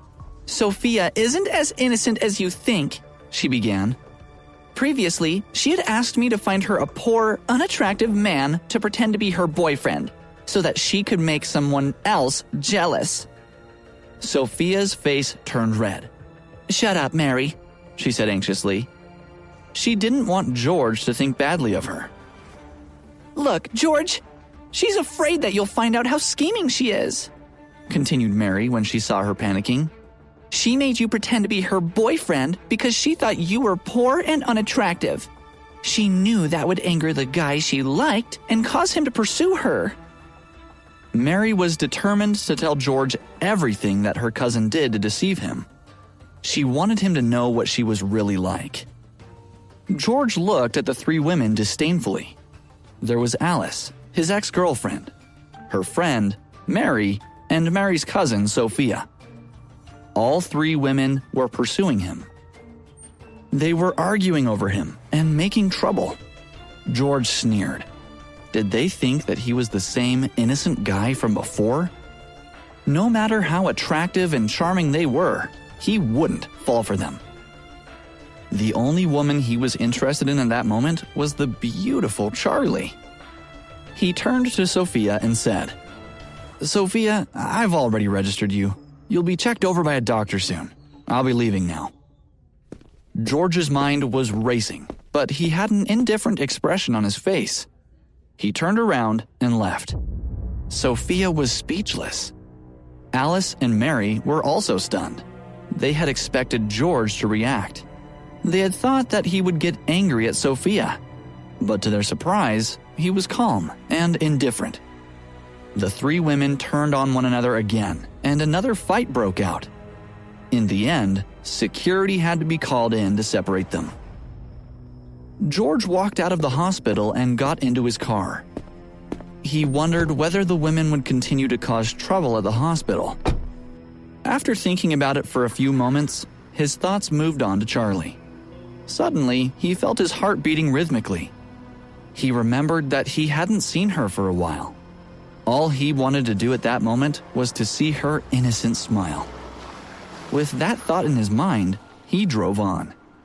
The sun was shining brightly, and he felt happy. Inside the back room of Mr. Key's gambling house, Lex was being beaten up by a group of men. Behind him was Alex, kneeling on the ground and begging for mercy. After losing all his money gambling, Lex had borrowed money from the dealer. He had been allowed to write a promissory note and pay back the money on the agreed date. However, he had disregarded it and hadn't paid it back. After getting hold of him, the guys at the gambling house had decided to beat him up for violating the rules. They had threatened to break his arms and legs. Lex had been so afraid that he had called his friends one by one to come and help him. The first person he had called was Terry. However, when he had heard that Lex needed money, he had immediately hung up the phone. Lex had been angry with him. Among all the people he knew, Terry was the wealthiest, and only he had enough money to lend to him. He had called him several times, but had to eventually give up. Not only had Terry stopped answering his calls, but he had also blocked his number. In order to save himself, he had no choice but to seek help from those who were not wealthy. He had called Ashley, Neil, and some other friends. However, when they had heard that he needed money, all of them had immediately hung up the phone. Episode 173, Mr. Stone. After getting rejected by so many people, Lex had been smart and had tricked Alex to come over to the gambling house. He had thought that Alex would have at least a few $100s on him. Since he was desperate, he had planned to offer him some interest in return. When Alex had received Lex's call, he didn't think too much of it and had immediately gone over to the gambling house. Lex had met him at the door and excitedly grabbed his arm. He had asked him how much money he had on him, but when he looked into Lex's eyes, he had a bad feeling. Alex had told him that he had less than $100 on him. Lex's face had changed color, and he had immediately started cursing Alex. What? You carry less than $100 when you go out? Why did I bother calling you? You're absolutely useless. Alex had been confused. He wasn't able to understand why Lex was so mad with him. The more he looked at him, the more he had felt that something was wrong. "What's going on, Lex?" he had asked curiously. But before Lex was able to say anything, he had suddenly been pulled away. Seeing that the situation wasn't good, Alex had followed him in. After asking some of the men who were playing inside, he had found out that Lex owed money and had failed to pay it back. He had realized that he had been tricked into coming over. If he had known that Lex was in debt, he wouldn't have agreed to come. He had wanted to leave the gambling house then, but the person in charge had thought that he was with Lex and wouldn't let him go. Mr. Key was out of town, and the person in charge that night was Mr. Stone. He was dressed in black leather clothes and was wearing gold earrings. Since Alex couldn't help Lex pay off the debt, Mr. Stone thought that Lex tried to cheat him. He ordered his men to beat him up mercilessly. Alex couldn't bear to see him beaten up so badly. He shouted at Lex to beg for forgiveness. However, Mr. Stone and his men were all ruthless people. They had no sympathy for anyone and only recognized money. It didn't matter how pitiful their screams were. "Mr. Stone, please spare me," begged Lex. He couldn't bear the pain any longer. "I really don't have any money. If you don't believe me, you can log into my bank account." "Is that so? You really don't have any money?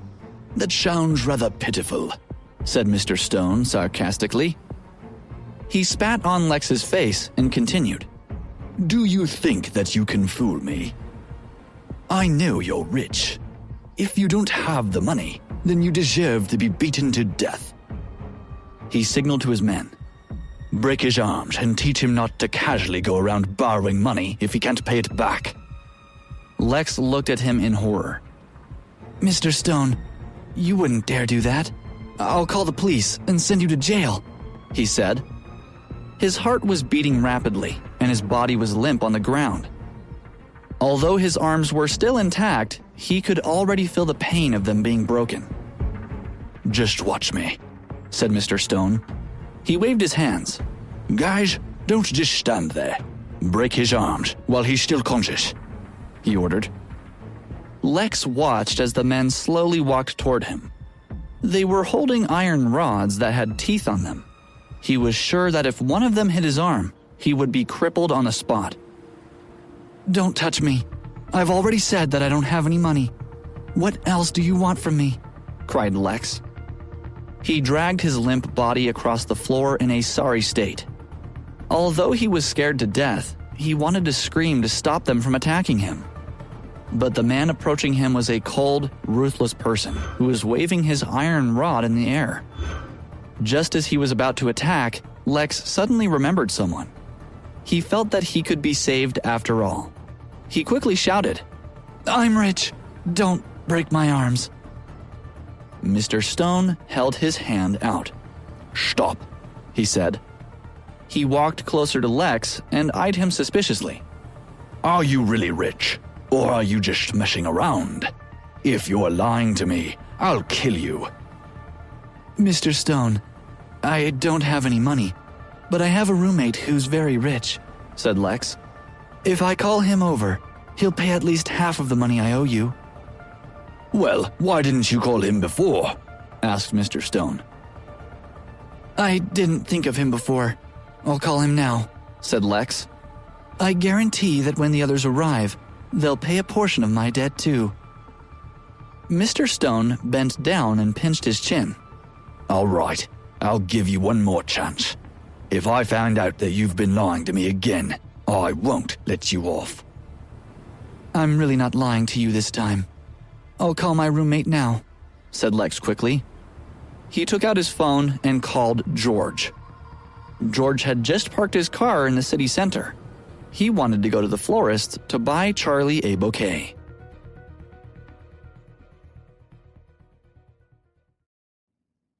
Episode 174. Lex Gets Rejected.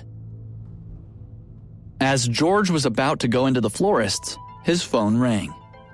When he glanced at his phone, he was surprised to see that it was Lex. He hadn't seen him for a long time. George hesitated as to whether he should answer the call. After giving it some thought, he decided not to.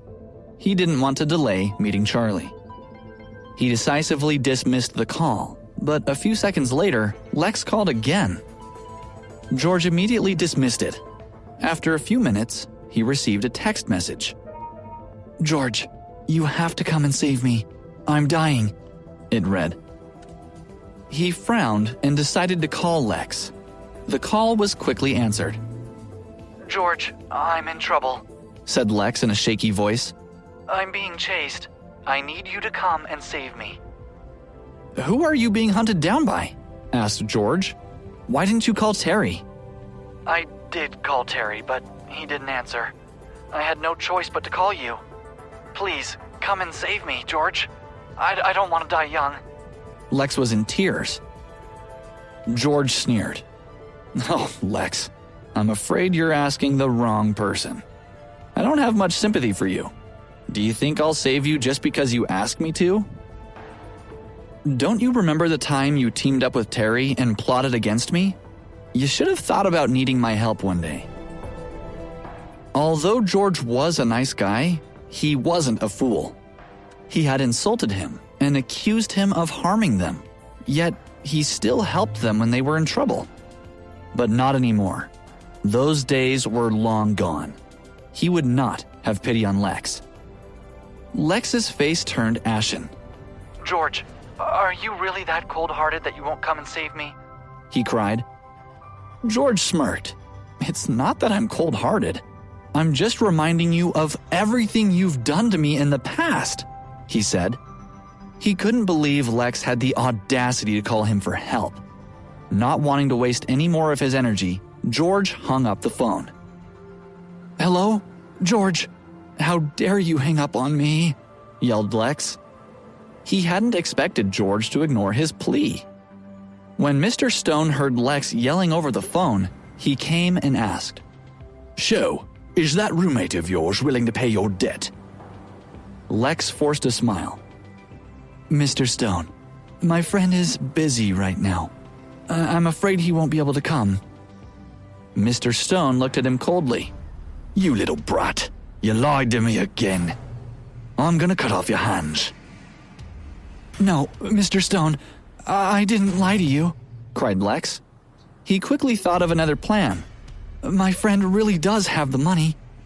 He won the lottery recently. He can definitely help me repay you. Mr. Stone turned around and looked at Alex. Alex trembled. If I don't help Lex, they'll kill him. Then I'll be in trouble too, he thought. Yes, Lex is right, he quickly said. If you let us go, I promise to come back with all the money I owe you in a few days, said Lex. Mr. Stone thought for a moment. All right, I'll give you 2 days to get my money together.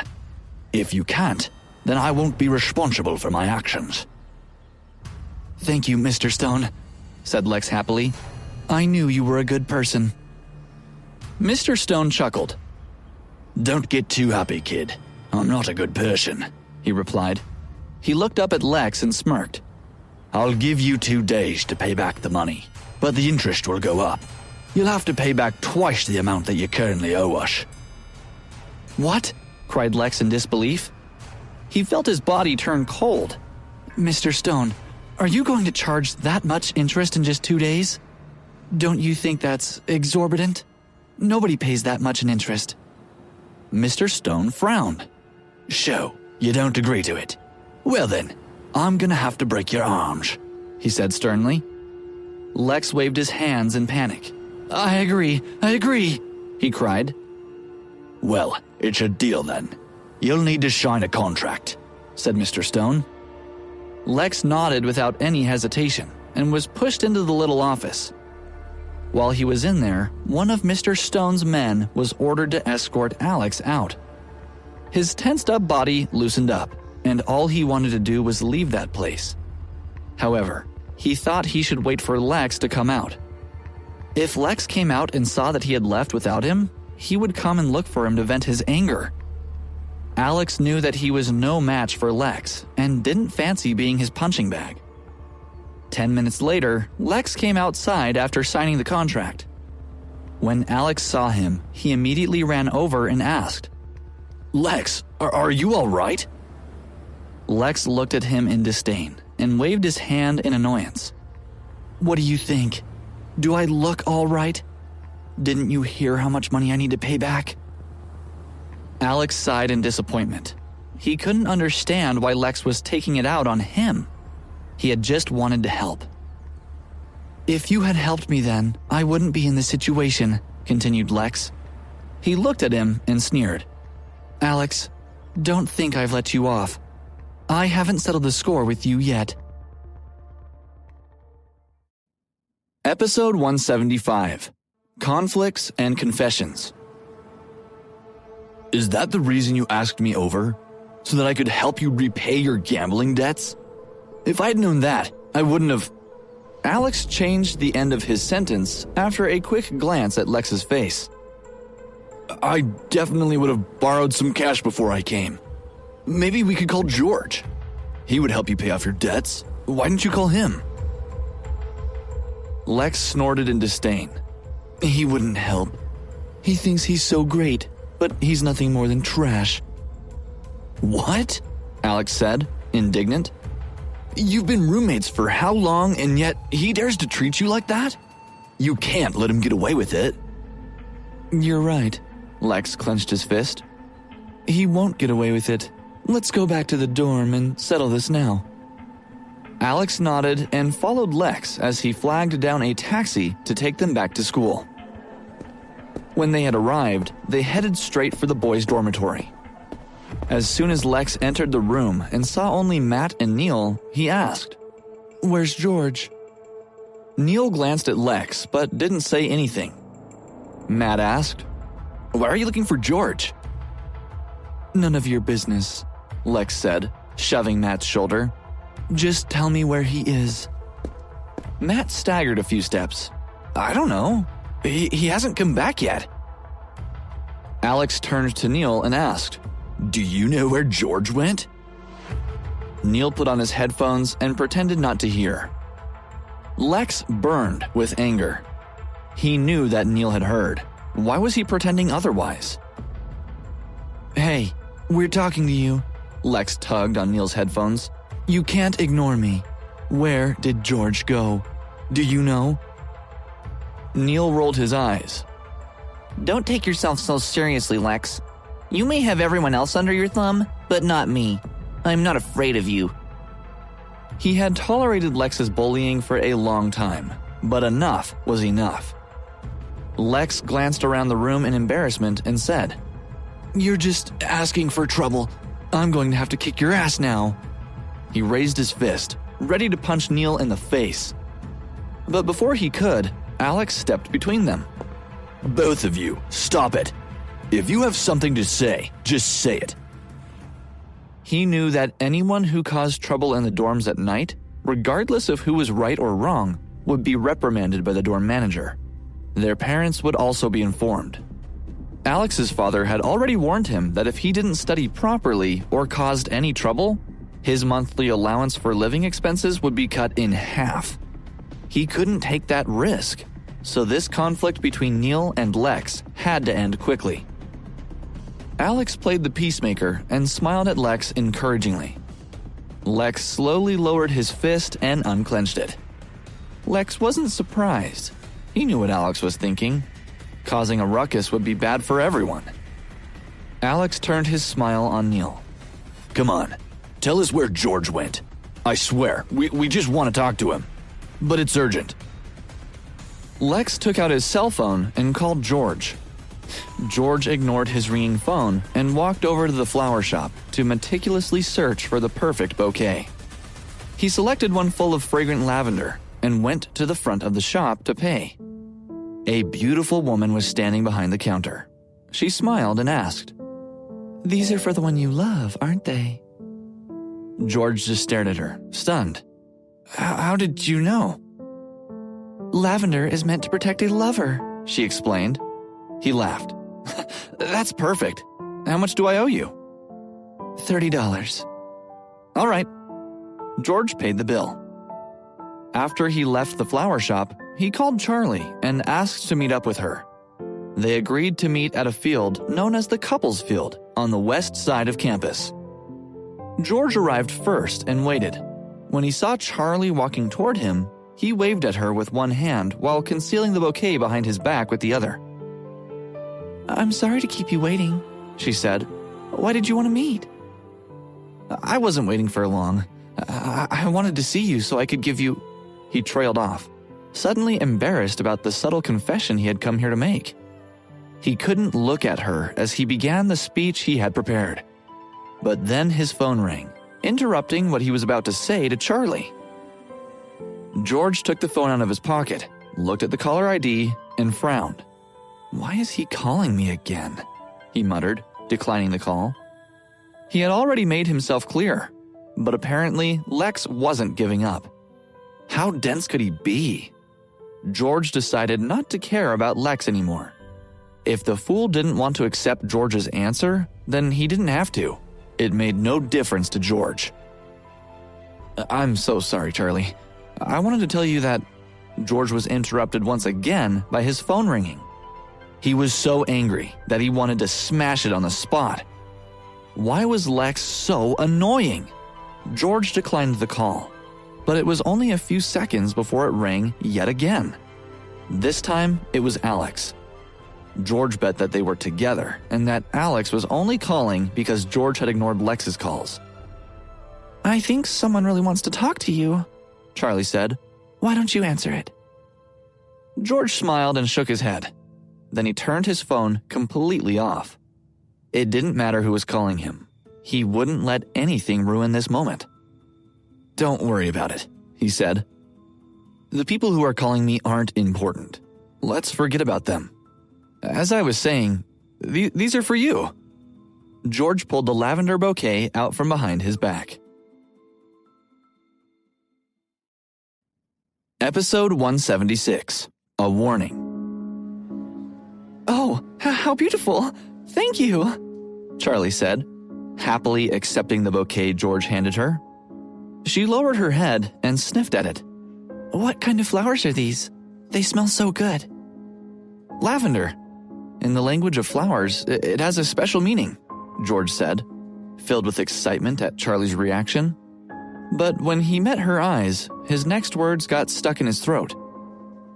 What does it mean, George? She asked curiously. Well... He swallowed, suddenly scared. When the words finally reached his tongue, they came out all in a rush. Charlie looked at George suspiciously. What? You were talking too fast. I didn't hear what you said. Why don't you research it yourself? If I tell you, it'll spoil the mystery, he said, rubbing his nose awkwardly. Charlie blinked. Okay, I'll go back to my dorm and look it up. George cursed at himself for failing at such a crucial moment. He had rehearsed what he wanted to say to Charlie a dozen times, so why couldn't he get the words out when he was standing right in front of her? It shouldn't be this difficult. It must be shyness, he decided, not fear. He felt like an inexperienced little boy around her. A school administrator walked onto the field, shining a flashlight in all directions and saying, "Hey, the field is closing. All students must return to their dormitories." If there's nothing else you wanted to talk about, we should go, Charlie said. I'm afraid they'll lock the dorm soon. George had nothing else to say, but he still wanted to stay out here and walk around the field with her. When he saw the administrator walking toward them, he sighed and said, "Okay, I'll walk you back." That's okay. I can walk back by myself, Charlie said. We're on campus after all, so I'll be fine. You should get back to your dorm soon too. He still insisted on escorting her back to the girls' dormitory, and when she saw his persistence, she agreed.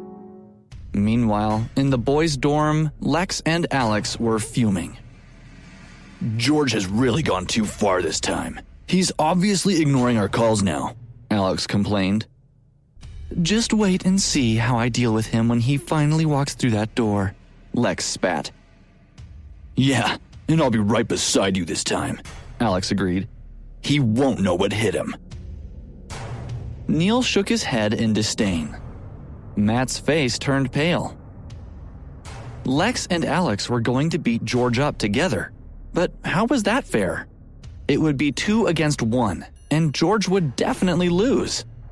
Matt wanted to help George, but he knew he wouldn't be able to do much with his weak body. Matt pursed his lips, slipped his phone into his pocket, and headed for the door, planning to leave the room and call George. But Alex and Lex saw Matt grab his phone, and they guessed his plan. The two of them exchanged a knowing glance. One of them blocked the door, while the other came up behind him, trapping him between them. "Where do you think you're going?" Alex sneered. I have to go to the bathroom, Matt said unconvincingly. Lex laughed humorlessly. Yeah, right. Why would you take your phone to the bathroom? Did you think you could trick us? You must have a death wish or something. You were obviously going to try to warn George. He grabbed Matt's collar and yanked. No, I wasn't, Matt protested, struggling to free himself from Lex's grasp. You still want to argue? Lex asked harshly. All right. Since you have a death wish, go ahead and vent your anger on me. Then he punched Matt in the stomach. Matt tried to headbutt him, but Lex just laughed and punched him even harder. Alex had been watching silently, but Lex snapped. Are you just going to stand there? Help me. Yeah, okay. The smile slipped from Alex's lips, and he punched Matt square in the face. Instantly, blood flowed out of Matt's nose. His vision blurred, and he grew dizzy. He lost his balance and fell to the floor. As George walked down the hallway of the boys' dorm, he passed another student who joked. What are you doing coming home so late, George? Were you spending time with a pretty girl? Nonsense, George retorted, but the joy in his eyes and the upturn of his mouth betrayed him. Then why do you look like a kid in a candy store? The student asked with a laugh. George waved away the question and walked quietly to his dorm. He took out his phone, and the moment he turned it on, he received a text saying, Lex and Alex are waiting for you in your dorm room. They're going to beat you up. George rolled his eyes. Then he sent a text to Mr. Long and opened the door. He saw Lex and Alex glaring at him, and Matt lying on the floor. Matt! George exclaimed, racing to his side and helping him up. He glared at Lex. What are you doing? Why did you hurt Matt?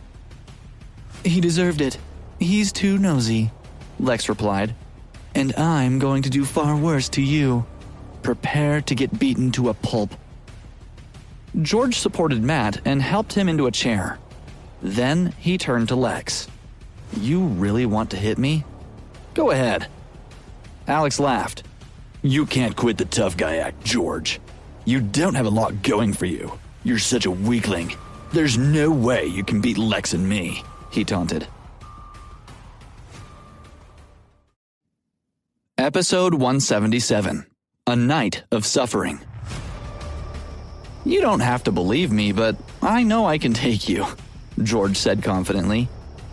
Lex glared at him. Don't say I didn't give you a chance. If you give me all the money in your wallet, I'll go easy on you.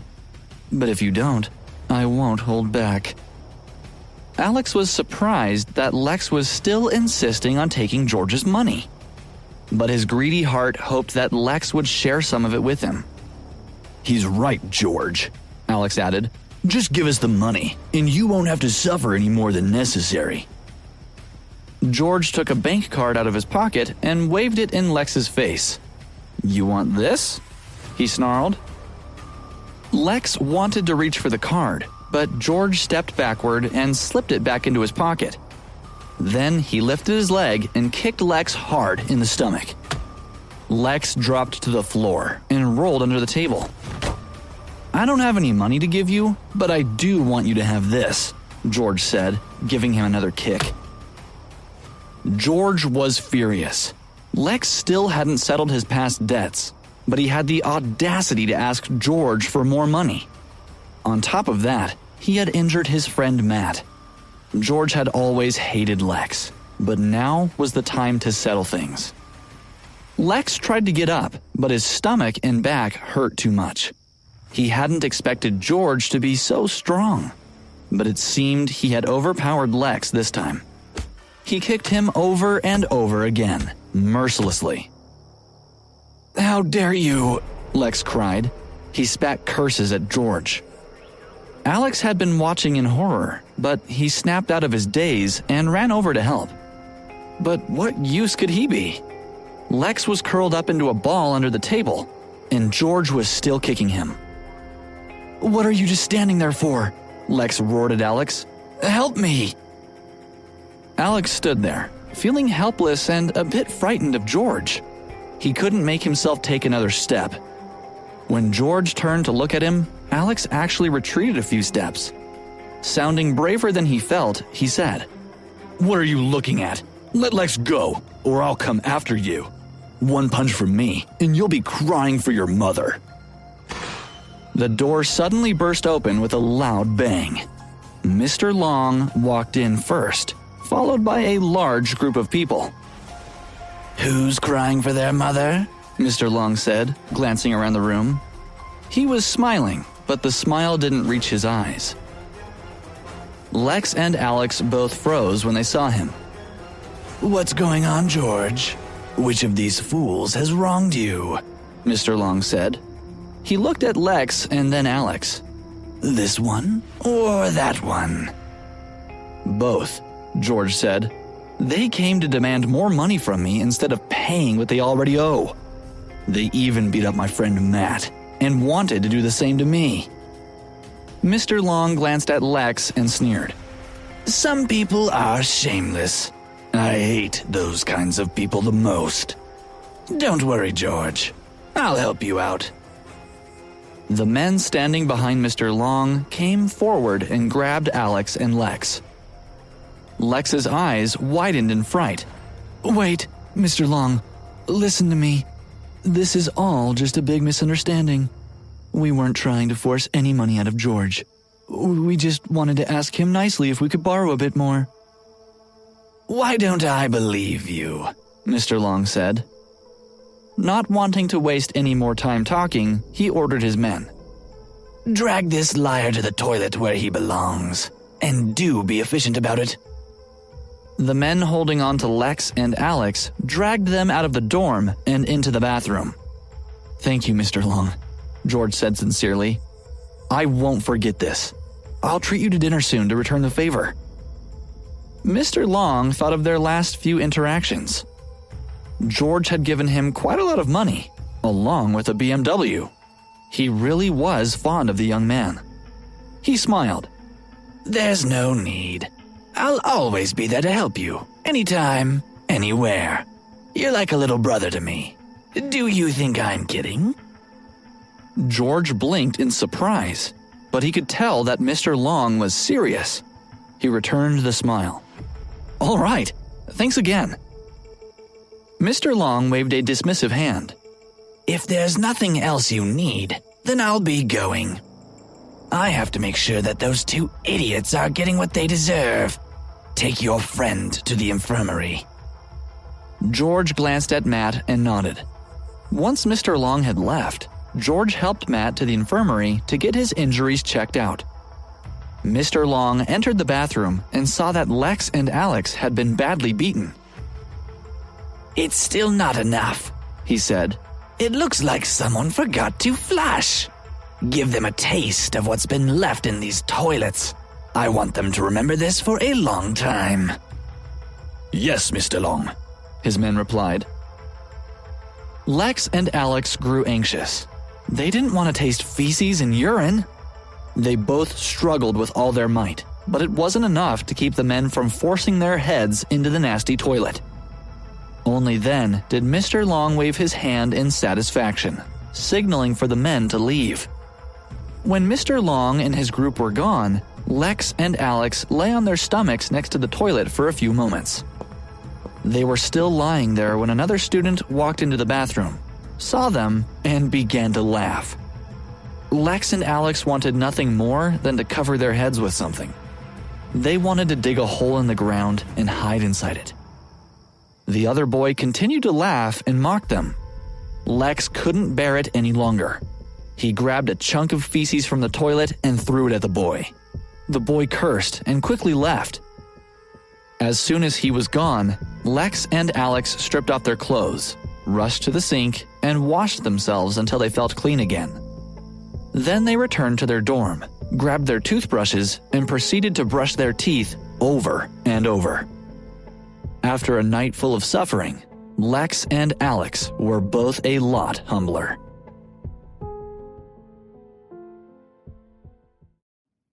Episode 178, The Burglary. When Lex woke up the next afternoon, the dorm was empty except for him. He sat up in bed and looked around in a daze. The events of the previous night came back to him in bits and pieces, feeling like a bad dream.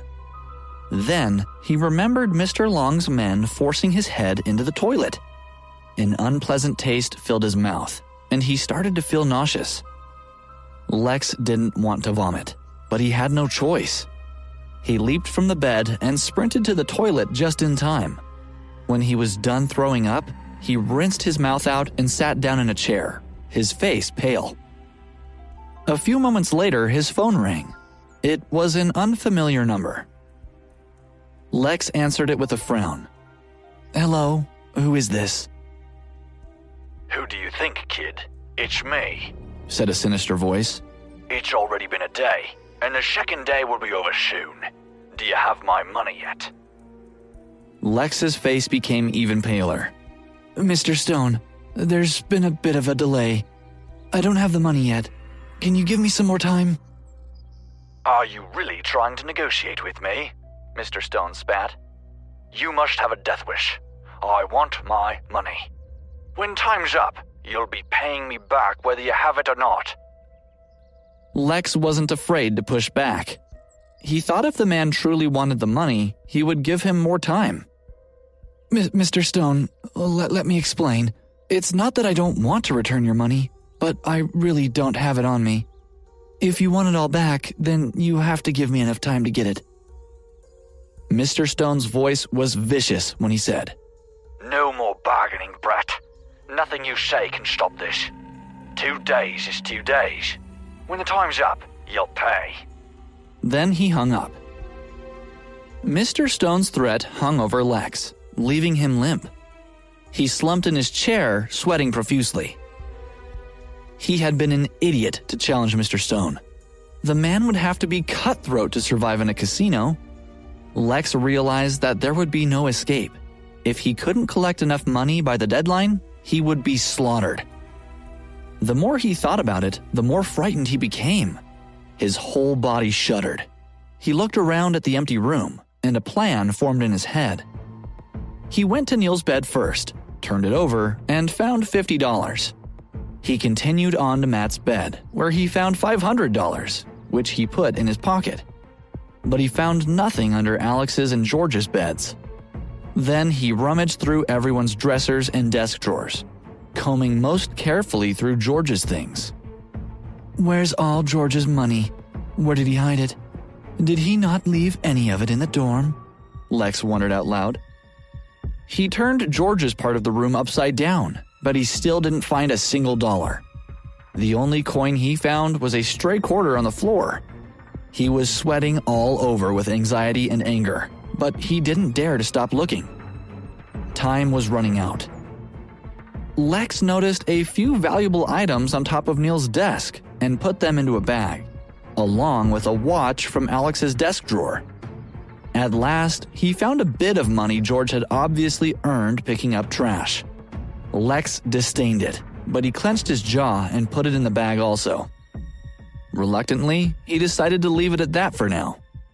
He took the items he had collected to the pawn shop and exchanged them for some money. When he returned that evening, he saw a message written on the bulletin board in the lobby of the boys' dorm. It said that a lot of valuable items had been stolen from room 1425 and that everyone should keep a careful eye on their property. With a guilty conscience, Lex walked upstairs and entered his dorm room. Alex immediately came up to him and told him about the theft, but something felt off to Neil.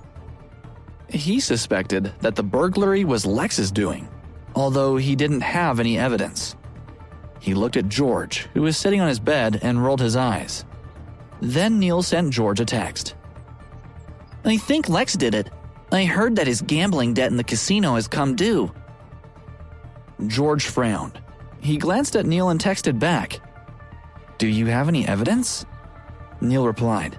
No, it's just a gut feeling.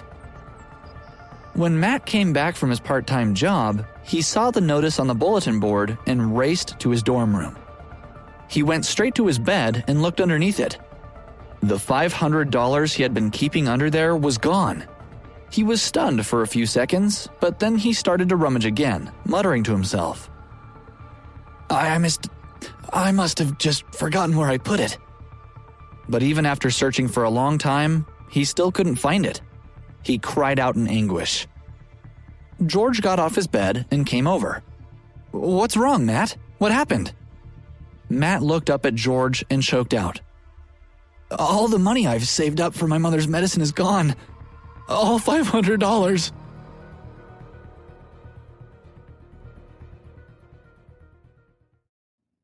Episode 179. Accusations. George's face sank. He glanced at Neil, who was sitting opposite him. Neil made eye contact with George and signaled him to look at Lex. Then he sent George another text. You want any advice? I'll prove it to you now.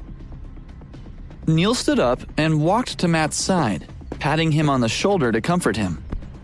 Don't be too sad, Matt. You're not the only one in the room who's lost something. I don't know how this could have happened. We've lived in this dorm for 3 years, and nothing has ever been stolen before. But Alex and Lex were the last ones to leave the room this morning. Did you two... Alex interrupted him with a shout. What exactly are you implying, Neil? Neil laughed. Okay, sorry, Alex. You told me that Lex left after you did. He gave Lex a meaningful look and said hesitantly. Lex, did you... Neil had suspected Lex as soon as he had found out about the theft. Lex hadn't been in class that morning, and Neil had overheard Alex telling the student next to him that Lex had a lot of gambling debt coming due, and no way to pay it. That afternoon, Neil had been on his way back to the dorm when he had seen Lex carrying a large bag. That was very full, and that made a jingling sound with every step. Neil hadn't thought about it too much at the time and had just glanced at Lex before continuing on his way. But when he had arrived at their room, he had noticed that some items from his desk and the $50 under his mattress were missing. George and Matt turned to look at Lex, who glanced away in panic. Feeling flustered, he said, But Alex butted in. What do you mean, Neil? How could Lex do something like that? Don't go wrongly accusing him too. Everybody loses things sometimes. That's all that happened here. Yeah, what do you mean, Neil? Lex sneered, gradually recovering his confidence. Why would I steal from you? Who would want your crappy stuff? Certainly not me. How would you know that our stuff is crappy unless you'd already looked through all of our drawers? George asked. George saw Lex's wavering gaze and knew that he felt guilty. There was no doubt in his mind that Lex had been the thief. Neil's tactic had been very effective. A chill ran down Lex's spine. He braced himself and said, "So, even you think I did it, huh, George? Well, I didn't. I've lived with you guys for 3 years, and I was just curious about your stuff.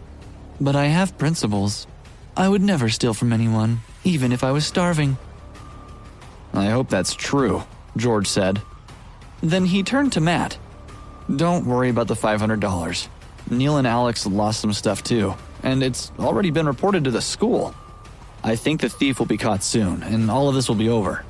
But I know you were saving that money to pay for your mom's medicine, so I'll give you enough money to cover it." Neil was stunned. This wasn't what he had expected. Shouldn't George be confronting Lex until he told the truth? Or calling in Mr. Long like he had the day before?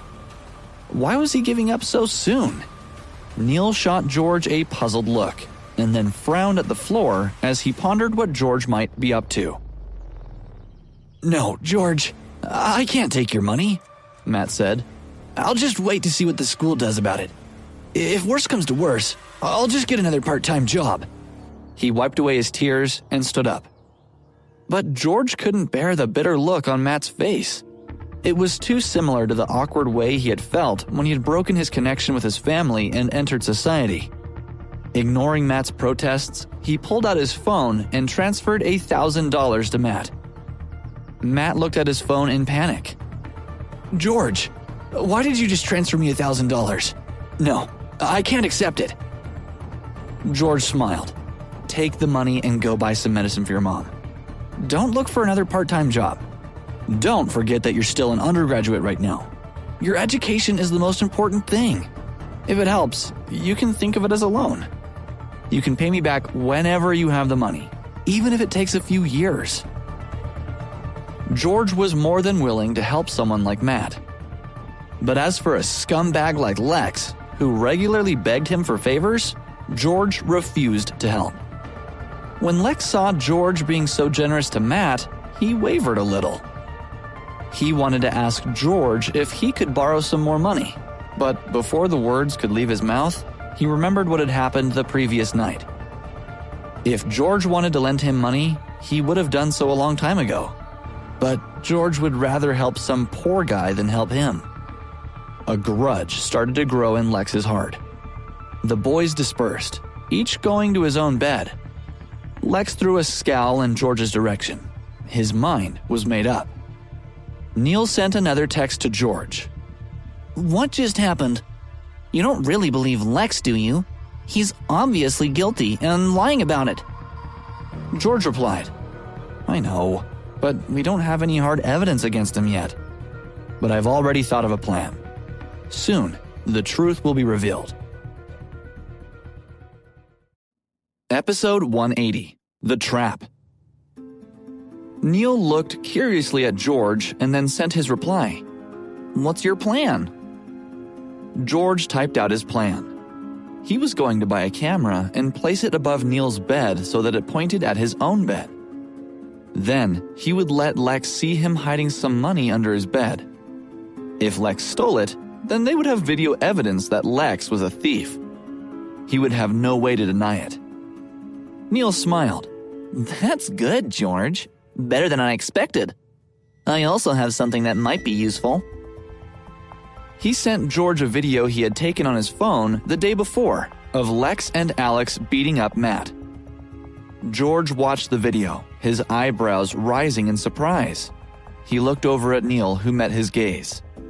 "No need to thank me," Neil texted. "Just give this video to the school tomorrow, along with the new video we'll capture. Lex will be kicked out of school for sure." George nodded, deep in thought. Lex definitely didn't deserve to stay at this school. It was a waste of resources and caused a lot of harm to others. But where would he buy a discreet camera? Flora would know. He texted her, asking her to purchase a camera and deliver it at 6 o'clock the next morning. The night passed quickly.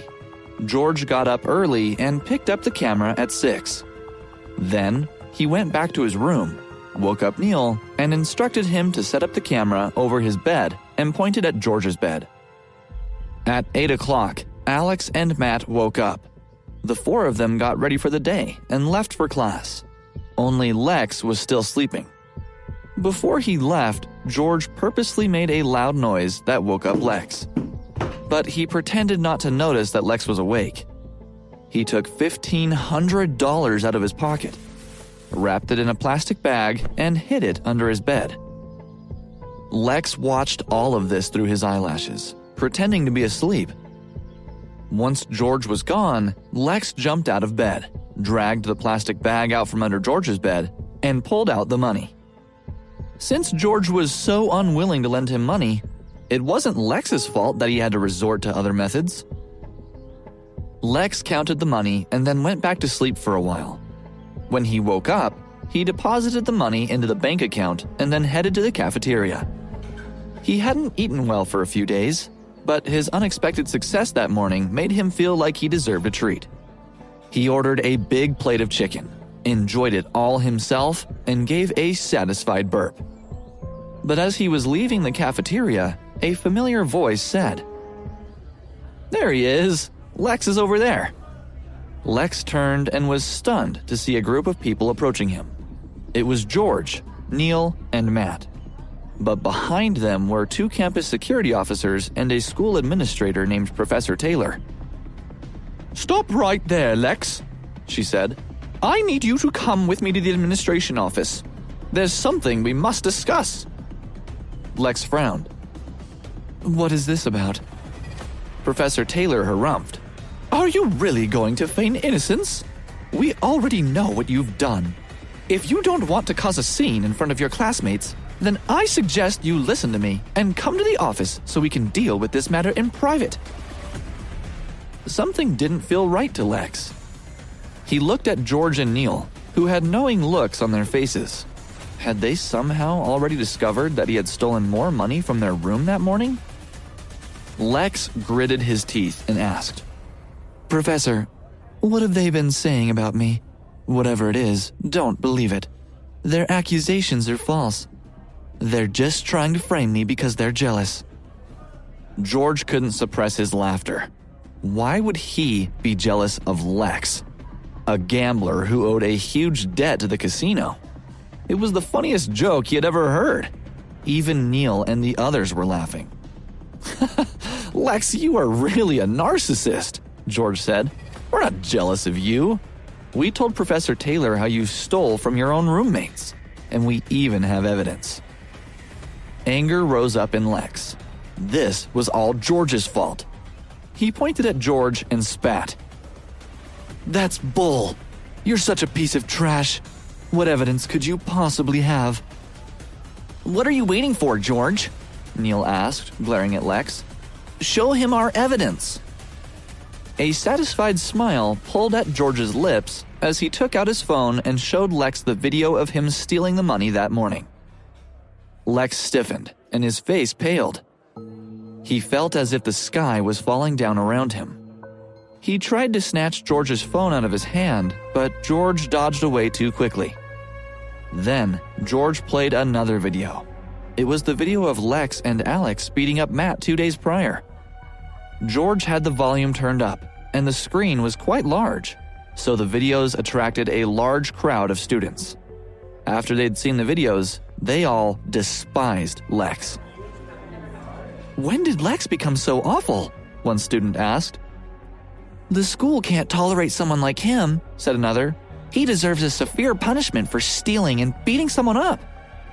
Lex's face twisted in anger, and he cursed at George. "I'm going to fight you," he shouted.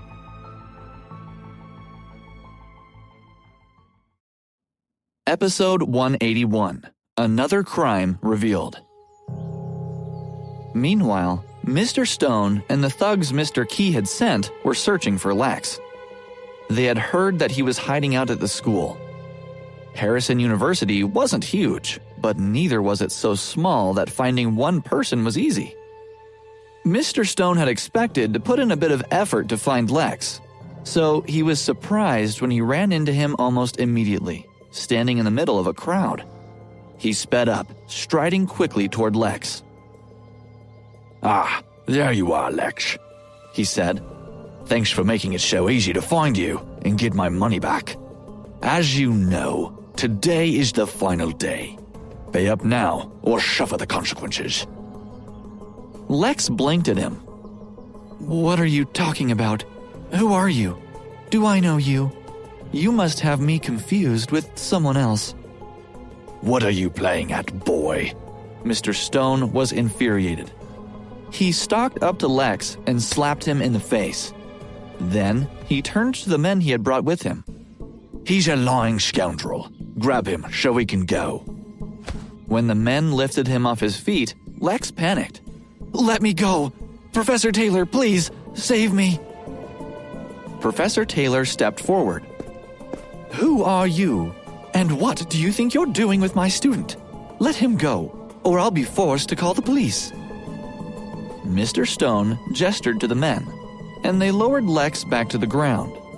He gave Professor Taylor a big smile. "You must be a faculty member here." She nodded, taking a small step back. Despite his congenial smile, she could tell that this man was not a good person. "I'm a professor and an administrator. And you are?" "It's nice to meet you. Allow me to explain," Mr. Stone said calmly. He pointed at Lex. "This student here played a few rounds at our casino. Not only did he lose all his money, but he borrowed quite a bit from me. $90,000, not including interest. He agreed to pay it all back within 2 days. Those 2 days are now up." Neil suddenly spoke up. Wow, Lex! On top of beating up your classmates, you're a gambler and a thief. How did you get like this? Did your parents not love you enough? Do you think you even deserve Professor Taylor's help? Neil's loud voice attracted more onlookers, and some of them recognized Lex with only a glance. I know him, said one student. That's Lex. He's the one who always follows that rich guy Terry around like a puppy. I knew he liked to bite, but I never expected him to take things this far. He must come from a well-off family, too, if he actually gambled away that much money like it was nothing, said another.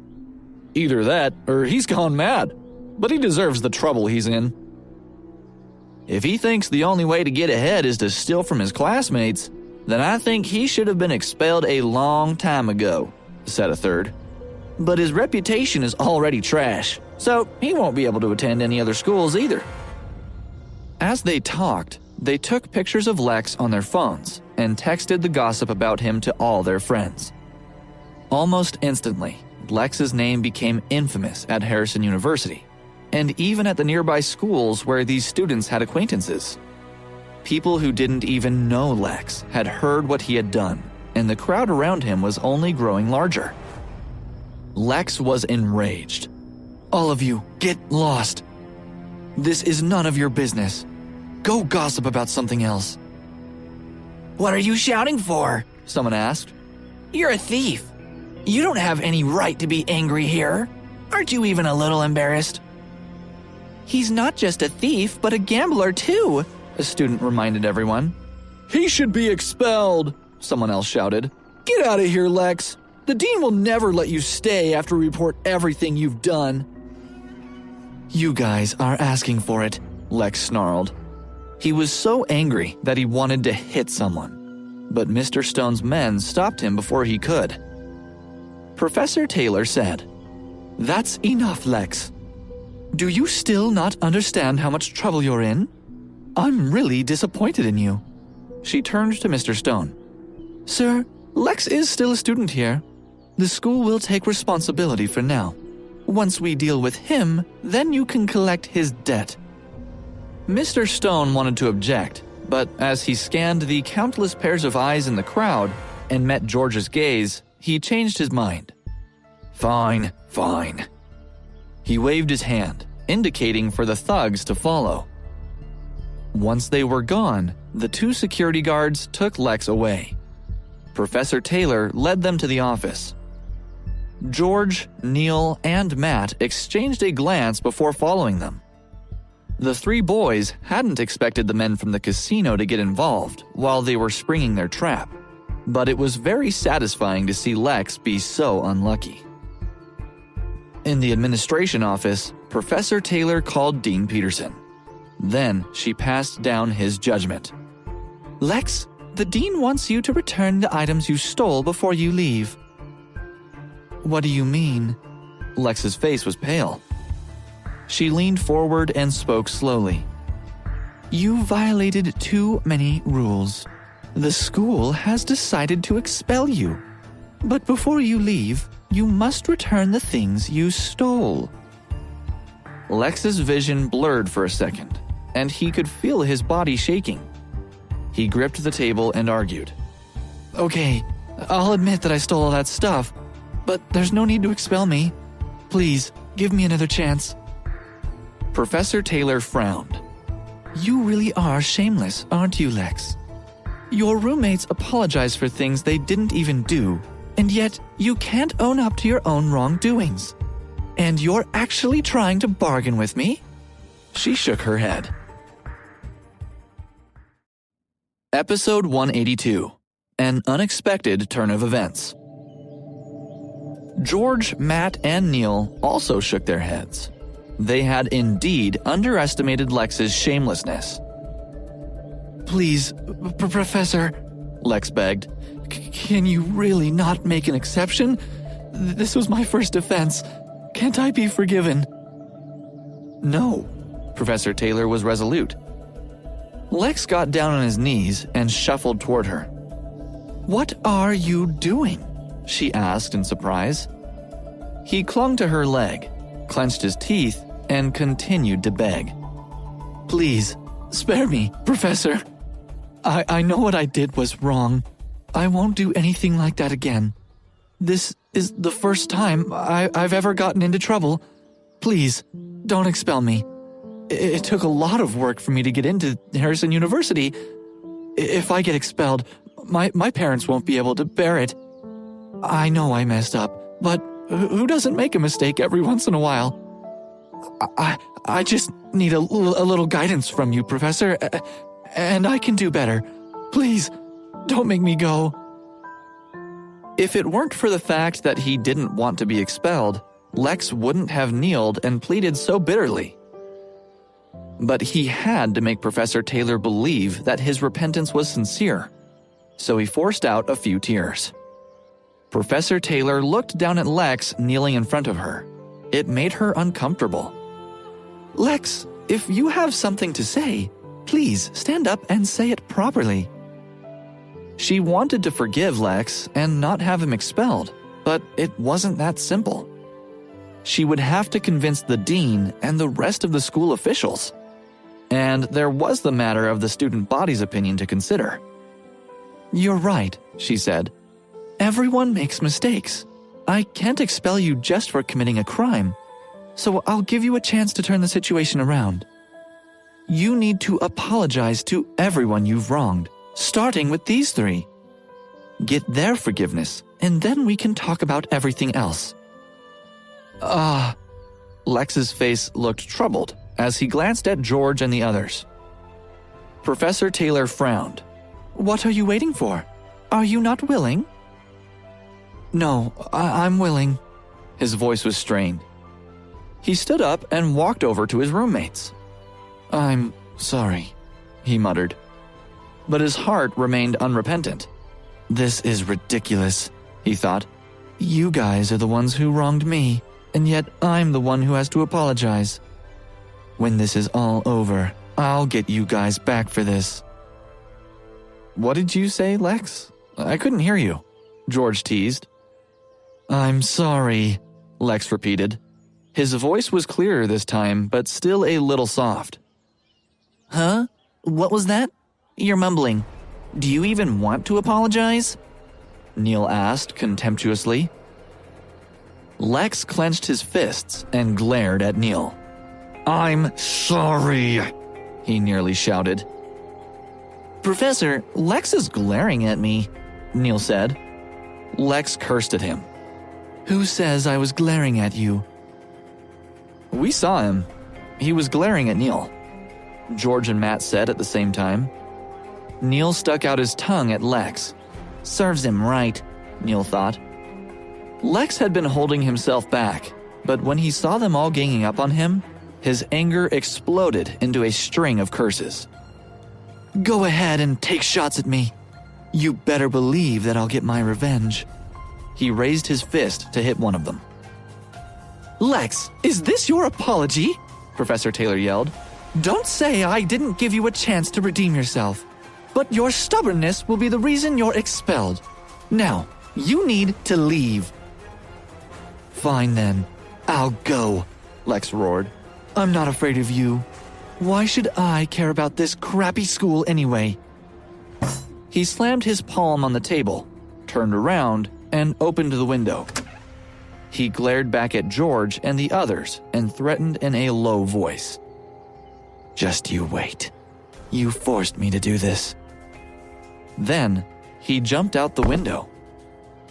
The administration office was on the 3rd floor, and a moment later, they all heard Lex's body hit the ground with a loud thud. Everyone was surprised. They had not expected Lex to act so rashly and be willing to risk his own life. Ah! A sharp scream came from outside. A female classmate who had been passing by had seen Lex jump out the window and was now staring at his crumpled body on the ground. Ah! Professor Taylor also screamed in horror as she realized what had just happened. George, Neil, and Matt recognized how serious the situation had become. They called an ambulance and hurried downstairs to check on Lex's condition. A crowd of students was already gathering. 10 minutes later, the ambulance arrived. Once Lex was put on a gurney and loaded inside, Professor Taylor, George, and Matt climbed into the ambulance with him. Neil didn't go with them. He knew things had gotten serious, and he didn't want his presence to provoke Lex to more anger and make everything worse. In the chaos of the panicked crowd, he managed to slip away. George noticed Neil's retreat.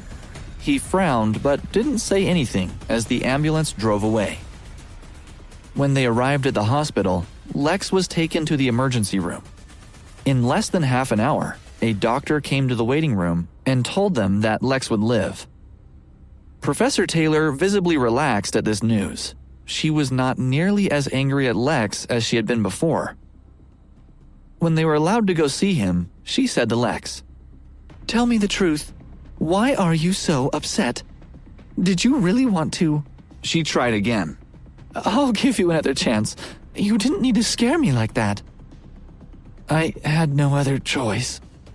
If the school expels me, then I don't want to live anymore," Lex said. His words only made the situation worse in her eyes. No matter the reason for Lex's suicide attempt, the school would be scrutinized, maybe even blamed. This could damage the school's reputation. "Why don't you rest for now, Lex?" Professor Taylor said. "I'll go speak with the dean and do my best to reverse your expulsion." She thought for a moment. "I have to go back to the school. But George and Matt, you are Lex's roommates.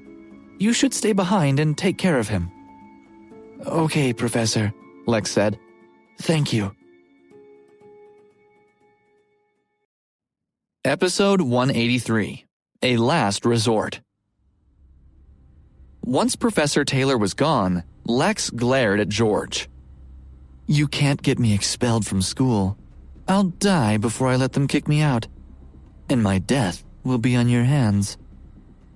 "You never learn, do you, Lex?" George retorted. "You always blame others for your own mistakes. Do you feel no shame?" After seeing Lex's behavior that day, George looked down on him even more than before. "There's a reason behind everything I do," Lex said. "I just wanted to take a few of your things, but you turned this into a mess when you exposed me. I might be expelled from school, and I almost died after jumping out a window. I've already lost all the respect I used to have." Lex, you bastard! Give me back the $500 you stole from me, Matt said. He rushed to Lex's bedside and grabbed him by the collar. I worked hard to earn that money so I could buy medicine for my mom. Give me back my money. Calm down. It was just $500. Don't act so high and mighty with me. Lex pushed Matt away, knocking him to the floor. George said, Matt earned that money fair and square, and you took it from him for no good reason. Give it back. Haven't I been punished enough already? Lex asked. Look at me. I think the damage to my neck is worth far more than $500. You have a lot of money, George. Why don't you replace Matt's money? But stop asking me for money. I don't have any. Matt's blood boiled. He lurched toward Lex, wanting to pummel him, but George stopped him. Since you're so stubborn, Lex, we have no choice but to take this matter to the police, George said. You wouldn't dare, Lex snarled. George chuckled dryly, indifferent to Lex's threats. You'll see if I dare. Come on, Matt. Let's go call the police and show them our evidence. Matt regained his composure. He shot a disgusted look at Lex and followed George out of the room. Once they were gone, Lex became anxious. If they called the police, then he would be punished not only by the school, but also by the law. Stealing was a crime. Lex would go to jail. But he was too young to have a criminal record. He would be doomed for life. No, he couldn't go to jail. After some thought, Lex climbed out of bed, ignoring the pain in his neck. He left his room, but as he rounded a corner at the end of the ward, he saw Mr. Stone and his thugs coming toward him and quickly found a room to hide in. He stayed there, scared out of his mind, until he was sure they were gone. Then he hurried to the hospital exit. As he was going down the front steps, he saw a few men in uniform walking toward the hospital entrance. George's words from before popped into his mind. Let's go call the police and show them our evidence. Lex was so scared that he covered his face with his hands and ran to the edge of the street to flag down a taxi. After Lex got into a taxi, the driver asked, "Where to?" I'll let you know when I figure it out, Lex said. His mind was jumbled, and he couldn't think of where to go. He definitely couldn't go back to the school. If he went anywhere in public or tried to find a hotel, Mr. Stone's people might catch him. The police were looking for him too. What if they found him?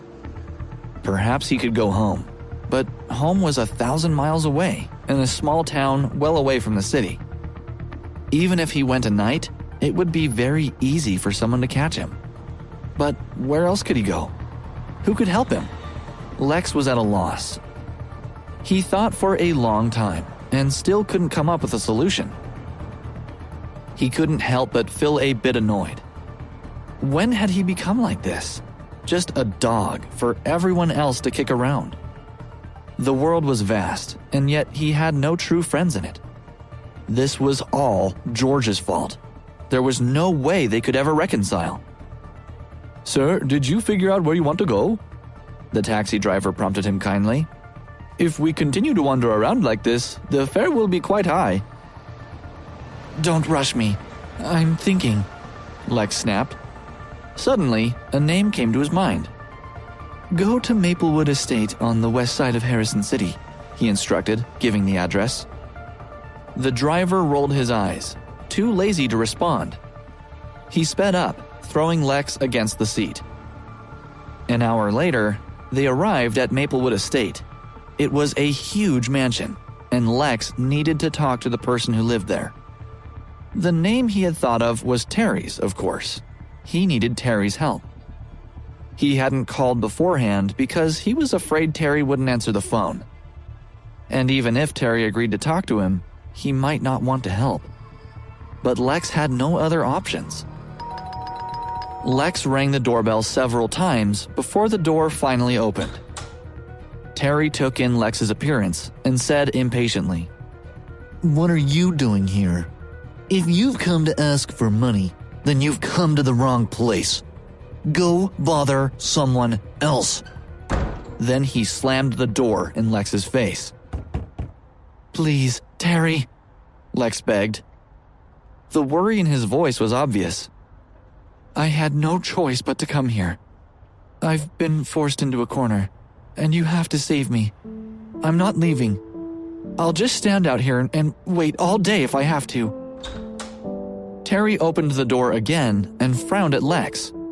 "What happened to you? Tell me what you need, and I'll see if I can help.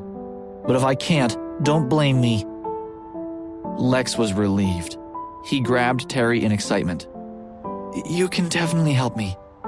You're the only one who can. That idiot George almost got me expelled from school, and he even called the police. They're trying to arrest me. You have to help me." "What?" Terry was stunned. "What did you do to George?" Episode 184. A New Plan.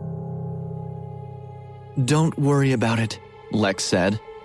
"Besides, don't you hate George more than anybody? You've got to help me, Terry. Also, I'm a bit short on cash at the moment. Could you lend me some?" "Go away," Terry sneered. "I can't help you." He pushed Lex away. Lex was confused. "Why?" he asked. "You came to the wrong person." Terry didn't want to say anything more.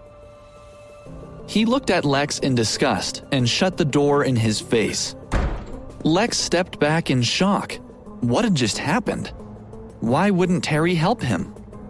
He had been sure that Terry hated George and would do anything to get back at him. But without Terry, Lex was afraid of George. Maybe Terry had misunderstood Lex and thought he was only here to beg for money. Lex thought about it. He refused to believe that Terry wouldn't help protect him from George. Terry was his last hope, and Lex would not give up. He pounded on the door again. "Terry, open the door," he shouted. "I think you heard me wrong. I don't want to borrow any money from you. Just help me take care of George. I can't let him get away with what he's done to me. Let me in so we can talk. I've been faithful to you for the past 3 years, haven't I? And I've suffered a lot because of him. Let's take down George together." Inside, Terry lounged on the sofa, pretending not to hear Lex. He was drinking from a bottle of wine and chatting with the beautiful woman sitting next to him. "Terry, who's at the door? They're making so much noise. It's annoying," the woman whined. Terry frowned. "Just some idiot. Don't worry about it. Let's keep drinking." Lex kept banging on the door and shouting, but Terry still didn't open the door. Lex stomped around the porch and then kicked the door hard. "Well, the idiot must be quite wild to kick your door like that," Terry's companion said. "You should go out there and teach him a lesson so he realizes whose house this is." Terry harumphed. "He's sure got a lot of nerve. I'll go take care of them." He stood up and walked to the door. "You'll regret this, Terry." Lex cursed at him again before deciding to leave.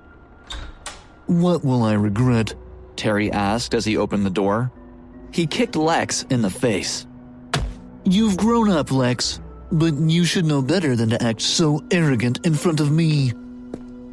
Lex staggered a few steps and let out a hiss. Then he said awkwardly, "Come on, Terry. You know I didn't mean it that way. We're brothers. How could I disrespect you like that? But I'm out of options, so please, help me." "George isn't someone I want to be messing with," Terry said. "Half of Harrison City knows not to mess with him. But you're the idiot who did. Now get out of my sight. If you don't leave, I'll call my security guards. By the time they're done with you, you'll look worse than you already do." Lex wanted to keep pleading, but he saw that Terry's patience had reached its limit. Terry kicked him in the stomach, and Lex realized he had no choice but to leave. He walked away from the estate and down the road. After walking for a while, he was hungry and tired, and his whole body ached.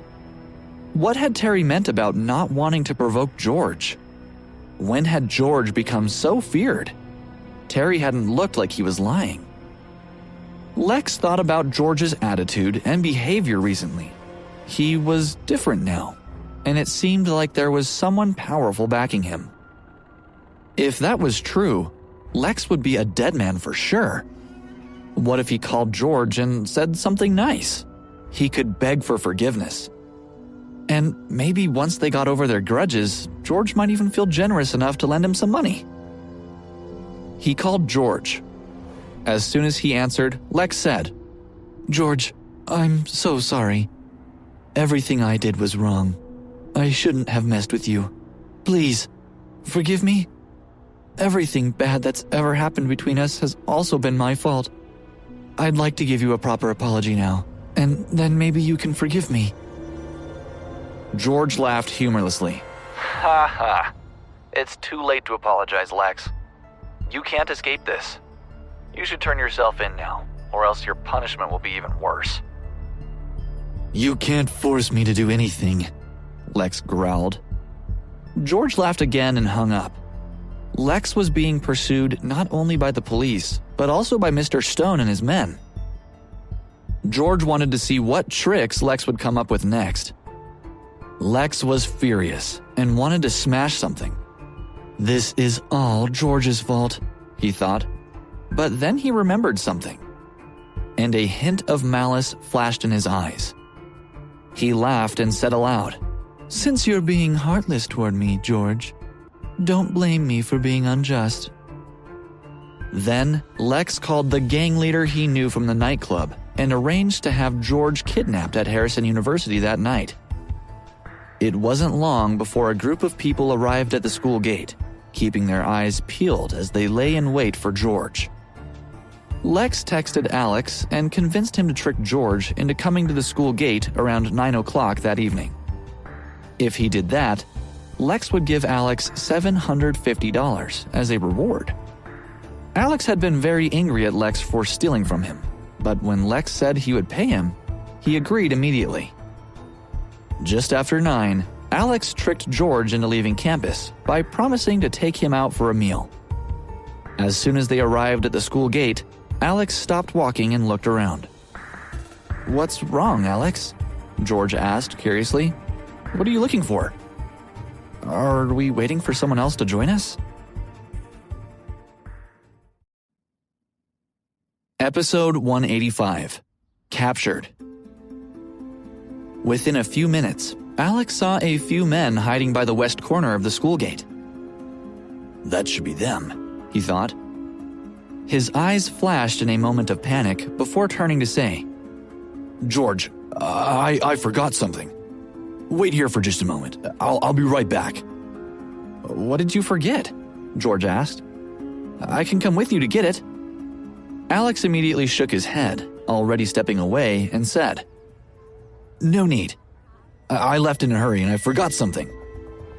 George looked at Alex's quickly retreating back and shook his head helplessly. When he turned back around, he was startled to find a few men blocking his path, Lex leading the group. "Lex, what are you doing?" George asked. Recalling Alex suddenly leaving in a panic, he realized that these two had colluded with each other. He sneered at the man in front of him. "What do I want? Naturally, I want to invite you over." Lex looked at George viciously and waved his hand. At the gesture, the leader of the gang behind Lex walked forward. George knew that something was wrong and kept backing up. Unexpectedly, his path was blocked again, now trapped from the front and the back. He intended to scream out, but was grabbed from behind by someone and held up off the ground. "What are you shouting for, George?" Lex taunted. "Behave and cooperate. Otherwise, you risk angering me, and I'll kill you on the spot and leave you to deal with the devil." Lex shouted coldly. Out of the corner of his eye, George saw 2 students pass by the school gate and desperately tried to get their attention for help as he struggled against his captor. Lex saw through George's plan immediately and yelled at the potential witnesses. "Get out of here." While Lex was threatening the helpless students, George thought, "I wouldn't listen to someone else's orders so easily." He decided to use the distraction and turn out of his guard's hold. In an instant, Lex took a sharp knife out of his pocket, and George felt where it was held against his back. In a low, threatening tone, Lex said, "I don't think you really want to die." George stiffened, feeling the knife pressing harder into his back. He swallowed thickly and said, "If you have something to say, just say it. A gentleman uses words, not a knife or gun." "Oh yeah, coward? Now you know to be scared." Lex considered George coldly and slowly stepped back, withdrawing the press of his knife. To George, it was simply a matter of cherishing or risking one's life. Having a knife against his back and the threat of being stabbed was not a difficult decision. George wasn't stupid. He knew the advantages and disadvantages. George attempted to distract him, asking, "Lex, what are you trying to do? Is there really a need for all of this?" "Whether it's necessary or not, you will know when the time comes. Men, tie this brat up for me and put him in the trunk." Lex rolled his eyes at George and barked at one of his men. "Idiot, where's your car? Why isn't it here?" "The car is still parked outside the school gates. I'll head back now and bring it over," the leader of the thugs said. "Damn, why is the car parked in front of the school? Shouldn't it be with us? How were you going to get him in the car after you caught him and tied him up? Have you ever kidnapped someone before?" Lex snapped, stomping his foot and casting the men a suspicious look. The head of the gang tried to defend himself. "Yes, of course I have. But I haven't done it in a long time. Some of these guys are new. Just you wait. I'll be right back." During this time, the 2 bodyguards sent by Flora had gone to the restroom and then bought some snack cakes before coming back to watch George, but George had already disappeared. The 2 men looked around in shock before taking off to find their charge. It didn't take long for them to find the struggling figures. The most familiar one was George, who was on the ground. The 2 bodyguards shoved the last of their snacks in their mouths, already moving toward the men surrounding George. George's hands and feet were tied together, and one of the men was about to put tape over his mouth too. The 2 bodyguards' faces turned cold, and without saying a word, they grabbed one man with each hand to pull them away from George and started fighting. The thug's leader pulled the car around the corner in time for his headlights to illuminate the scene. He was so scared that he didn't dare to stay any longer and immediately fled, tires screeching. Around 8 o'clock, Mr. Stone had received news that someone saw Lex bringing a bunch of people to Harrison's West Gate, so he rushed over there to see what was going on. When he saw the 2 bodyguards finishing taking down Lex's men, he hid in the dark corner to watch. "Who sent you to hurt George?" he heard them interrogating. "Say it, or don't say it. I'll cut you apart on the spot, you little bastard," the burlier bodyguard said. The other bodyguard finished restraining the men and ran over to George. He quickly loosened the rope around George's arms and feet and said, "Mr. Rudd, you should be fine, right? It's all our fault. We failed to keep you safe. I'm really sorry we let this happen to you." "You are?" George asked in confusion. "Oh, Mr. Rudd, we are bodyguards sent by Flora to protect you discreetly. I am Finn, and this is Falco," Finn said respectfully. "Hello, Mr. Rudd. I am Falco, the Falcon with spread wings," Falco said, puffing out his chest. "Since when do I have a protection detail?" George's expression was blank as he looked between Finn and Falco. Ever since you were almost kidnapped by Terry and Ben, Flora felt that you are in great need of protection right now. So she sent us. We don't follow you all the time. So if you are dealing with something personal, we will naturally be out of sight. But if something dangerous happens, we are here to protect you. George nodded his head, thinking over the near kidnapping they had just stopped. Flora is brilliant, he thought. After the last incident, she took his safety into account and sent 2 bodyguards to protect him. He could have been kidnapped today, but he was safe because of Flora's planning. Not bad. Thank you for your hard work. I'll personally thank Flora later, George said, patting the 2 bodyguards on the shoulders. Just come a little sooner next time, he joked. The unconscious men began to stir, Lex the loudest of them all, struggling against the restraints the 2 guards had used.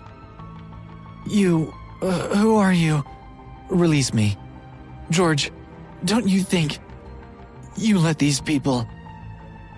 Shut up! You have no right to speak here, George yelled at Lex. You sure are bold, daring to tie us down, George. You're courting death. Falco glared viciously at Lex on the ground, stepping on his chest to cut off his threats. Episode 186, Suspected Identity. Mr. Rudd, what do you think we should do with these people? Finn asked, looking at Lex with disdain. A cold glint flashed across George's eyes. He answered calmly. Simple. We can just let the police deal with them. This guy is a thief. He's attacked people, and now he's tried to kidnap me. That's enough to keep him in jail for a few years. Mr. Rudd is right. I'll call the police right now, Finn said, already dialing. Sorry for the trouble, George said to Falco politely, while his partner spoke into his phone. The man just laughed. Working for you is not a problem, Mr. Rudd. You're too polite. Leave this to Finn and me. It's already late. You should go back and have a good rest. George frowned. He looked between the 2 of them and wasn't sure what to say that was appropriate for the situation. Mr. Rudd, don't worry. Leave this matter to us. It won't be a problem at all. Flora will arrange everything. Falco saw George's hesitation and laughed heartily. George thought about it for a while, and it made sense. When Flora was involved, he knew everything would be fine, so he left in peace. Immediately after George left, Finn and Falco called Flora to report what had happened, leaving out the part where they got distracted by Cake. Flora praised them for their work and promised to double their salary. Not long after hanging up the phone with Flora, a police car pulled up. A uniformed man stepped out of the car, looked over Finn and Falco, and began replacing the bodyguard's zip-tie restraints with real handcuffs without saying anything more. Finn and Falco left not long after the last henchman was loaded into the police car. Mr. Stone pondered everything he'd witnessed that evening for a moment before leaving as well. That night, George called Flora to thank her before he went back to the dorm. He tried to invite her to have a meal with him and offered to buy whatever gift she wanted when she didn't reply. Flora smiled, but ignored the question. Instead, she asked, Mr. Rudd, I already heard from Finn and Falco about your situation today. Are you hurt? I'm fine, Flora. Don't change the topic. You haven't answered my question, George pressed. Mr. Rudd, as your assistant, not only do I help you with your day-to-day life, but I also have a duty to protect you, Flora said seriously. I know, but I can always reward a beautiful assistant who knows how to do things for me so well. Tell me, do you want me to treat you to a meal or give you a gift? George smacked his lips. Although Flora was being reasonable, he still wanted to do something for her. After all, she had done so many things for him, and he still needed to thank her somehow. Seeing George's persistence, Flora pouted. Mr. Rudd, when are you going back to the family to see George sighed. About that. I just realized that the dorm room is about to close, so let's talk later. If I don't get back soon, I won't be able to get in. Hello? George pretended the signal cut out. Hey, I can't hear you anymore. The signal isn't great here. George hurriedly hung up the phone, using the excuse to avoid having to talk to Flora about his return. On the other side of the line, Flora chuckled, knowing exactly what really happened. She put down her phone and went back to her work. The sound of the dorm door closing behind George startled the other man inside. You're here? Alex sat down on the couch with his mouth agape and looked at George standing by the door. Why shouldn't I be here, Alex? Why are you so scared to see me? Are you guilty of something? Tell me, what have you done? George's face was cold and calculating as he stared down at Alex like a tiger staring down its prey. Alex trembled. He got up in a hurry and ran for the door. I don't know what you're talking about, George. I just remembered that Liam from next door had something to talk to me about. I'm just going to go over there to see what he wanted. Alex, you had a hand in this and won't be able to escape the consequences. Lex has already been taken by the police, and you won't be far behind, George said. Alex left quickly, not hearing George's last words. The next morning, a piece of news spread across the entire school. Lex was in prison for theft, assault, and attempted kidnapping. Alex was scared senseless when he heard the news. When he saw George in the classroom, he began trembling, and a cold sweat broke out down his back. If the police really were looking for him, he would never admit to anything, even if they tried to beat it out of him. He had already colluded with Lex, but there was no way that George and the others had any evidence against him. So what could they really do? Alex was relieved at the thought. On the same morning in the south of the city, Mr. Stone was back at the gambling house, preparing to report to Mr. Key. It had been too late to return with his information the previous night because Mr. Key had already gone out to play with his friends. Mr. Stone thought that the matter wasn't important enough, so it could wait to be reported in the morning. Mr. Key, yesterday when I rushed to Harrison University to capture Lex, I ran into two of the Williams family's bodyguards, Finn and Falco. They shaved George, but they barely said a word, and they spoke to George very respectfully, Mr. Stone explained, looking at Mr. Key doubtfully. Mr. Key frowned. Are you sure you didn't see wrong? I'm sure that's what I saw, Mr. Stone said with certainty. Mr. Key hummed. He leaned back in his chair and fell into deep thought. Mr. Key, what do you think the relationship between George and the Williams family is? They're not only big shots in Harrison City, but in the entire nation. Mr. Stone couldn't suppress his curiosity, asking again. Judging from George's attire and demeanor, he didn't seem to know the important families at all, Mr. Stone speculated. Not to mention. Mr. Key cut him off with a wave of his hand. He was just as puzzled and needed time to think about the situation and figure it out. Last night, George was saved by the Williams family's bodyguards, Finn and Falco. If he remembered correctly, this Finn and Falco have been seen beside Flora Williams. Finn and Falco were respectful to George, Mr. Key mused. What exactly is George's relationship with Flora? What is his relationship with the whole family? After Mr. Key heard his subordinate's report, he tried to recall all of the facts. Mr. Banks and Mr. Thomas had been seen with George, and they were both famous figures in Harrison City. Mr. Key couldn't help but suspect George's identity. Episode 187. Gina's Questions. The question of George's identity was something that two people had been thinking about. Not long ago, Joseph Fuller and Robert Davison had escaped from Mr. Thomas's clutches, and they began to suspect George's identity. Within 2 days of returning, they each hired a private investigator to follow George. Inside the Grant family villa, Gina and her father sat together in the dining room. As they ate, Brian picked up a handful of green vegetables to add to Gina's bowl. He smiled lovingly. Gina, you should eat more green vegetables. Okay, Dad. Gina picked up a fork and put it into Brian's barely touched bowl. She nudged him, saying, You should eat more too.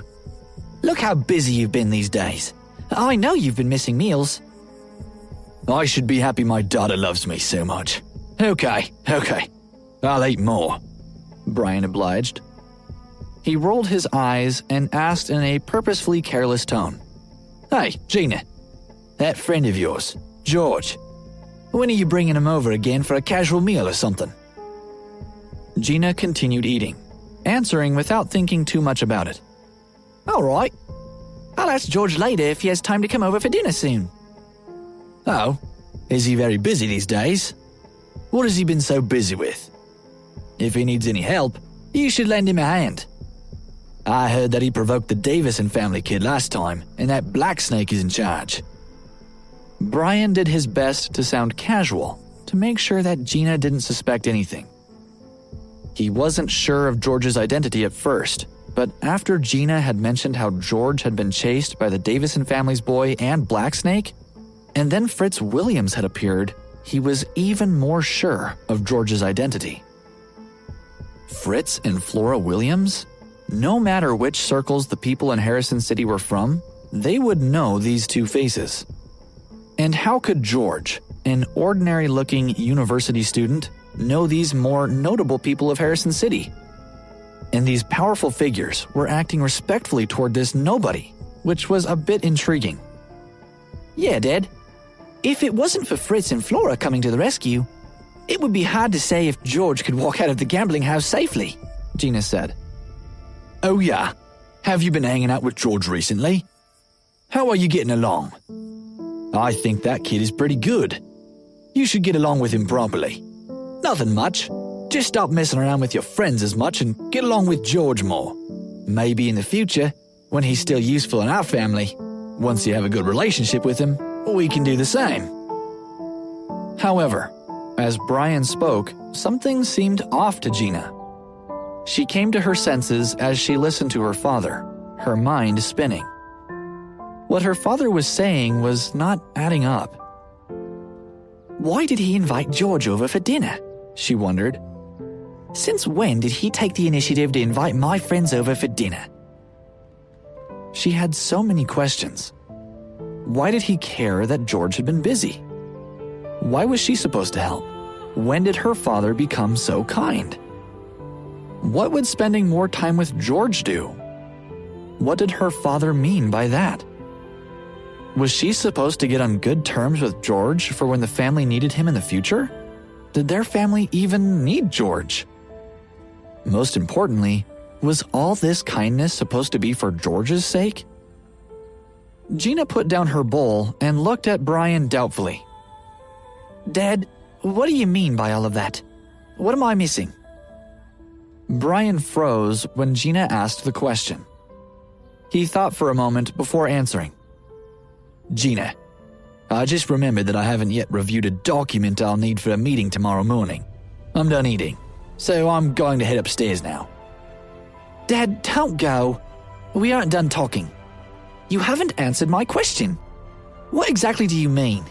Since when did you care so much about my friends? After asking about George, you even suggested I help him. But what is it about George? The suspicion in her eyes increased. She stopped her father just as he was about to turn around. Oh, Gina, why are you thinking so much? I only saw that friend you brought last time, and he wasn't bad. Maybe he thought that you were a promising young woman, so he's interested in you and befriended you. Brian forced a smile.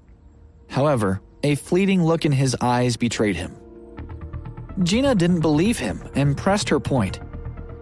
Dad, you're lying. That's not the reason. There must be another reason, right? Gina, Brian shouted in exasperation when he saw that she was determined to pursue the matter to the end. Dad, I'm your daughter. Is there anything you can't say to me? She released his sleeve and lowered her head in disappointment. Honey, I didn't mean that. I won't be able to answer your question for a while. Anyway, George isn't a simple person. You just have to get along with him. I really do have something to do, so I'll be going upstairs now, he said with a sigh. He was afraid that Gina would keep asking him questions, so he left in a hurry. Gina watched her father leave and sat back down thoughtfully. Thinking back to her father's last words, she couldn't help but suspect George's identity. In a certain prison in Harrison City, Lex felt that he had been sentenced to death. When he first entered the prison, he didn't understand the rules and offended the warden with his arrogance and got beaten up for it. Lex didn't do well among the other men in the prison. While Lex was struggling in prison, he was always vexed over why he had rashly acted out over such a stupid thing. He had no reason to do what he did. He was simply a ghost of a man who didn't want to live anymore. Recalling that night when he was caught and attacked by George's men, he couldn't believe how incredibly strong they were and their impressive fighting skills. Furthermore, they were extremely respectful to George. Who exactly is George? He wondered. Using the name Rudd, could it be that he really had such a powerful force behind him? Has he just been putting on a show of might all these years? Lex didn't understand. He needed to see Terry in his cell and ask him about George and those men. Terry had been annoyed, but allowed Lex to come. However, he only said one sentence before he left. Episode 188, Mr. Key's Questions.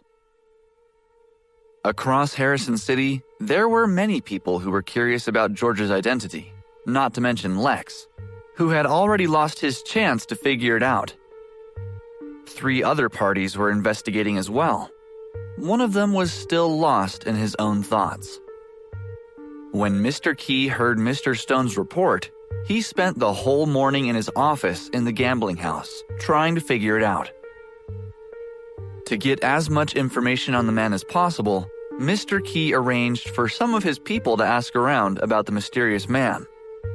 He had instructed them several times to be low-key, not to be suspected by others, and to not be found out. But, of course, Flora's men found out about it soon enough and reported the situation to her. The 2 other groups asking around about George recently went as far as hiring a private investigator to follow George. This didn't escape Flora's notice either. Flora knew that Mr. Key had some sort of connection to George. After thinking about it, she called George personally and asked, "Mr. Rudd, recently 3 groups of people have been asking about you. The Davison family, the Fuller family, and the boss from the gambling house. What do you think we should do about them?" "So many people are curious about who I am?" George asked, blinking his eyes in surprise. He thought for a while and said, "Flora, please send someone to warn the Davison family and the Fuller family first. As for Mr. Key, don't worry. I have a good relationship with him." "Okay, Mr. Rudd," Flora said. He was off the phone for no more than a minute before it rang again. This time, it was a call from Gina. "Gina, hello. Was there something you needed?" "George, can I ask you something? Answer me honestly if you can. If you think it's inconvenient or unwise to tell me, don't answer at all. I won't force you. Just, please, don't lie to me," Gina asked in a serious tone. George was surprised into silence for a moment before responding. "Yes, of course. You can ask me. If I can answer your question, I promise you that I'll tell the truth. Just know that it might be a big truth, but I won't include any lies," All right, George. That's a relief to hear. Gina paused to consider exactly how to ask, but decided to be blunt. Who exactly are you? What does it have to do with Fritz and Flora? Gina rushed out. Oh.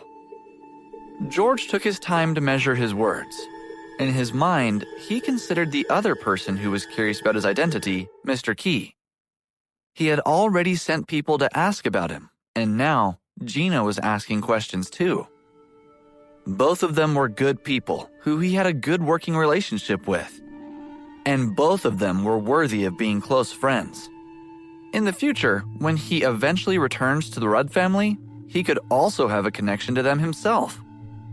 He thought about his options and decided to answer their questions together and all at once. After a long pause, George said, "How about this? As for my identity, I'll tell you the truth, but I think it's better if we meet first." All right, let's meet somewhere, Gina agreed. "We'll meet at the White Rose Hotel then," George said. George ended the call and immediately called Mr. Key. "Mr. Key, have you been asking about my identity recently?" Oh? Mr. Key tried not to sound surprised and asked hesitantly. George, this matter. Where did you hear about this? Don't worry, Mr. Key. It's fine. My assistant recently was alerted to 3 groups of people investigating my identity. The Davison family, the Fuller family, and you. George laughed reassuringly. Heavens, George. Listen to me. I did ask someone to find out who you are, but I didn't find anything out. I didn't mean anything. I'm really curious. Mr. Key stumbled over his words in fear, struggling to get them out. Sensing Mr. Key's nervousness, George tried to comfort him again. "I know you're just curious. I believe you. If you're curious enough about my identity to send someone to investigate, why don't you ask me for yourself? How about this? We can meet at the White Rose Hotel this evening." All right. Mr. Key acquiesced. Hearing George sound so clear-cut instantly relaxed his tense mood. He was able to resume his usual straightforward manner, returning to business. George's next call immediately after hanging up with Mr. Key was to Fritz, who managed the White Rose Hotel. George told him to make the arrangements for him to meet with Gina and Mr. Key at the hotel later in the day. Gina arrived at the White Rose Hotel earlier than George had expected. As soon as Gina set foot into the lobby, Fritz stepped forward to escort her. Miss Grant, this way, please. Mr. Rudd has everything already arranged. Gina was stunned silent. Since when did I have the honor of being treated like this by Fritz? She wondered. Gina followed Fritz in a trance, answering his cordial questions as he led her to a seat. Soon after, Mr. Key entered the White Rose Hotel, also being walked over by Fritz with polite words. Mr. Key, this way, please. Mr. Rudd has already arranged everything. Please, follow me. Mr. Key was just as confused as Gina, following Fritz in a similar daze. He couldn't process Fritz's words. He just knew that he was supposed to follow, paying just enough attention to the uneven ground to barely avoid tripping and embarrassing himself. Gina was in her seat for a while before the sound of the door opening brought her back to her senses. She assumed it would be George and exclaimed, "George, you're here!" When she saw that instead it was Mr. Key, she frowned in confusion. "Mr. Key, why are you here?" Mr. Key returned her confused expression. Gina, I could ask you the same thing. "George told me to come," the two of them answered in unison. This didn't make the situation any clearer. Before they could ask anything else, the door opened, and George walked in. He greeted Gina first, and then Mr. Key. "Gina, Mr. Key, you're both early." "George, what is this?" Gina asked at the same time Mr. Key asked. What's going on? They looked between George and each other doubtfully. George's laughter lightened the mood in the room when he realized how confused they must be about what was going on. He explained easily, "Gina, Mr. Key, you don't need to be suspicious. The reason I asked you two to come here tonight is the same. It's about my true identity." Episode 189, A Pact for Three. Gina and Mr. Key nodded in understanding. George sat down and leisurely poured cups of tea for them. "Have some tea first, and maybe a meal too. If you two are still curious, we can talk about it later." Gina and Mr. Key shared a glare and agreed to be patient. George had arranged this and promised to tell them the truth, so there was no need to rush. They each took a sip from their teacups. What kind of tea is this? It's quite tasty," Gina said before taking another sip. Yes, George. What kind of tea is this? It is delicious and has a very fragrant taste. You can practically taste the sweetness on your lips before you even drink it, Mr. Key asked. George hummed in pleasure, taking a sip from his own cup.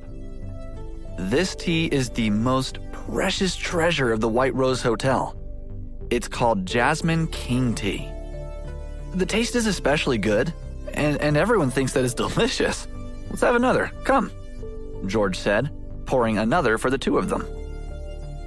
After they finished their tea, Gina had lost her patience and asked, "George, who are you?" Before he could answer, there was a loud knock at the door, followed by two waiters coming in with trays of various pastries.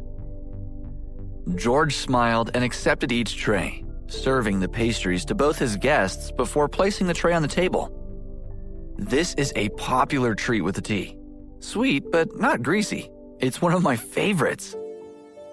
Gina and Mr. Key were stalled again, encouraged to take a bite of the dessert, and both conceding, "Not bad," and "delicious." After the first dessert, Mr. Key opened his mouth to ask again, but George interrupted. "This time, try them together. With the jasmine tea, it's even more wonderful. It's simply a perfect match." The two of them took a bite of the dessert and had a sip of tea before sincerely agreeing. It really is a perfect match. It's too delicious. After drinking the rest of the tea and the desserts on their plates, the two guests hoped it was finally time to talk. Gina and Mr. Key didn't dare to open their mouths. This time, they patiently waited for George to speak first. Their eyes were full of curiosity and doubt as they stared at George, silently urging him to speak. George broke the tense silence with a chuckle. "All right, I won't make you wait any longer. I'll stop intentionally delaying. I can see how curious you two are, so I'll tell you this. My last name is Rudd. My family has a very old and special history. Flora Williams is my assistant, and the Williams family's resources are all available to me," George said in a lighter tone than the words should have carried. When Gina and Mr. Key heard this, they were stunned for a moment. The surname Rudd and Flora as George's assistant, serving his every need? "What kind of relationship is this?" both guests asked themselves. But no matter what the relationship was, it was impressive. The Rudd family has a rich history of many generations. An ancestor of the Williams family was Foster Williams, and he has a certain connection with the Rudd family. You all better remember him well. George saw the two were confused. They were flabbergasted and looked at him in disbelief. Gina was internally freaking out. Mr. Key's heart skipped a beat. "Oh my God," he thought in shock. They looked at George, and Mr. Key said earnestly, "George, you kept us in the dark for such a long time. It must have been hard on you. However, I can't blame you for that. If I had such an awesome identity, I wouldn't have thought about exposing it." Gina nodded along before adding, "George, how are you so down to earth?" "Nah, I still show off my wealth occasionally," he said, running his hand through his hair. Gina and Mr. Key thought back to what they had seen of George. He did reveal his wealth occasionally, but they didn't think too deeply or dare to look too carefully. The key fact was still George's skill in concealment. Mr. Key sighed deeply and looked at George with poorly hidden resentment. Thinking about George's true identity compared to his own, he was truly infuriated. How could there be such a huge difference between us? George couldn't do much to directly ease their inferiority, so he changed the topic and chatted for a long time. They had no idea where the ease of conversation came from. While the three of them were chatting excitedly, Mr. Key couldn't help but suggest, "How about the three of us swear a pact?" Gina gasped quietly at the idea.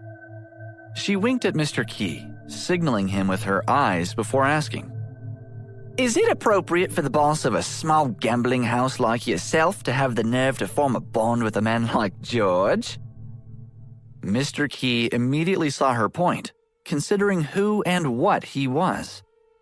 It would indeed be inappropriate, and he would have to be content with the fact that he could call George a friend. Realizing that, he decided to drop it. George surprised them both by agreeing. "All right, I'm willing. Let's swear a pact." George understood the hesitance behind their eyes, so he took the initiative.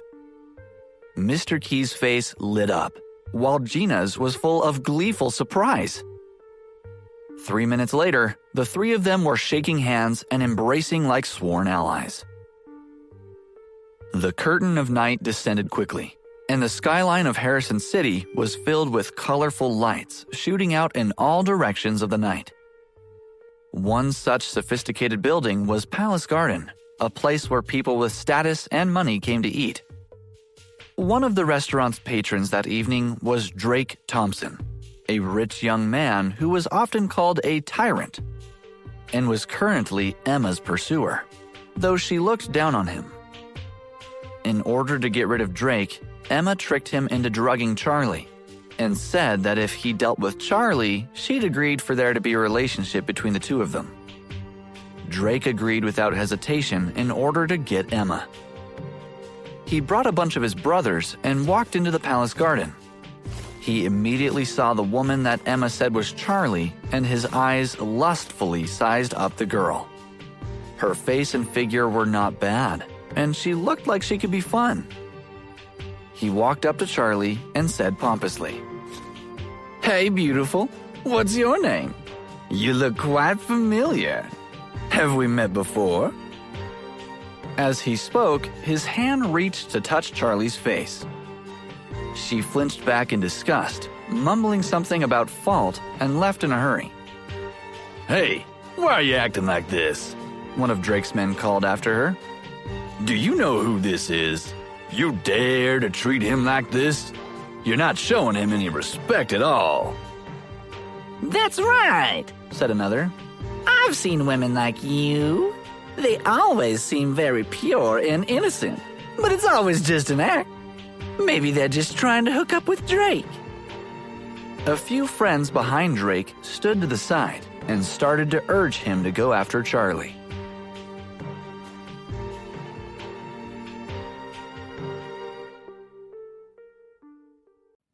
Episode 190, The Bribe.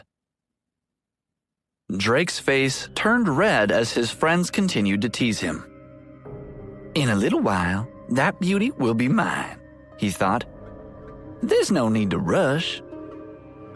"Let's go to one of the private rooms," he said. "You'll see how I deal with that woman later."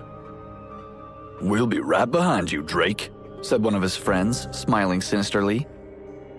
As they walked into one of the private rooms noisily, a waiter followed them, carrying a menu in his hand. Drake glanced at him in disdain and said, "Where's that beautiful waitress? I want her to serve us." "I'm afraid all the waitresses are currently busy," the waiter replied. "I've been asked to serve your table." Drake spat at his face. Do you know who I am? He asked coldly. The waiter was shocked. He wiped his face with his sleeve and shook his head. One of the men walked up to him and patted his cheek. "You don't know who he is? I wonder how you became a waiter," he said. "He's Drake Thompson, of course. One of the wealthiest guys in town." The waiter wanted to stand up to them, but a few of the other men came over and surrounded him. Realizing that they would cause trouble, he didn't dare to move. "What do you want?" he asked fearfully. How dare you speak to Drake like that?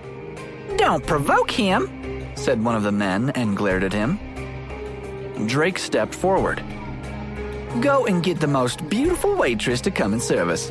Otherwise, we won't be responsible for our actions, he threatened. The waiter was frightened and quickly rushed off.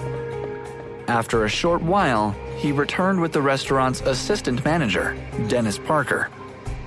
Before Drake could turn around and see who had come in, Dennis said, "My apologies, gentlemen. You're not able to request any particular waiter to serve you. I hope you can understand." Drake stood up from his seat. Mr. Parker, I'm glad you're here. Do you remember me? He asked. The assistant manager looked at Drake for a few moments. Then he broke into a smile and said loudly, "Of course, it's Mr. Thompson. I didn't recognize you among all your friends." Drake decided to take the opportunity to bribe him. He took out some money from his wallet and put it in his hand. Dennis had been called to settle things down with the group of diners. He hadn't expected the wealthy Drake Thompson to be among them. Since Drake was just being picky with the waiters and wasn't really causing any trouble, he decided to accommodate him. He accepted the money and smiled. Mr. Parker, I would like the beautiful waitress who arrived just a short while ago to serve us, he said with a sinister smile. Dennis thought for a moment and then realized who he was talking about. He nodded and said, "No problem, Mr. Thompson. I'll get Charlie to serve you right away." Drake nodded in satisfaction and went back to his seat. After a few minutes, Charlie came in with the menu. She raised her head and looked at the familiar faces in the room. She quickly realized that they were the same people who were flirting with her as she was entering the restaurant. She took a deep breath and tried to compose herself. Can I get your order, gentlemen? She asked calmly. Hello, beautiful. We meet again, said Drake playfully. As you can see, there are no shortages of men here tonight. I have a boyfriend, she replied with an expressionless face. A beautiful woman like you shouldn't be content with just one man, added one of the men. Drake's not a bad-looking guy. You should consider him. All the men in the room started laughing heartily. Charlie's face turned pale. What would you like to order? She asked coldly. If you don't want to order now, I can come back. All she wanted to do at that moment was leave the room. She turned around and headed toward the door. Hey, don't go. We didn't say that we don't want to order, said Drake. Charlie stopped where she was and hesitated. Drake smirked. As a waitress, it's not appropriate for you to leave without taking our order. She pursed her lips and turned around. Sir, what would you like to order? Well, you haven't even given us the menu yet. How can you expect us to order? He retorted. She looked down at the menu in her hand and quickly placed it on the table. Drake immediately reached out for it and grabbed her hand instead. What are you doing? She cried in panic. I'm just taking the menu. There's no need to be so touchy, said Drake and laughed uncontrollably. Charlie gritted her teeth and pulled her hand away. All she wanted to do was take the order and leave. While Drake and his friends were ordering, they started asking her unnecessary questions about the dishes. She was cold toward them and answered minimally.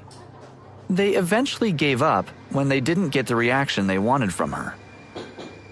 As soon as Charlie took their order, she turned around to leave. Finally, she would feel relieved. Drake looked at her as she was leaving and sneered. "This is taking too long. I should have had her in my clutches by now," he thought. After the dishes were served, Drake called the assistant manager over and whispered a few words into his ear. Dennis thought for a moment. He was in a difficult position. When Drake saw him hesitating, he took out some more money from his wallet and put it in his hand.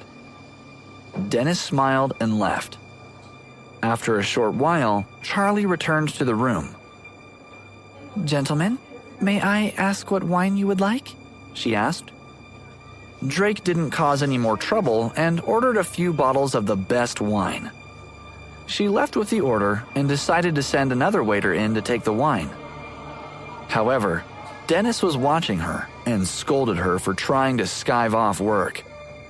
She had no choice but to serve the drinks herself. She walked into the private room unwillingly, carrying the drinks tray. Little did she know what awaited her.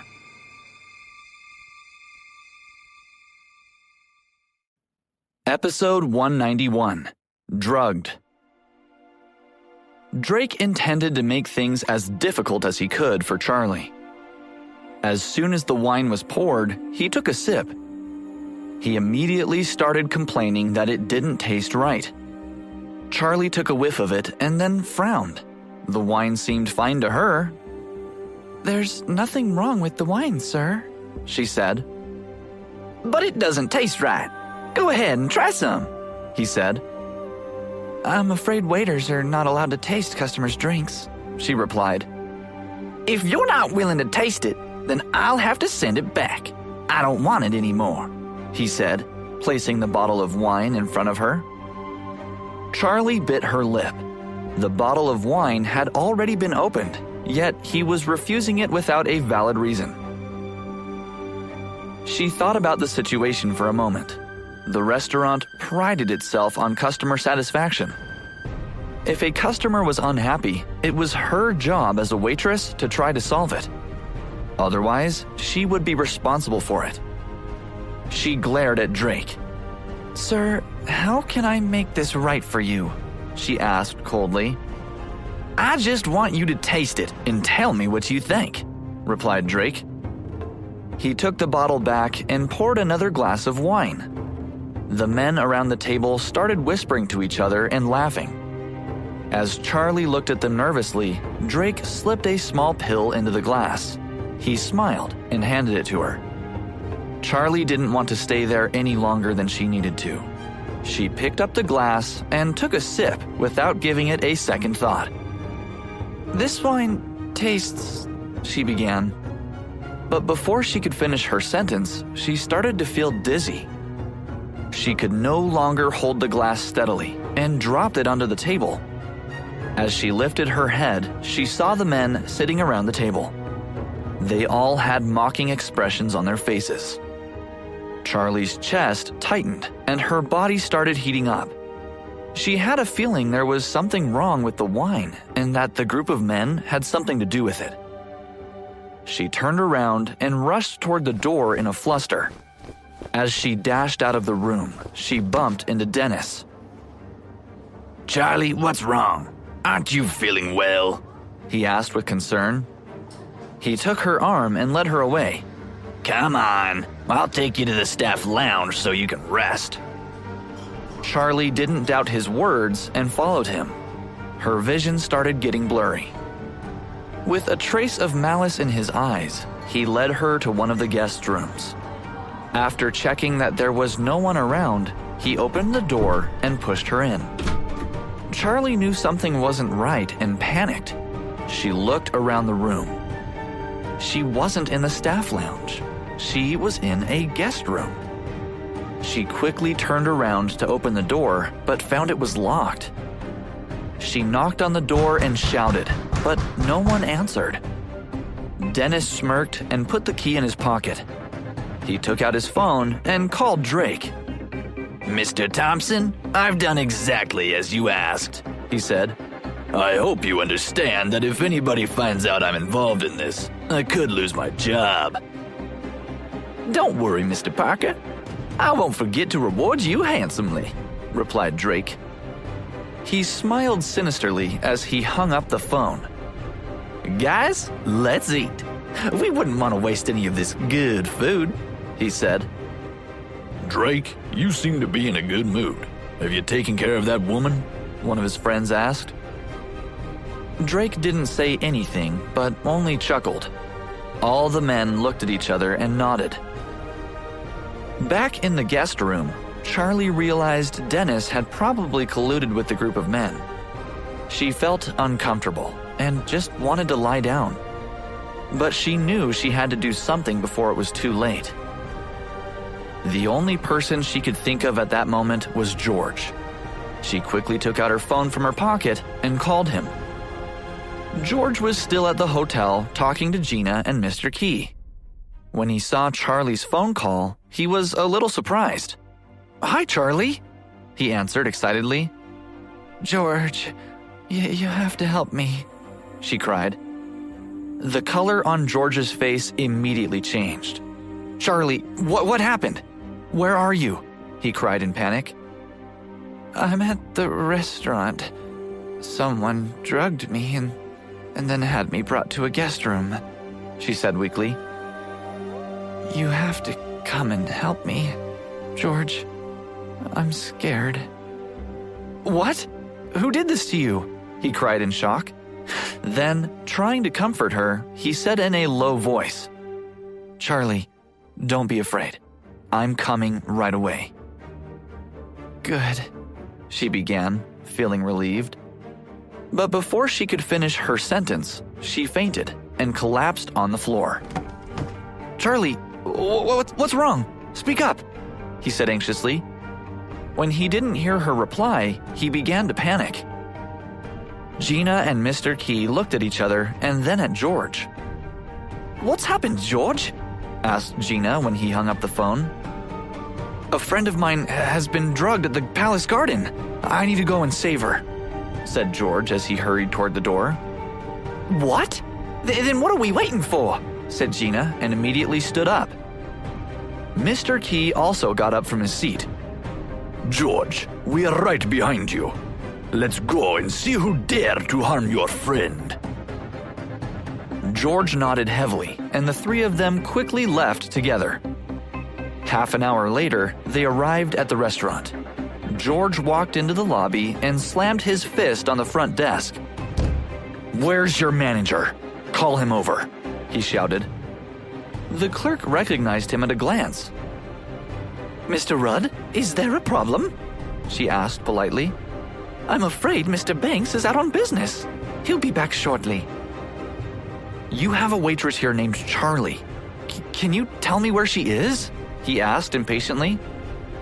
The clerk thought for a moment. Oh, yes, Charlie. She's serving the diners in room 5, she replied. Just go down the corridor and it's the 3rd room on your right. Gina frowned. And just who are these diners? She asked. Episode 192. A Call for Help.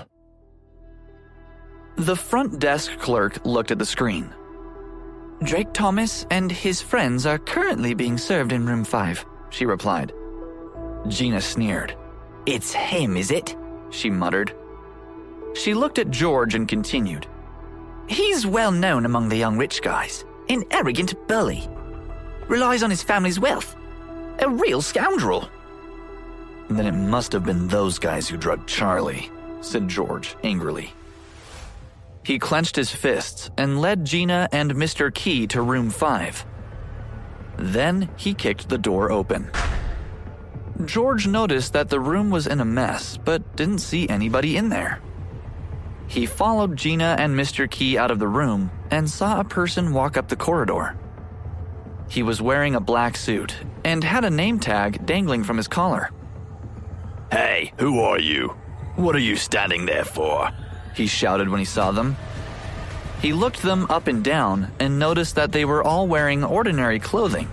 But when he looked at their angry faces, it seemed like they were there to cause trouble. George went closer to read the name tag. "So, you're the assistant manager, are you? One of your waitresses, Charlie, was taken by a man called Drake Thompson to a guest room. I want to know where she is," he demanded. "I don't know who you're talking about," said Dennis nervously. George stepped forward and grabbed his collar with both hands. "Let go of me. Who are you?" asked Dennis fearfully. When Gina and Mr. Key saw him shifting his gaze away from them, they became suspicious of him. "I advise you tell the truth. Otherwise, we'll beat you till you're unconscious," threatened Mr. Key. Dennis shrank back in fear and pointed upstairs. "Room 19 on the second floor." George loosened his grip and said coldly, "If I find out you had anything to do with it, I'll come back for you." George, Gina, and Mr. Key didn't wait for the elevator. They ran up the second floor as fast as they could. When they got to room 19, they kicked the door and burst in. Everyone in the guest room was shocked as they saw them approach. Drake quickly covered Charlie, who was lying still on the bed with the blankets. He frowned and asked, "Who are you?" "Where's Charlie?" George demanded. He looked around the room and sneered. "What did you do with her? You better tell me now." "Charlie?" asked Drake, pretending to look confused. "Who is she? I don't know her." "Drake, you scoundrel," said Gina angrily.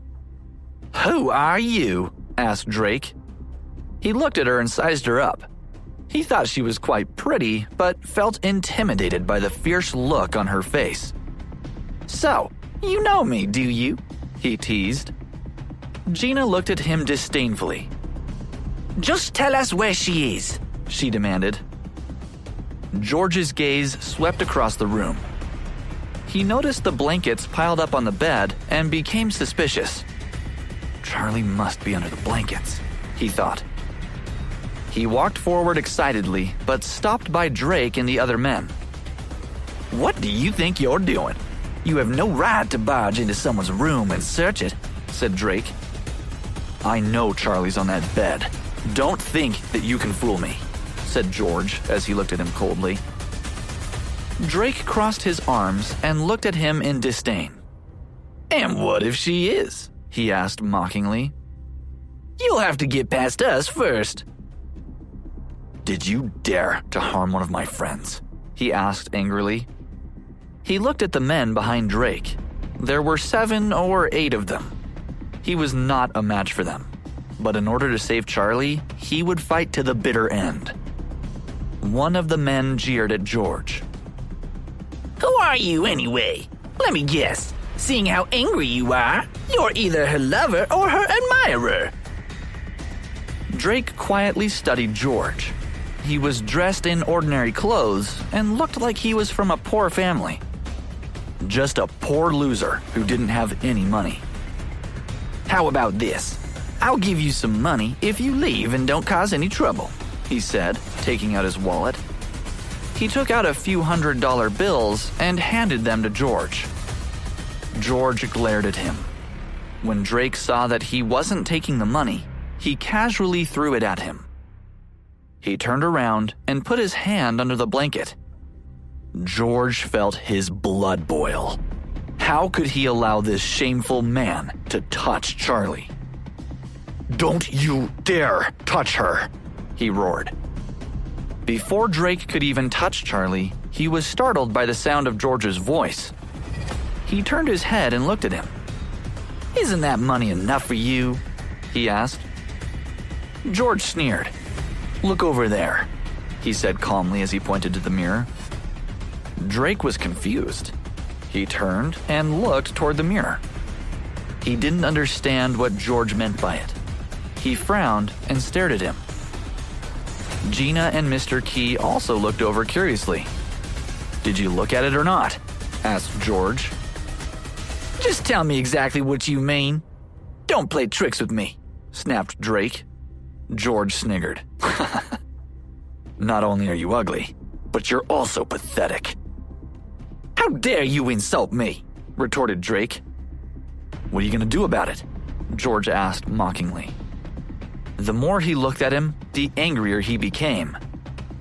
Suddenly, he grabbed his neck with one hand and punched him in the face. Before Drake could react, George swung out his fist and violently started punching his stomach. Drake wanted to hit back, but his fist was blocked by George's arm. George continued punching him until he grimaced in pain. How dare you hit me, you loser?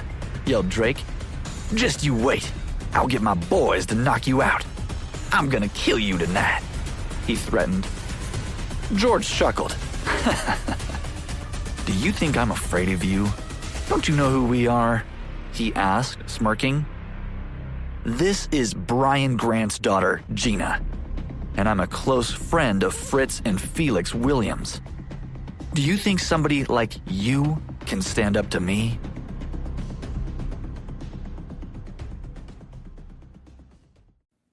Episode 193, In the Guest Room. Drake and his friends were stunned. They hadn't expected George, an ordinary-looking guy, to know so many powerful people. Perhaps he's making it up, thought Drake. He swallowed hard and looked at George, not knowing what to say. Suddenly, there was a knock at the door. It was the manager, Ronald Banks. Mr. Rudd, I'm sorry I'm late. I've troubled you, he said and shook George's hand. Everyone was surprised that the manager had come to see George, and they were even more surprised by how courteously he had greeted him. Gina and Mr. Key winked at each other. They realized that Ronald must be related to the Williams family. His respectful attitude toward George was to be expected. I understand there's been a problem, he asked anxiously. George nodded. Charlie was drugged and brought here by this scoundrel. How could this have happened at your restaurant? He complained. Mr. Rudd, it was my neglect of duty. Please leave the matter to me. I'll investigate it and find out exactly what happened, replied Ronald in a serious tone. George had a disappointed look on his face, but remained silent.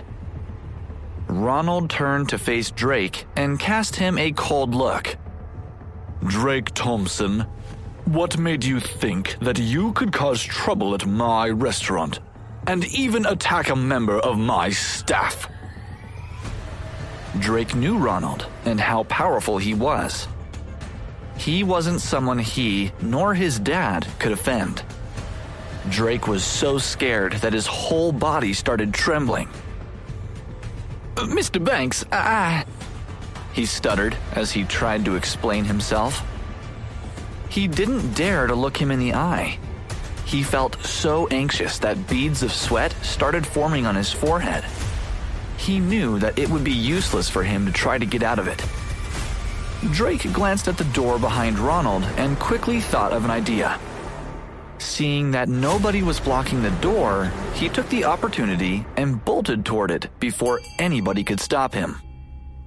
He thought he could escape and leave the restaurant unharmed.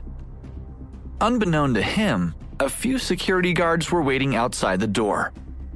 As soon as he opened the door, he was caught and restrained by them. I'm afraid you won't be able to escape that easily. Nobody causes trouble at the Palace Garden and gets away with it, bellowed Ronald. Drake's accomplices, who were standing in the room, understood that they wouldn't be able to escape either. They were so frightened that they all began to explain themselves. It was Drake who invited us here to eat, but the moment we arrived, he took a fancy to that waitress, said one of them. He bribed the assistant manager to bring her up here, said another. We didn't do anything. It was Drake who brought us up here to watch him and the waitress. shut up!" shouted George. He couldn't bear to think about it. He turned around and looked at Ronald. The assistant manager was in on this. "What are you going to do about him?"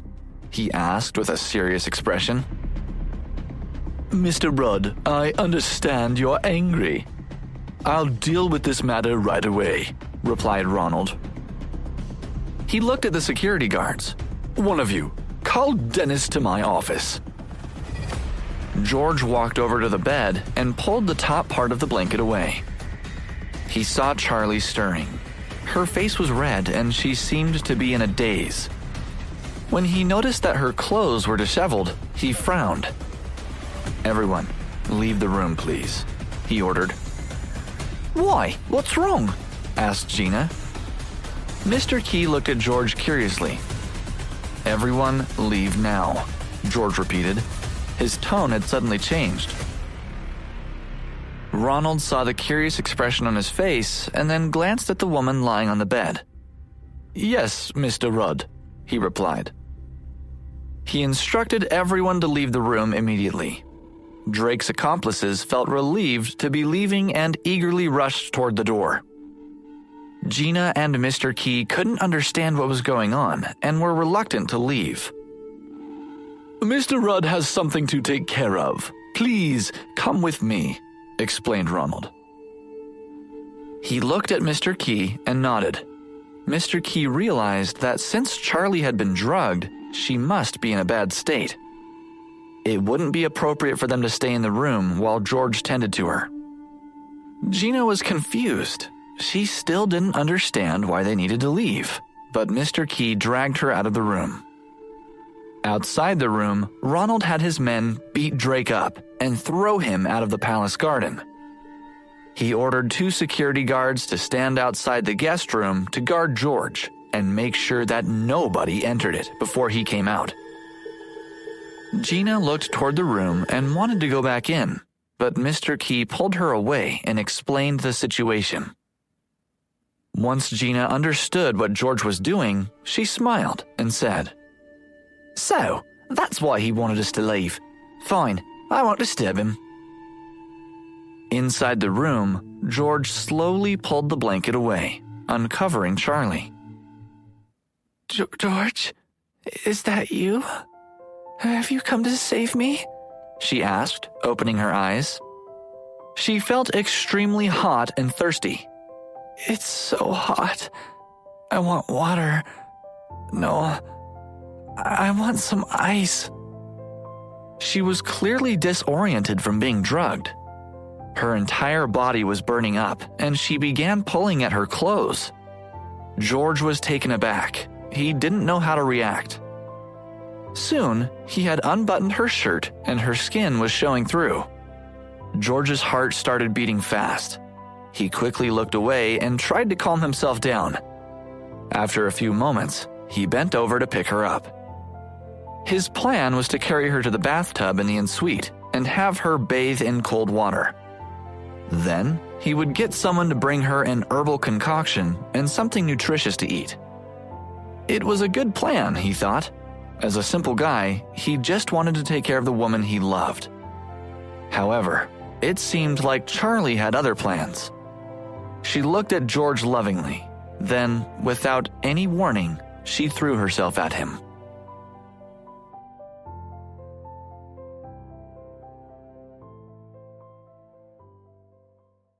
Episode 194. Ronald Takes Action. Charlie wrapped her arms around George tightly and refused to let go. His face turned red and his hands started trembling. Charlie, what are you doing? Let go of me, he said in a low voice. He tried to control himself, but his heart longed for her. She was the woman he loved. How could he resist her? George immediately felt ashamed of himself. How could I even think about it? Am I so weak that I can't resist a beautiful woman? He thought. Charlie relaxed her arms and rested her head on his shoulder. He looked down and gazed at her innocent face. How beautiful she is, he thought. The more he looked at her, the more he fell in love with her. She squinted her eyes and began feeling his face and neck. "What is this?" she asked, giggling. George took a deep breath. He wanted to stop her, but found that his hands had become numb. He began wondering what it would be like if they were to date each other. While he was immersed in his thoughts, he was suddenly pushed down onto the bed. Charlie started giggling, and then suddenly leaned over and kissed him.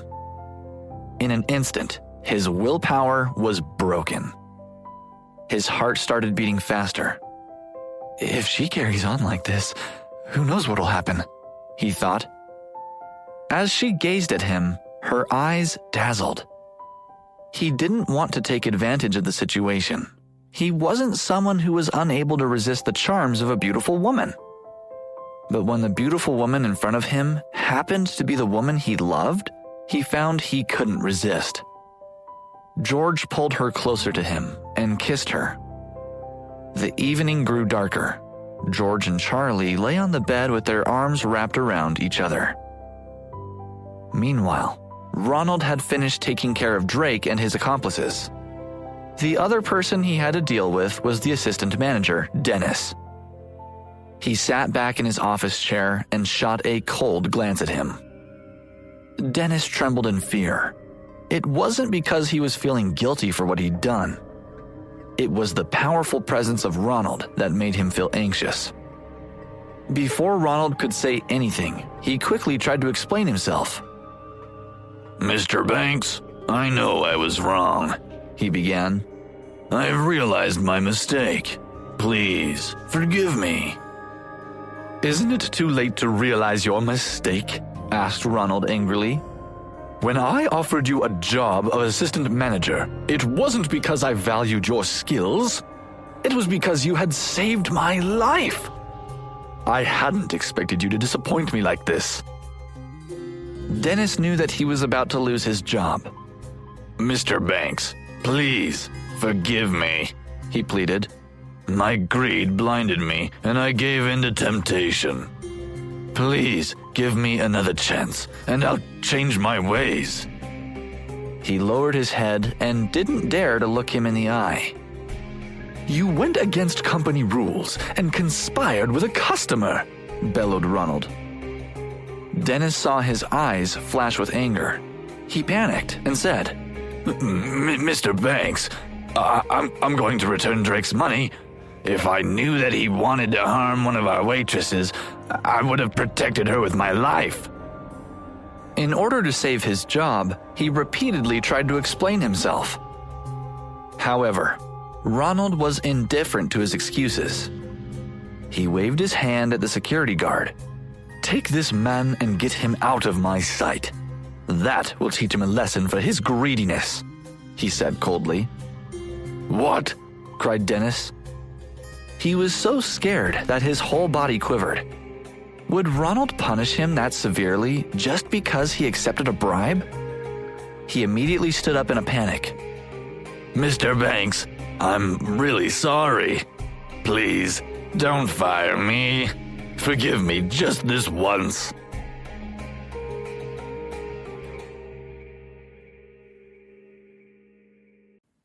Episode 195, An Unexpected Request. Ronald closed his eyes. He couldn't be bothered to listen to Dennis's pleas for mercy anymore. He waved his hand, and two of his men immediately appeared and took Dennis away. The next morning, the sun shone brightly, and its warm rays entered through the window into a room on the 7th floor of the palace garden. Charlie slowly opened her eyes as she felt the pleasant warmth. She looked at the ceiling and then around her, realizing that she was in some unfamiliar place. "Where am I?" she wondered. "This doesn't look like the girls' dorm." She was confused, trying to figure out how she had ended up in that place. She tried to sit up, but immediately lay back down, feeling a sharp pain in her lower body. She tried to remember what had happened the previous night. She could recall a man who had tried to drug her, and then the manager who had tricked her into going to a guest room. Then she called George for help. I can't remember what happened next, she thought sadly. Even though her mind was blank, the pain she could feel let her imagination run wild. Her heart became heavy as she realized that George most probably hadn't come to her rescue. Some man had been touching her yesterday. She felt impure and angry. She screamed and turned to the man who was lying beside her. She picked up a pillow and gently put it on his face before pressing it down with all her might. George woke up in a daze after hearing her shout. He wanted to sit up and ask her how she was feeling, but she was still holding him down with the pillow. "I'll kill you!" she shouted hatefully. His heart went cold. He hadn't expected her to behave like that. He had imagined that she would cry or hide in bed, not daring to look at him. What's going on? He wondered. Does she really hate me that much? He waved his hands and struggled desperately, feeling that he was suffocating. He wanted to shout out loud, but didn't have enough force. "Charlie!" he gasped with difficulty. Then he reached for her arm and pulled her to the side. With his other hand, he moved the pillow away and sat up on the bed, panting heavily. "I'll kill you. I'm not afraid of you. At worst, we'll both die," she hissed, seeing the man set himself free. She panicked and started looking around her. When she noticed a vase on the bed cabinet, she hurriedly picked it up. She was about to smash it on George's head, but he grabbed her hand just in time. "Charlie, what's going on?" he asked in an aggrieved tone as he quickly snatched the vase. She was stunned for a moment. The man's voice sounded familiar. She raised her head and realized that it was George. "George, is that really you?" she stuttered. I thought it was that other bastard." He was taken aback. He was quiet for a while, thinking about the meaning of her words. After a while, he understood that the man she wanted to kill wasn't him, but Drake. "Charlie, it's me. Don't be afraid," he whispered in a soft voice. "I'll protect you. I've already taught that man a lesson." She felt a little better. She realized that the man she had slept with the previous night was George. She was slightly embarrassed, but she didn't have any regrets. Yet, lying close to him made her feel uneasy. She looked at him with a strange expression and pushed him away. She wanted to get down from the bed, but the pain made her sit back once again. "Ouch," she moaned quietly. "Charlie, what's wrong?" he asked in concern. She looked at him bitterly. She pursed her lips but didn't say anything, insisting on getting off the bed. As he saw her struggle slowly, he quickly wrapped a blanket around her body and got up to hug her. He looked in her eyes and said in a serious tone, "Charlie, I want you to be my girlfriend. I'll take care of you. And as soon as I graduate, I'll marry you." She was quiet for a moment. A surprised expression flashed across her face as she looked at him in disbelief. "Marry me? He wants to marry me?" she wondered frantically. Then she looked up and shook her head, as if slowly regaining her senses.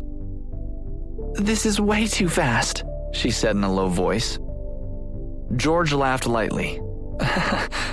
I disagree, he said in a playful tone. "I think it's too slow. If I could, I'd marry you right now." She rolled her eyes and looked at him in disdain. "Aren't you a little overconfident? Who says I'm going to marry you?" she scoffed. All right. We'll marry when you want to," he replied in a placating tone. Then he smiled and asked, "However, Charlie, are you willing to be my girlfriend?" He seemed to be in a good mood, but he also looked strangely determined. She wanted to retort, but seeing his serious expression, she shook her head and whispered, "I won't be your girlfriend. What happened yesterday was just an accident. I don't want you to feel responsible for it." "What happened yesterday might have been an accident, but it definitely wasn't a mistake," he replied with emotion in his voice. "Charlie, I like you. You like me too. Everything that happened is just right. Be my girlfriend." "But," she started and stopped short, feeling hesitant. George was beginning to get anxious. "Charlie, what's going on? Do you want to tell me you really don't have any feelings for me?" he asked sadly. "Yesterday, you were the one who seduced me. You were so passionate." He let go of her and showed her the mark of her teeth on his neck. She quickly turned her head away in embarrassment and shouted loudly, "Leave me alone. No matter what you say, I won't be your girlfriend." "Why not?" he asked in a puzzled tone. She looked at him seriously, feeling mixed emotions in her heart. After a while, she said slowly, "We're not right for each other." "What do you mean?" he asked. "Charlie, we can't be any more suitable for each other." But she only shook her head, not willing to listen to his words. Suddenly, she felt there was a huge difference between them. "He's so outstanding, and I'm just an ordinary girl," she thought sadly.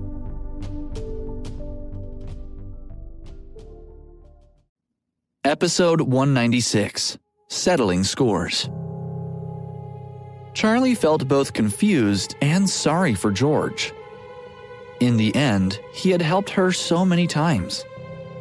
She knew that he had feelings for her, yet she also knew that she wasn't worthy of him. Suddenly, she pushed him away and lowered down to pick up her clothes scattered on the ground. She wanted to escape from that room as quickly as possible. This only made George more anxious. He walked forward, took her in his hands, and carried her back to bed. He lay her down gently and started to kiss her lightly. At first, she tried to struggle, but then she slowly gave in, intoxicated by his kiss. After a while, he let go of her and looked at her seriously. "No matter how much you resist, I won't let you go," he said in a firm tone. "From now on, you're officially my girlfriend." "But, George," she whispered and stopped short, looking at him in surprise. "Don't call me George. Call me sweetheart," he replied in a playful tone, smiling charmingly. Then he lowered his head and kissed her fragrant lips again. That time, she didn't resist. They kissed for some time, and when they stopped, they looked at each other, serious and emotional. In the afternoon, George and Charlie cleaned themselves up and decided to get out of the guest room. Just as they were leaving the palace garden, they ran into Ronald Banks. He seemed to have been waiting for them. He walked over to George and said, "Mr. Rudd, regarding yesterday's matter." George interrupted him abruptly. "Stop. We'll talk about it later," he said in a low voice. "All right, Mr. Rudd, as you wish," Ronald replied in a respectful tone as he watched the two of them walk away. Since Charlie was still feeling unwell, George decided to take her to his apartment to rest. He then went to the supermarket to buy some food for her. After he came back, he stayed with her for a while and then decided to let her rest on her own. He thought that, since they were a couple now, he had to deal with what had happened the other night at the palace garden. As soon as he arrived there, he started looking for Ronald Banks. When he saw him, he quickly walked over. Ronald looked at him with a smile and said, "Mr. Rudd, I've been waiting for you. Let's talk somewhere in private. Please, follow me." He led him to his office and pointed to a chair. He sat on a large, comfortable sofa and rubbed his hand over his face. "I'm terribly sorry about what happened. Of course, I've fired and punished the assistant manager who was involved." George looked at him and asked, "And what about Drake?" "My men dealt with Drake as well," Ronald explained. "We won't let him do that kind of thing in the future." "And that's all?" George asked in a cold voice.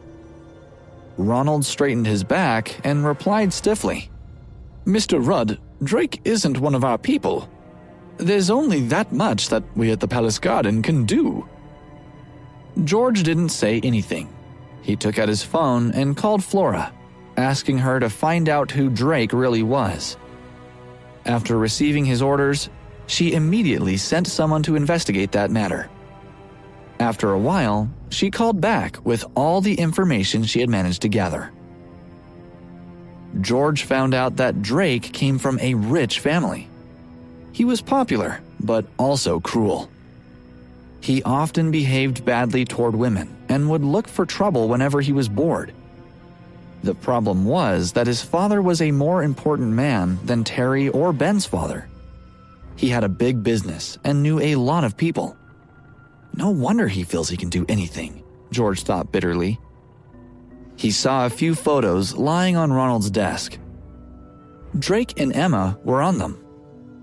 One was a picture of them sitting in a coffee shop talking, and another showed him kneeling in front of her with a bouquet of roses in his hand. George rolled his eyes and sneered. He realized that the fact that Drake had drugged Charlie might have something to do with Emma. She had tried to frame Charlie on previous occasions. She had been expelled after she had bribed a teacher to apply for the scholarship that Charlie had been waiting for. He was sure Emma would take any chance to try to take revenge on Charlie. He sighed heavily.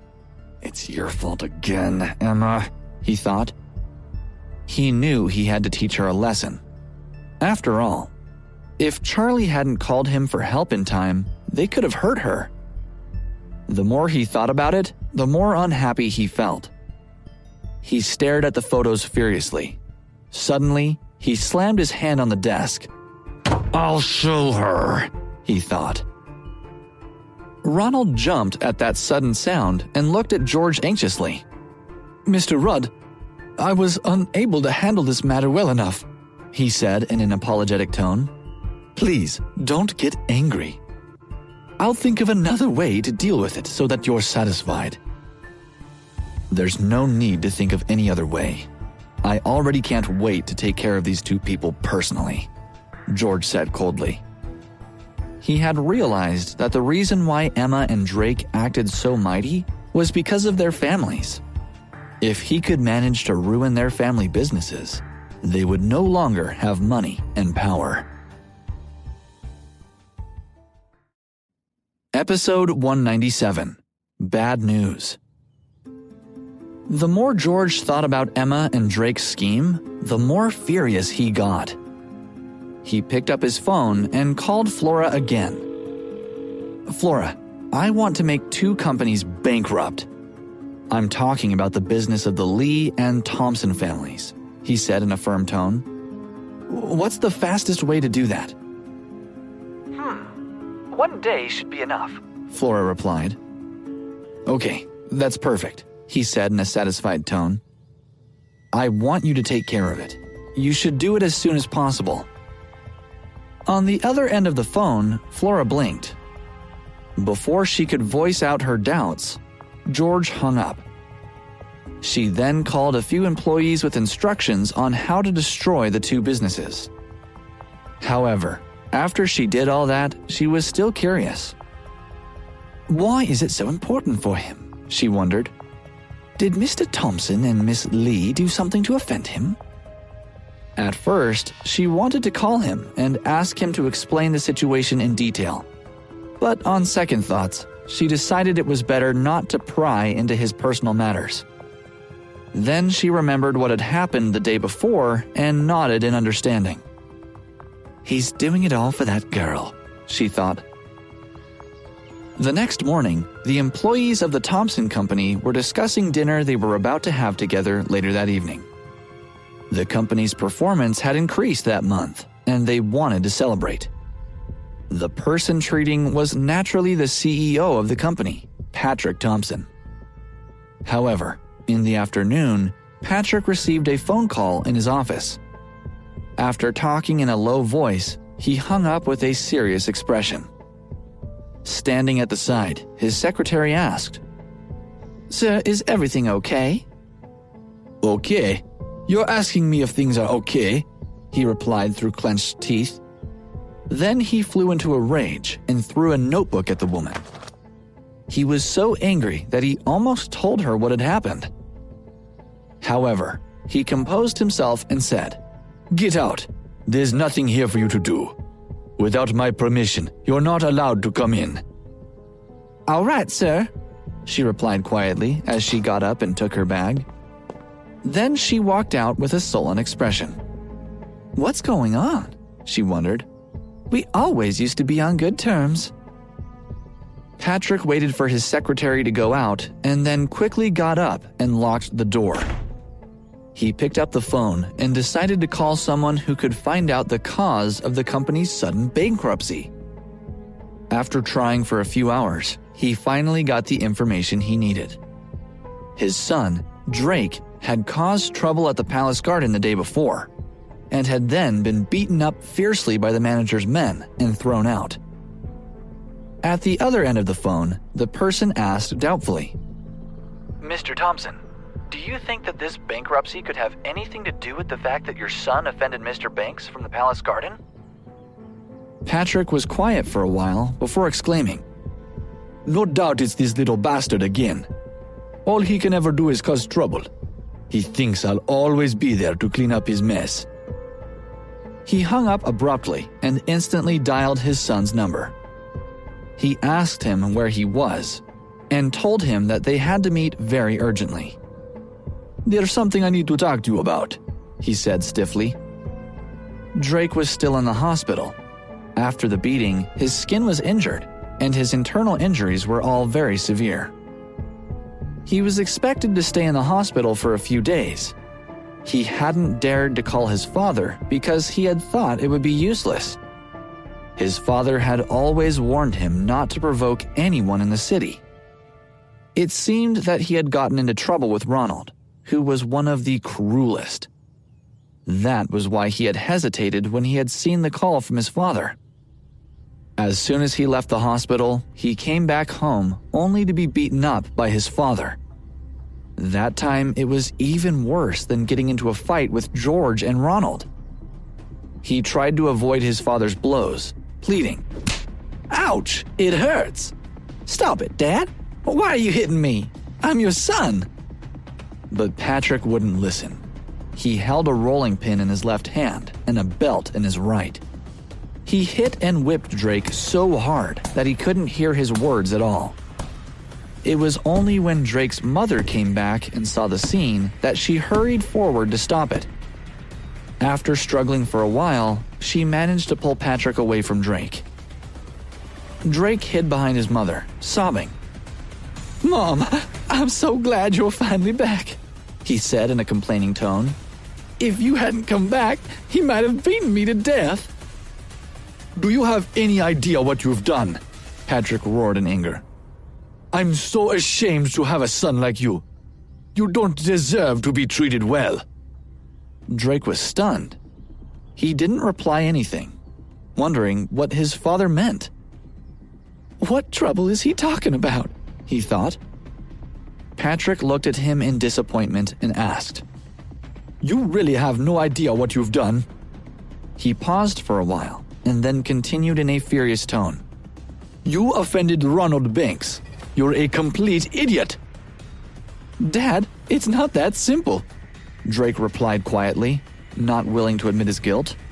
"I didn't get into trouble with Mr. Banks, but he also got someone to beat me up. I was even hospitalized. Look at my injuries." Patrick sneered. "I actually hope that he'll beat you to death, so at least the company won't go bankrupt." "What are you talking about?" Drake's mother asked. "Patrick, what bankruptcy?" "I received a call this afternoon. Someone wants to take over our company.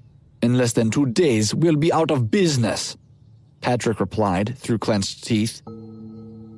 Drake looked at his father in disbelief and asked, "Dad, is that true? Are we really going bankrupt? You're not joking with me to scare me, are you?" Patrick picked up a stick from the ground and threw it at his son. You think I'm in the mood to joke? The company is really going bankrupt. I'll kill you!" he yelled furiously. Drake wanted to defend himself, but he knew that it would be useless. His mother also looked at him with a furious expression. She then took the belt from Patrick's hand and hit her son with all her might. Episode 198. A Meeting at the Warehouse. "Mom, why did you hit me as well?" Drake shouted, trying to dodge to avoid his mother's blows. "It's because you deserve it," she snapped back. "The family will be bankrupt because of you. It's all your fault. Now we'll have to beg for this man's forgiveness," she cursed as she swung the belt to hit him again. Drake was lying on the ground, feeling as if he was about to die. He had been beaten up severely by both his parents, who had left him there without any remorse. After the fight, Patrick went upstairs to have a shower and get changed. A short while later, he was ready to go out to personally apologize to Ronald. Before leaving, he instructed his wife to clean and bandage Drake's wounds. Once she was done, he led his son to the car. He had decided that they would go to the palace garden together. As soon as they arrived there, Patrick felt extremely nervous. He touched his forehead, which was all covered in sweat. He sighed and got out of the car. He looked up at the restaurant building and then started walking toward it slowly, followed by his son. Just as they were about to enter, they were stopped by a group of men. "What are you doing here?" one of the men asked as he stared coldly at the two of them. "We're here to talk to Mr. Banks," Patrick replied with a fawning smile. The man snorted coldly and said, "You're not allowed to enter." "Why?" Patrick asked, feeling increasingly confused. "Mr. Banks said that from today on, the palace garden will not receive anyone from the Thompson family," the man replied with a contemptuous smile. "He doesn't wish to meet with you." "We're here to apologize to Mr. Banks," Patrick hurriedly explained. "My son here caused Mr. Banks to be unhappy, but I want him to make amends. Please, tell him that I, Patrick Thompson, brought my son to officially apologize to him." Drake wanted to retreat and run away. He had been beaten up countless times in the past 2 days. He started to panic. "Dad, Mr. Banks doesn't want to see us. Why don't we go back?" he pleaded. "Shut up," Patrick snapped back. "You're not allowed to talk back to me in public. Whatever you say, I'll beat you to death." He glanced at his son angrily and slapped his face. Drake didn't dare to reply anything. He only covered his face and looked at his father aggrievedly. After dealing with his son, Patrick continued to speak kindly to the bodyguard at the entrance. After a while, the man agreed to pass the message on to Ronald. A moment later, another man came out and said, "You may come in. Mr. Banks will see you now." Patrick smiled and happily pulled Drake in. He believed that meeting with Ronald could help him save his company. As soon as he entered Ronald's office, he put on a gentle smile. "Mr. Banks, I'm so sorry," he said in an apologetic tone. "It's all my son's fault. I know he's caused a lot of trouble. If you don't like my son, I'll let you vent all your anger on him." He paused for a moment and then continued in a pleading tone. "However, I hope you can spare our company after you've done your venting." He carefully observed Ronald's expression as he spoke. He was afraid that if he were to offend that man with his words, then his company would really fall immediately. He then turned to Drake and signaled at him to come forward and beg for forgiveness. Drake looked at his father in doubt. He didn't seem to understand what his gesture meant. "What does he want from me?" he wondered. I guess he wants to send me forward to get beaten up once again." Patrick saw that his son was hesitating and sneered. He kicked his butt and pushed him forward with all his might, making him kneel in front of Ronald. "Dad, why did you kick me?" Drake yelled, looking at his father accusingly. "Shut up," Patrick growled. "Go and beg Mr. Banks for forgiveness." Ronald smiled faintly, staring at the two men. "It's useless to ask me for help, and even more useless to apologize to me," he said dryly. "I wasn't the one you offended. If you want to apologize, you should apologize to the people you got into the fight with." "What do you mean?" Patrick asked, looking at him with a puzzled expression. "Mr. Thompson, I'm afraid that you still don't know what your son has done, right?" he sneered. "He came to the Palace Garden and took liberties with one of our waitresses. However, it so happens that this waitress is Mr. Rudd's girlfriend, and your son actually had the guts to drug her. He really doesn't deserve to be treated well." "Mr. Rudd?" Patrick asked. He still didn't understand what was going on. "Who is Mr. Banks referring to?" he wondered. Then he figured that the man's actual identity didn't matter, as he surely was an important person, capable of ruining his family business so easily. Without thinking twice, he agreed to talk to him. Ronald nodded and called George to ask for his opinion. George hadn't expected the Thompsons to come to beg for mercy so quickly. He sneered and said, "Of course we can do it. Since Drake dared to touch Charlie, he'll have to pay a certain price. Mr. Banks, arrange a meeting for us." "Yes, Mr. Rudd," Ronald replied in a kind tone. He hung up and looked at Patrick and Drake with a deep expression. Then he informed them that they would wait for George and Charlie to arrive in the Palace Garden's rear warehouse. When the three of them entered the building, Patrick looked around nervously. "Mr. Banks, what's the meaning of all this? Why did you bring us here?" he asked in an anxious tone. "Is he planning to kill us here?" he wondered. Ronald glanced at him with a strange expression and didn't reply anything. Just then, they heard a young man's voice coming from outside the warehouse. "Charlie, don't be afraid," he said. "I'm here with you. I'm just bringing you here so that you can see the consequences of being a bad person." Patrick turned around and saw a young man and woman walk into the warehouse. The man was looking at the woman with loving eyes. The man's face was unfamiliar to Patrick, and he looked at Ronald with confusion.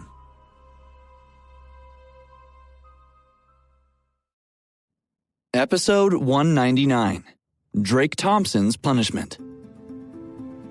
Ronald didn't even bother to look at Patrick and Drake as he directly walked toward George and Charlie. "Mr. Rudd, Miss Jones, you're here," he said in a respectful tone. Patrick was taken aback. He couldn't believe that Ronald would have such an attitude of respect toward a young man. What's more, he had never even heard the man's name in the important circles. He walked over to Ronald and asked hesitantly, "Mr. Banks, is that Mr. Rudd?" Ronald smiled kindly and nodded his head. Then he turned to George and said, "Mr. Rudd, this is Patrick Thompson, Drake Thompson's father. They both want to express their apologies to you and Miss Jones." Patrick Thompson stretched out his hand and said in a serious tone, "Hello, Mr. Rudd and Miss Jones. I am Patrick Thompson. I am truly sorry for what my son has done to you. My apologies." George glanced at him and sneered. "You're Drake's father. Is there any use in apologizing? If words were enough, why would the police be needed in this world? Do you know what your son did? The last thing he should have done was think about my girlfriend." He paused for a moment and frowned. "By the way, where is he?" he asked, looking around. Patrick's body trembled. He hadn't expected the young man to be so confident. He also looked around and found that his son was gone. He searched for a while before finding him, hiding behind a pillar on the end of the warehouse. "Drake, come here," he roared. Drake heard his father's angry voice and didn't dare to make a sound or come out. He had actually hidden the moment he had seen George and Charlie come in. He was afraid of how George might decide to punish him. He had already invited Ronald and managed to make his family business go bankrupt. "I wonder what's next," he thought anxiously. George also noticed where Drake was hiding. "Drake Thompson, if you're a man, come out," he said in a mocking yet commanding tone. But Drake didn't budge. "If I go there, I'm dead for sure," he thought. "They'll never let me go, especially Charlie won't." George looked at Patrick sarcastically. "Is this what you call an apology?" he sneered. Patrick felt quite awkward. He hadn't expected that his son would embarrass him like that in public. He walked toward him angrily and pulled him from behind the pillar. Drake tried to struggle, but his father kicked him fiercely. "Drake, come and apologize to Mr. Rudd and Miss Jones. Hurry!" he yelled. "Dad, I'm not going. I don't want to go," Drake protested. He turned his face away in fear, not daring to look at George and Charlie. "Even if you don't want to go, you have to," Patrick ordered. "Do you imagine I'll let our family go bankrupt just like that? This is the business that your grandfather worked so hard to build. And now you've ruined it. Do you understand that? Apologize to Miss Jones and Mr. Rudd to win their forgiveness." He paused, noticing his son's frightened look. He felt both angry and anxious. "Listen to me, just this once," he added in a pleading tone. Drake saw how much his father was suffering and felt a bit bad. However, he still didn't dare to face George. The beating had really scared him. "Dad, don't force me. I've already been beaten up a lot. And I've also been beaten up to the point of having internal injuries. What else do you want?" he asked. Then he glanced at Charlie and shouted, "Besides, I didn't do anything to them. It's them who hurt me. It's true that I drugged that woman, but I didn't even touch her. Look at her. She's standing right in front of you. She looks totally fine. Anyway, it was her who seduced me at that time. I only followed along." He paused and added in a mean tone, "Don't be fooled by her innocent face. She's a dishonest woman who has fun seducing men." "How dare you, Drake?" Charlie exclaimed angrily. "You were the one who teased in a rude way. When I was handing over the menu, you touched me and said the wine didn't taste good. You tricked me into drinking it." "Charlie, don't be mad," George said gently. "It's not worth getting angry at such a person. Leave this matter to me. I'll deal with it properly." Then he looked at Drake mockingly and said coldly, "I wonder how you still have the nerve to stand in front of me after what you've done to Charlie. It seems that ruining your family business is still too light a punishment. I have a new idea.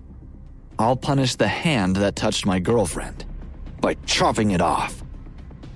He turned to Ronald and ordered, "Mr. Banks, get your people to arrest Drake." "You can't do that, you bastard!" Drake exclaimed as he hid his hands in fear. "You're scolding me? Why don't I teach you a lesson?" George sneered. Seeing that a few bodyguards came forward and grabbed him, Drake tried to escape, but a person behind him caught him and quickly tied him to a nearby bench. Then he saw George holding a knife in his hand and slowly walking toward him. I don't want to die. Please, don't hurt me. Please don't do that," he pleaded desperately. Episode 200. A Wounded Animal Attacks. "Ronald, please," Patrick begged. "Help me out here. Say something to my son's favor. He knew they wanted Drake to beg for forgiveness, and he didn't mind them hurting his son a little if it satisfied George and Charlie. But he hadn't expected George to be quite so hateful. Ronald shook his head. He waved a hand at his men, ordering them to grab Patrick so that he couldn't interfere with George's business. Drake had a flash of inspiration, much like anyone in his situation would. Fear tended to clear the mind. He remembered that he had only attacked Charlie because Emma had instructed him to. It was all her fault. No matter what happened to him here, he would make sure that Emma paid for what she had done. Please listen, he cried. I can't take this anymore. I'm not the one behind all this. Someone else made me do it. Who? George demanded. Speak. It was a woman named Emma, Drake said. She told me to drug Charlie and then take her to bed and take pictures of her. And then she would agree to go out with me. I didn't want to hurt Charlie. It was all Emma's idea. George wasn't surprised. Yes, I know. But it doesn't matter. I'm still going to cut off your fingers.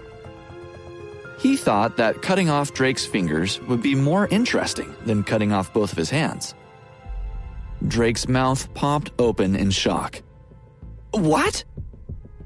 George raised his knife and threatened to cut off one finger for each of Drake's hands.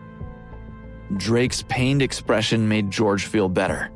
He reached forward with the knife. 2 screams rang out. One of them was Drake's anguished cry. He was afraid of being cut, but that wasn't enough. George wanted to cut off all of Drake's fingers, one by one. The other shout came from Charlie. The threat of blood had frightened her out of her wits. She covered her mouth to stifle her shriek as she fled. George turned and saw Charlie running away.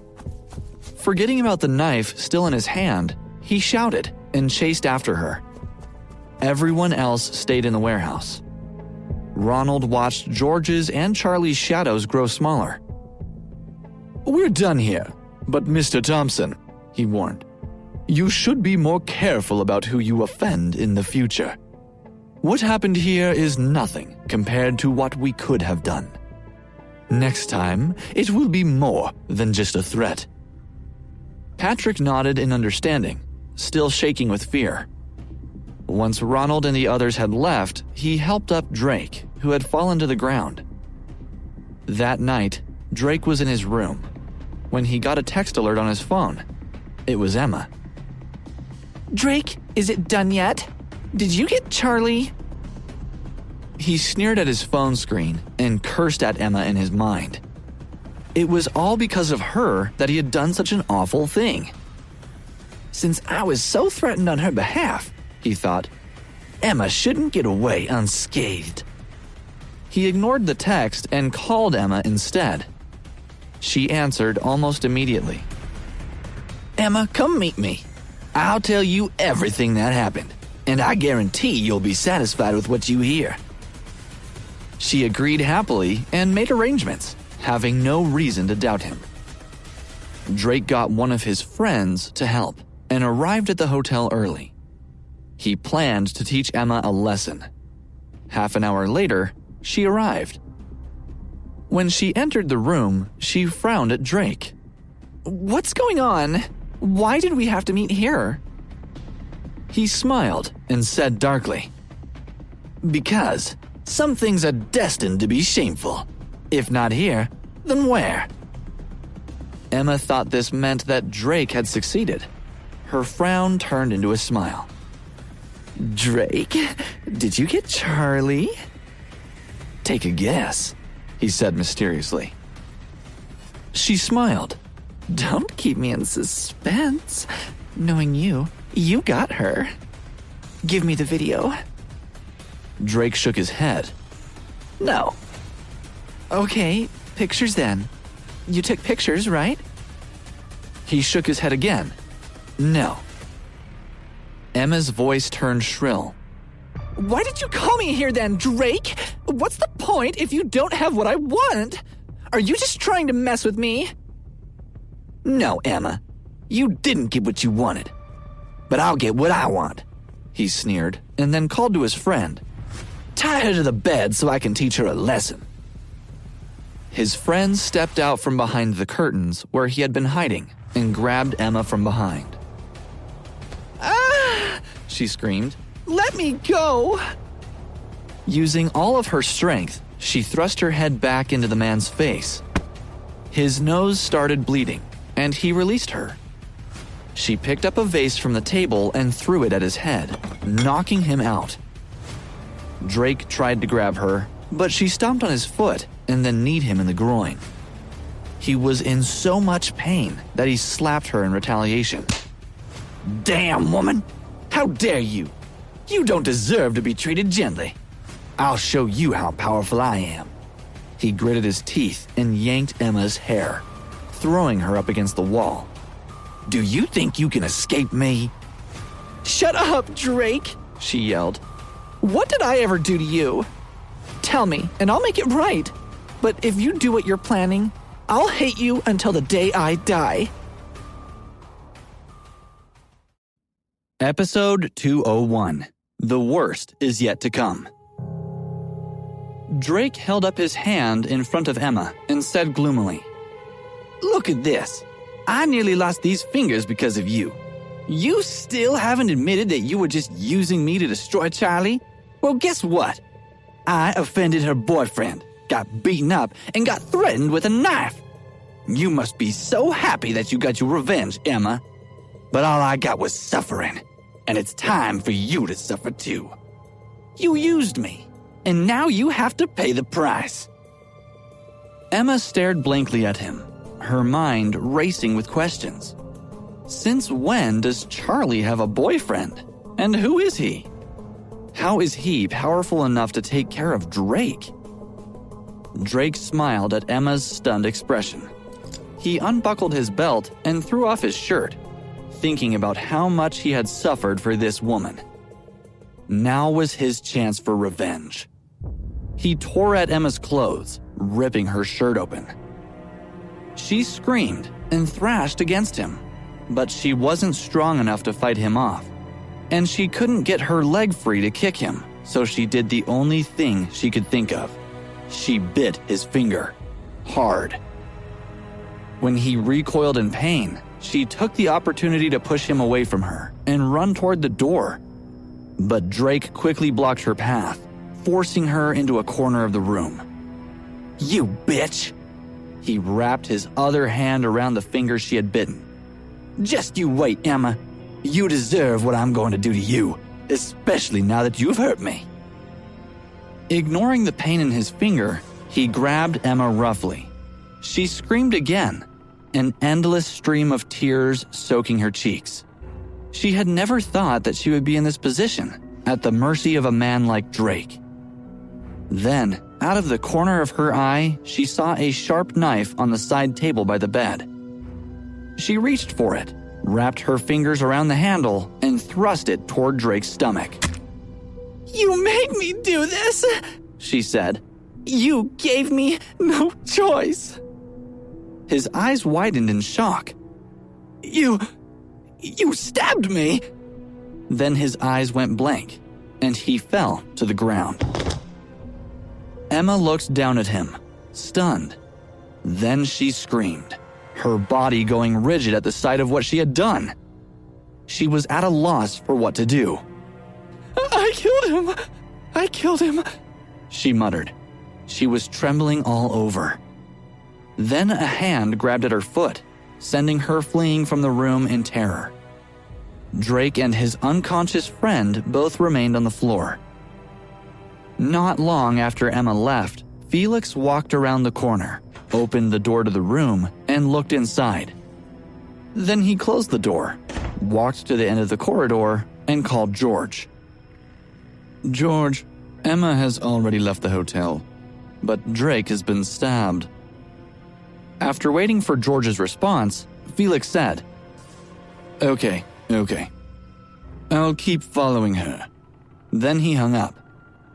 As he took Felix's call, George watched Charlie cook dinner. The news made him happy. He had guessed that Drake would make a move against Emma before he even had to get involved. They were like two dogs circling each other, ready to bite. He just hadn't expected it to go so far. George knew that Emma had been the one to stab Drake before she ran away. Not only had she committed a crime, but she had only made the situation between her and Drake worse. For someone like her, who had had an easy life so far, it was really bad luck. But the worst part was that George still had to take the final step to send Emma's family into bankruptcy. Things were about to get even worse for her. He had stalled the plan, hoping to get Drake and Emma to bite off more than they could chew, and waiting for Emma to break the law. Then the plan to bankrupt the Lee family would continue. George turned around and called Flora. Emma ran away from the hotel and didn't dare to return home. She walked for a long time before realizing that she didn't know where she was. She found a random hotel to stay at, but after a few days, she ran out of cash and only had a couple of dollars left in her bank account. It was time to go home. But when she arrived, she found her house empty. At first, she thought that she had entered the wrong house. But after wandering around the block a few times, she was sure that it was her house. But why was it so empty? Her parents were gone too. Maybe a thief had come and stolen everything from the house while they were away. She gave them a call, but no one answered. Her phone battery was running low, so she didn't try calling again. A few shopkeepers saw Emma standing in a daze outside the house. They came over and threatened her. "You're Emma, right?" one said. "Now that your family is bankrupt, how are you going to pay us back the money you owe?" What? You must be mistaken, Emma said. My family isn't bankrupt. "Looks like this girl doesn't know what's going on," he laughed, ridicule in his eyes. "Your family is indeed bankrupt. Your parents had a lot of debt, but that debt is now transferred to you. The bottom line is that you owe us all money." Emma refused to accept it. That's impossible. My parents wouldn't do that to me. They love me too much. I don't even know any of you. Why should I trust your word? Go away! Her emotions were so heightened that she felt on the verge of collapse. "Get your head out of the clouds, kid," he said. "After your parents went bankrupt, they sold everything they had, took the money, and ran. Now you have to pay us back. And don't even think about trying to weasel your way out of it. Since your parents have abandoned you, we'll be generous and give you a few more days. But if you don't have our money after that, we'll be coming for you." Emma broke down in tears. The creditors sneered at her before they turned to leave. Episode 202: Payment and Revenge. Even after the creditors were gone, Emma still couldn't believe that her family had gone bankrupt. She had thought that her parents had loved her dearly, but now they had abandoned her. As an added cruelty, they had left the responsibility of all their debts to her. Emma crouched down, shaking her head to clear it. She found her phone and called her parents again, but they still didn't answer. Her mind was running wild with other plausible explanations. Perhaps her parents were only away on a business trip and hadn't truly abandoned her. They certainly couldn't be bankrupt for real. Those creditors who had swarmed her had to be swindlers. There was no way she could believe them. But then she got a text from an unknown number. All it said was, "We're sorry, Emma. Love, Mom and Dad." The message destroyed the last of Emma's hope, and she burst into tears. After a while, her mind calmed, and she stopped crying. She was exhausted, and her eyes hurt. But the thought of all that debt in her name sobered her up. She refused to pay those debts. She couldn't. She had to get out of here. She stood up, forming a plan to run away that night. But then, the creditors who had just dispersed suddenly returned. The one who had spoken before smiled at her. "We've been thinking, and we've realized that it was a mistake to give you such an extended deadline. A young woman like you probably won't be able to pay us back. You're more likely to run off, as your parents did. So, before you get a chance to run away, we might as well collect from you now." The creditors all looked at each other and smiled maliciously. Then, as if they had planned it, they spread out and surrounded Emma, blocking any path of escape. What do you mean? Emma frowned, taking a few steps back in panic as the people tightened their circle around her. I don't owe you guys anything. It's my parents who do. Since they ran away, go chase after them, not me. The creditor sneered. "The world is too big. We would waste precious resources trying to find them. No, it's easier to get payment out of someone who's still here. You may deny it, but we know that you're the one who owes us money." Emma scoffed. I'm not giving you any money, and I'm not going anywhere with you. You've got the wrong person. She found an opening and slipped through, attempting to escape. "Grab her. Don't let her get away," he shouted. "If she goes, so does our money." A few people grabbed Emma before she could get too far. She kicked out at them. Don't touch me, you filthy pigs! Let me go! She's quite stubborn, one of them said. No, she's just fiery, another argued. I think she's being unreasonable, said a third. The creditors started discussing what to do with her. "She's bankrupt. Her parents have abandoned her, and she still hasn't learned how to show any respect," said the spokesperson. He was mocking her ignorance. "Why don't we teach her a lesson? We'll send her to the nightclub to wear down her spirit. Not only will she return our money quickly, but she'll also learn how to conduct herself around us."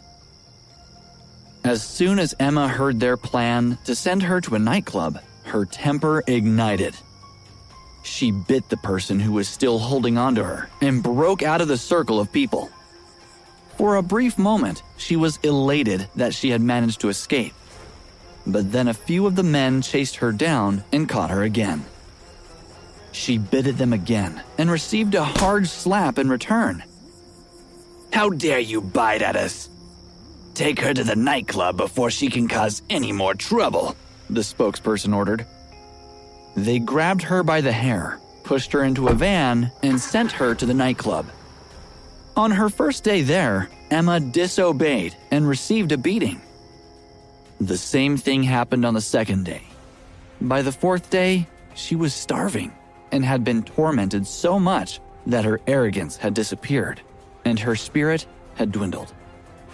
She had no choice but to submit herself to the will of her captors.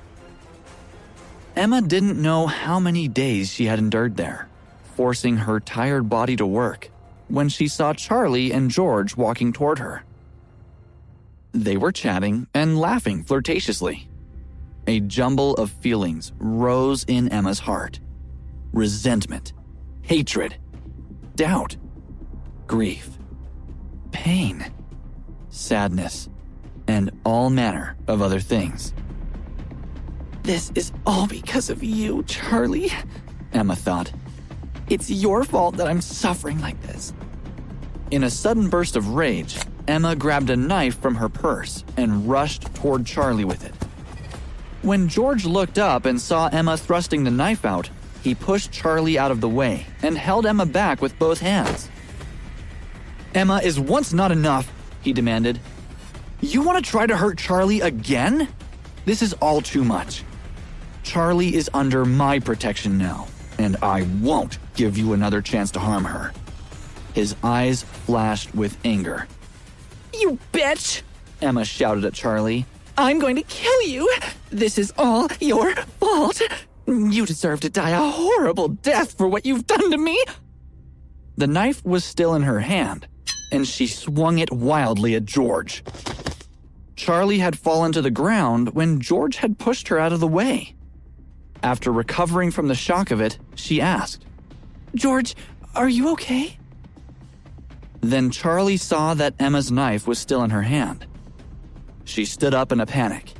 Emma, put the knife down. This is illegal. When Charlie approached, Emma was so furious that she tried to use the knife to cut Charlie's face. Her anger made her fast and vicious. Stay back, Charlie, George warned, the anxiety clear in his voice. She's crazy. She wants to hurt you. A passerby happened upon this dangerous scene and called the police, who arrived quickly and took Emma away. Episode 203. An Important Lunch. At the police station, a police officer came up to Emma to take her statement. He asked a bunch of questions. What's your name and address? How old are you? Is there a phone number where we can contact your parents? He waited a long time, but Emma never replied. She looked like she was in a trance. The officer rested a hand on her shoulder. Hey, are you all right? Don't touch me, she yelled. Go away. I'll kill you all. She beat her fists against the officer's chest. It seemed to her that he was spouting nonsense. It was clear to everyone at the police station that Emma wasn't in her right mind, so they sent her to the hospital to be evaluated. The doctors concluded that she was mentally ill and that there was no way she could handle a police interrogation.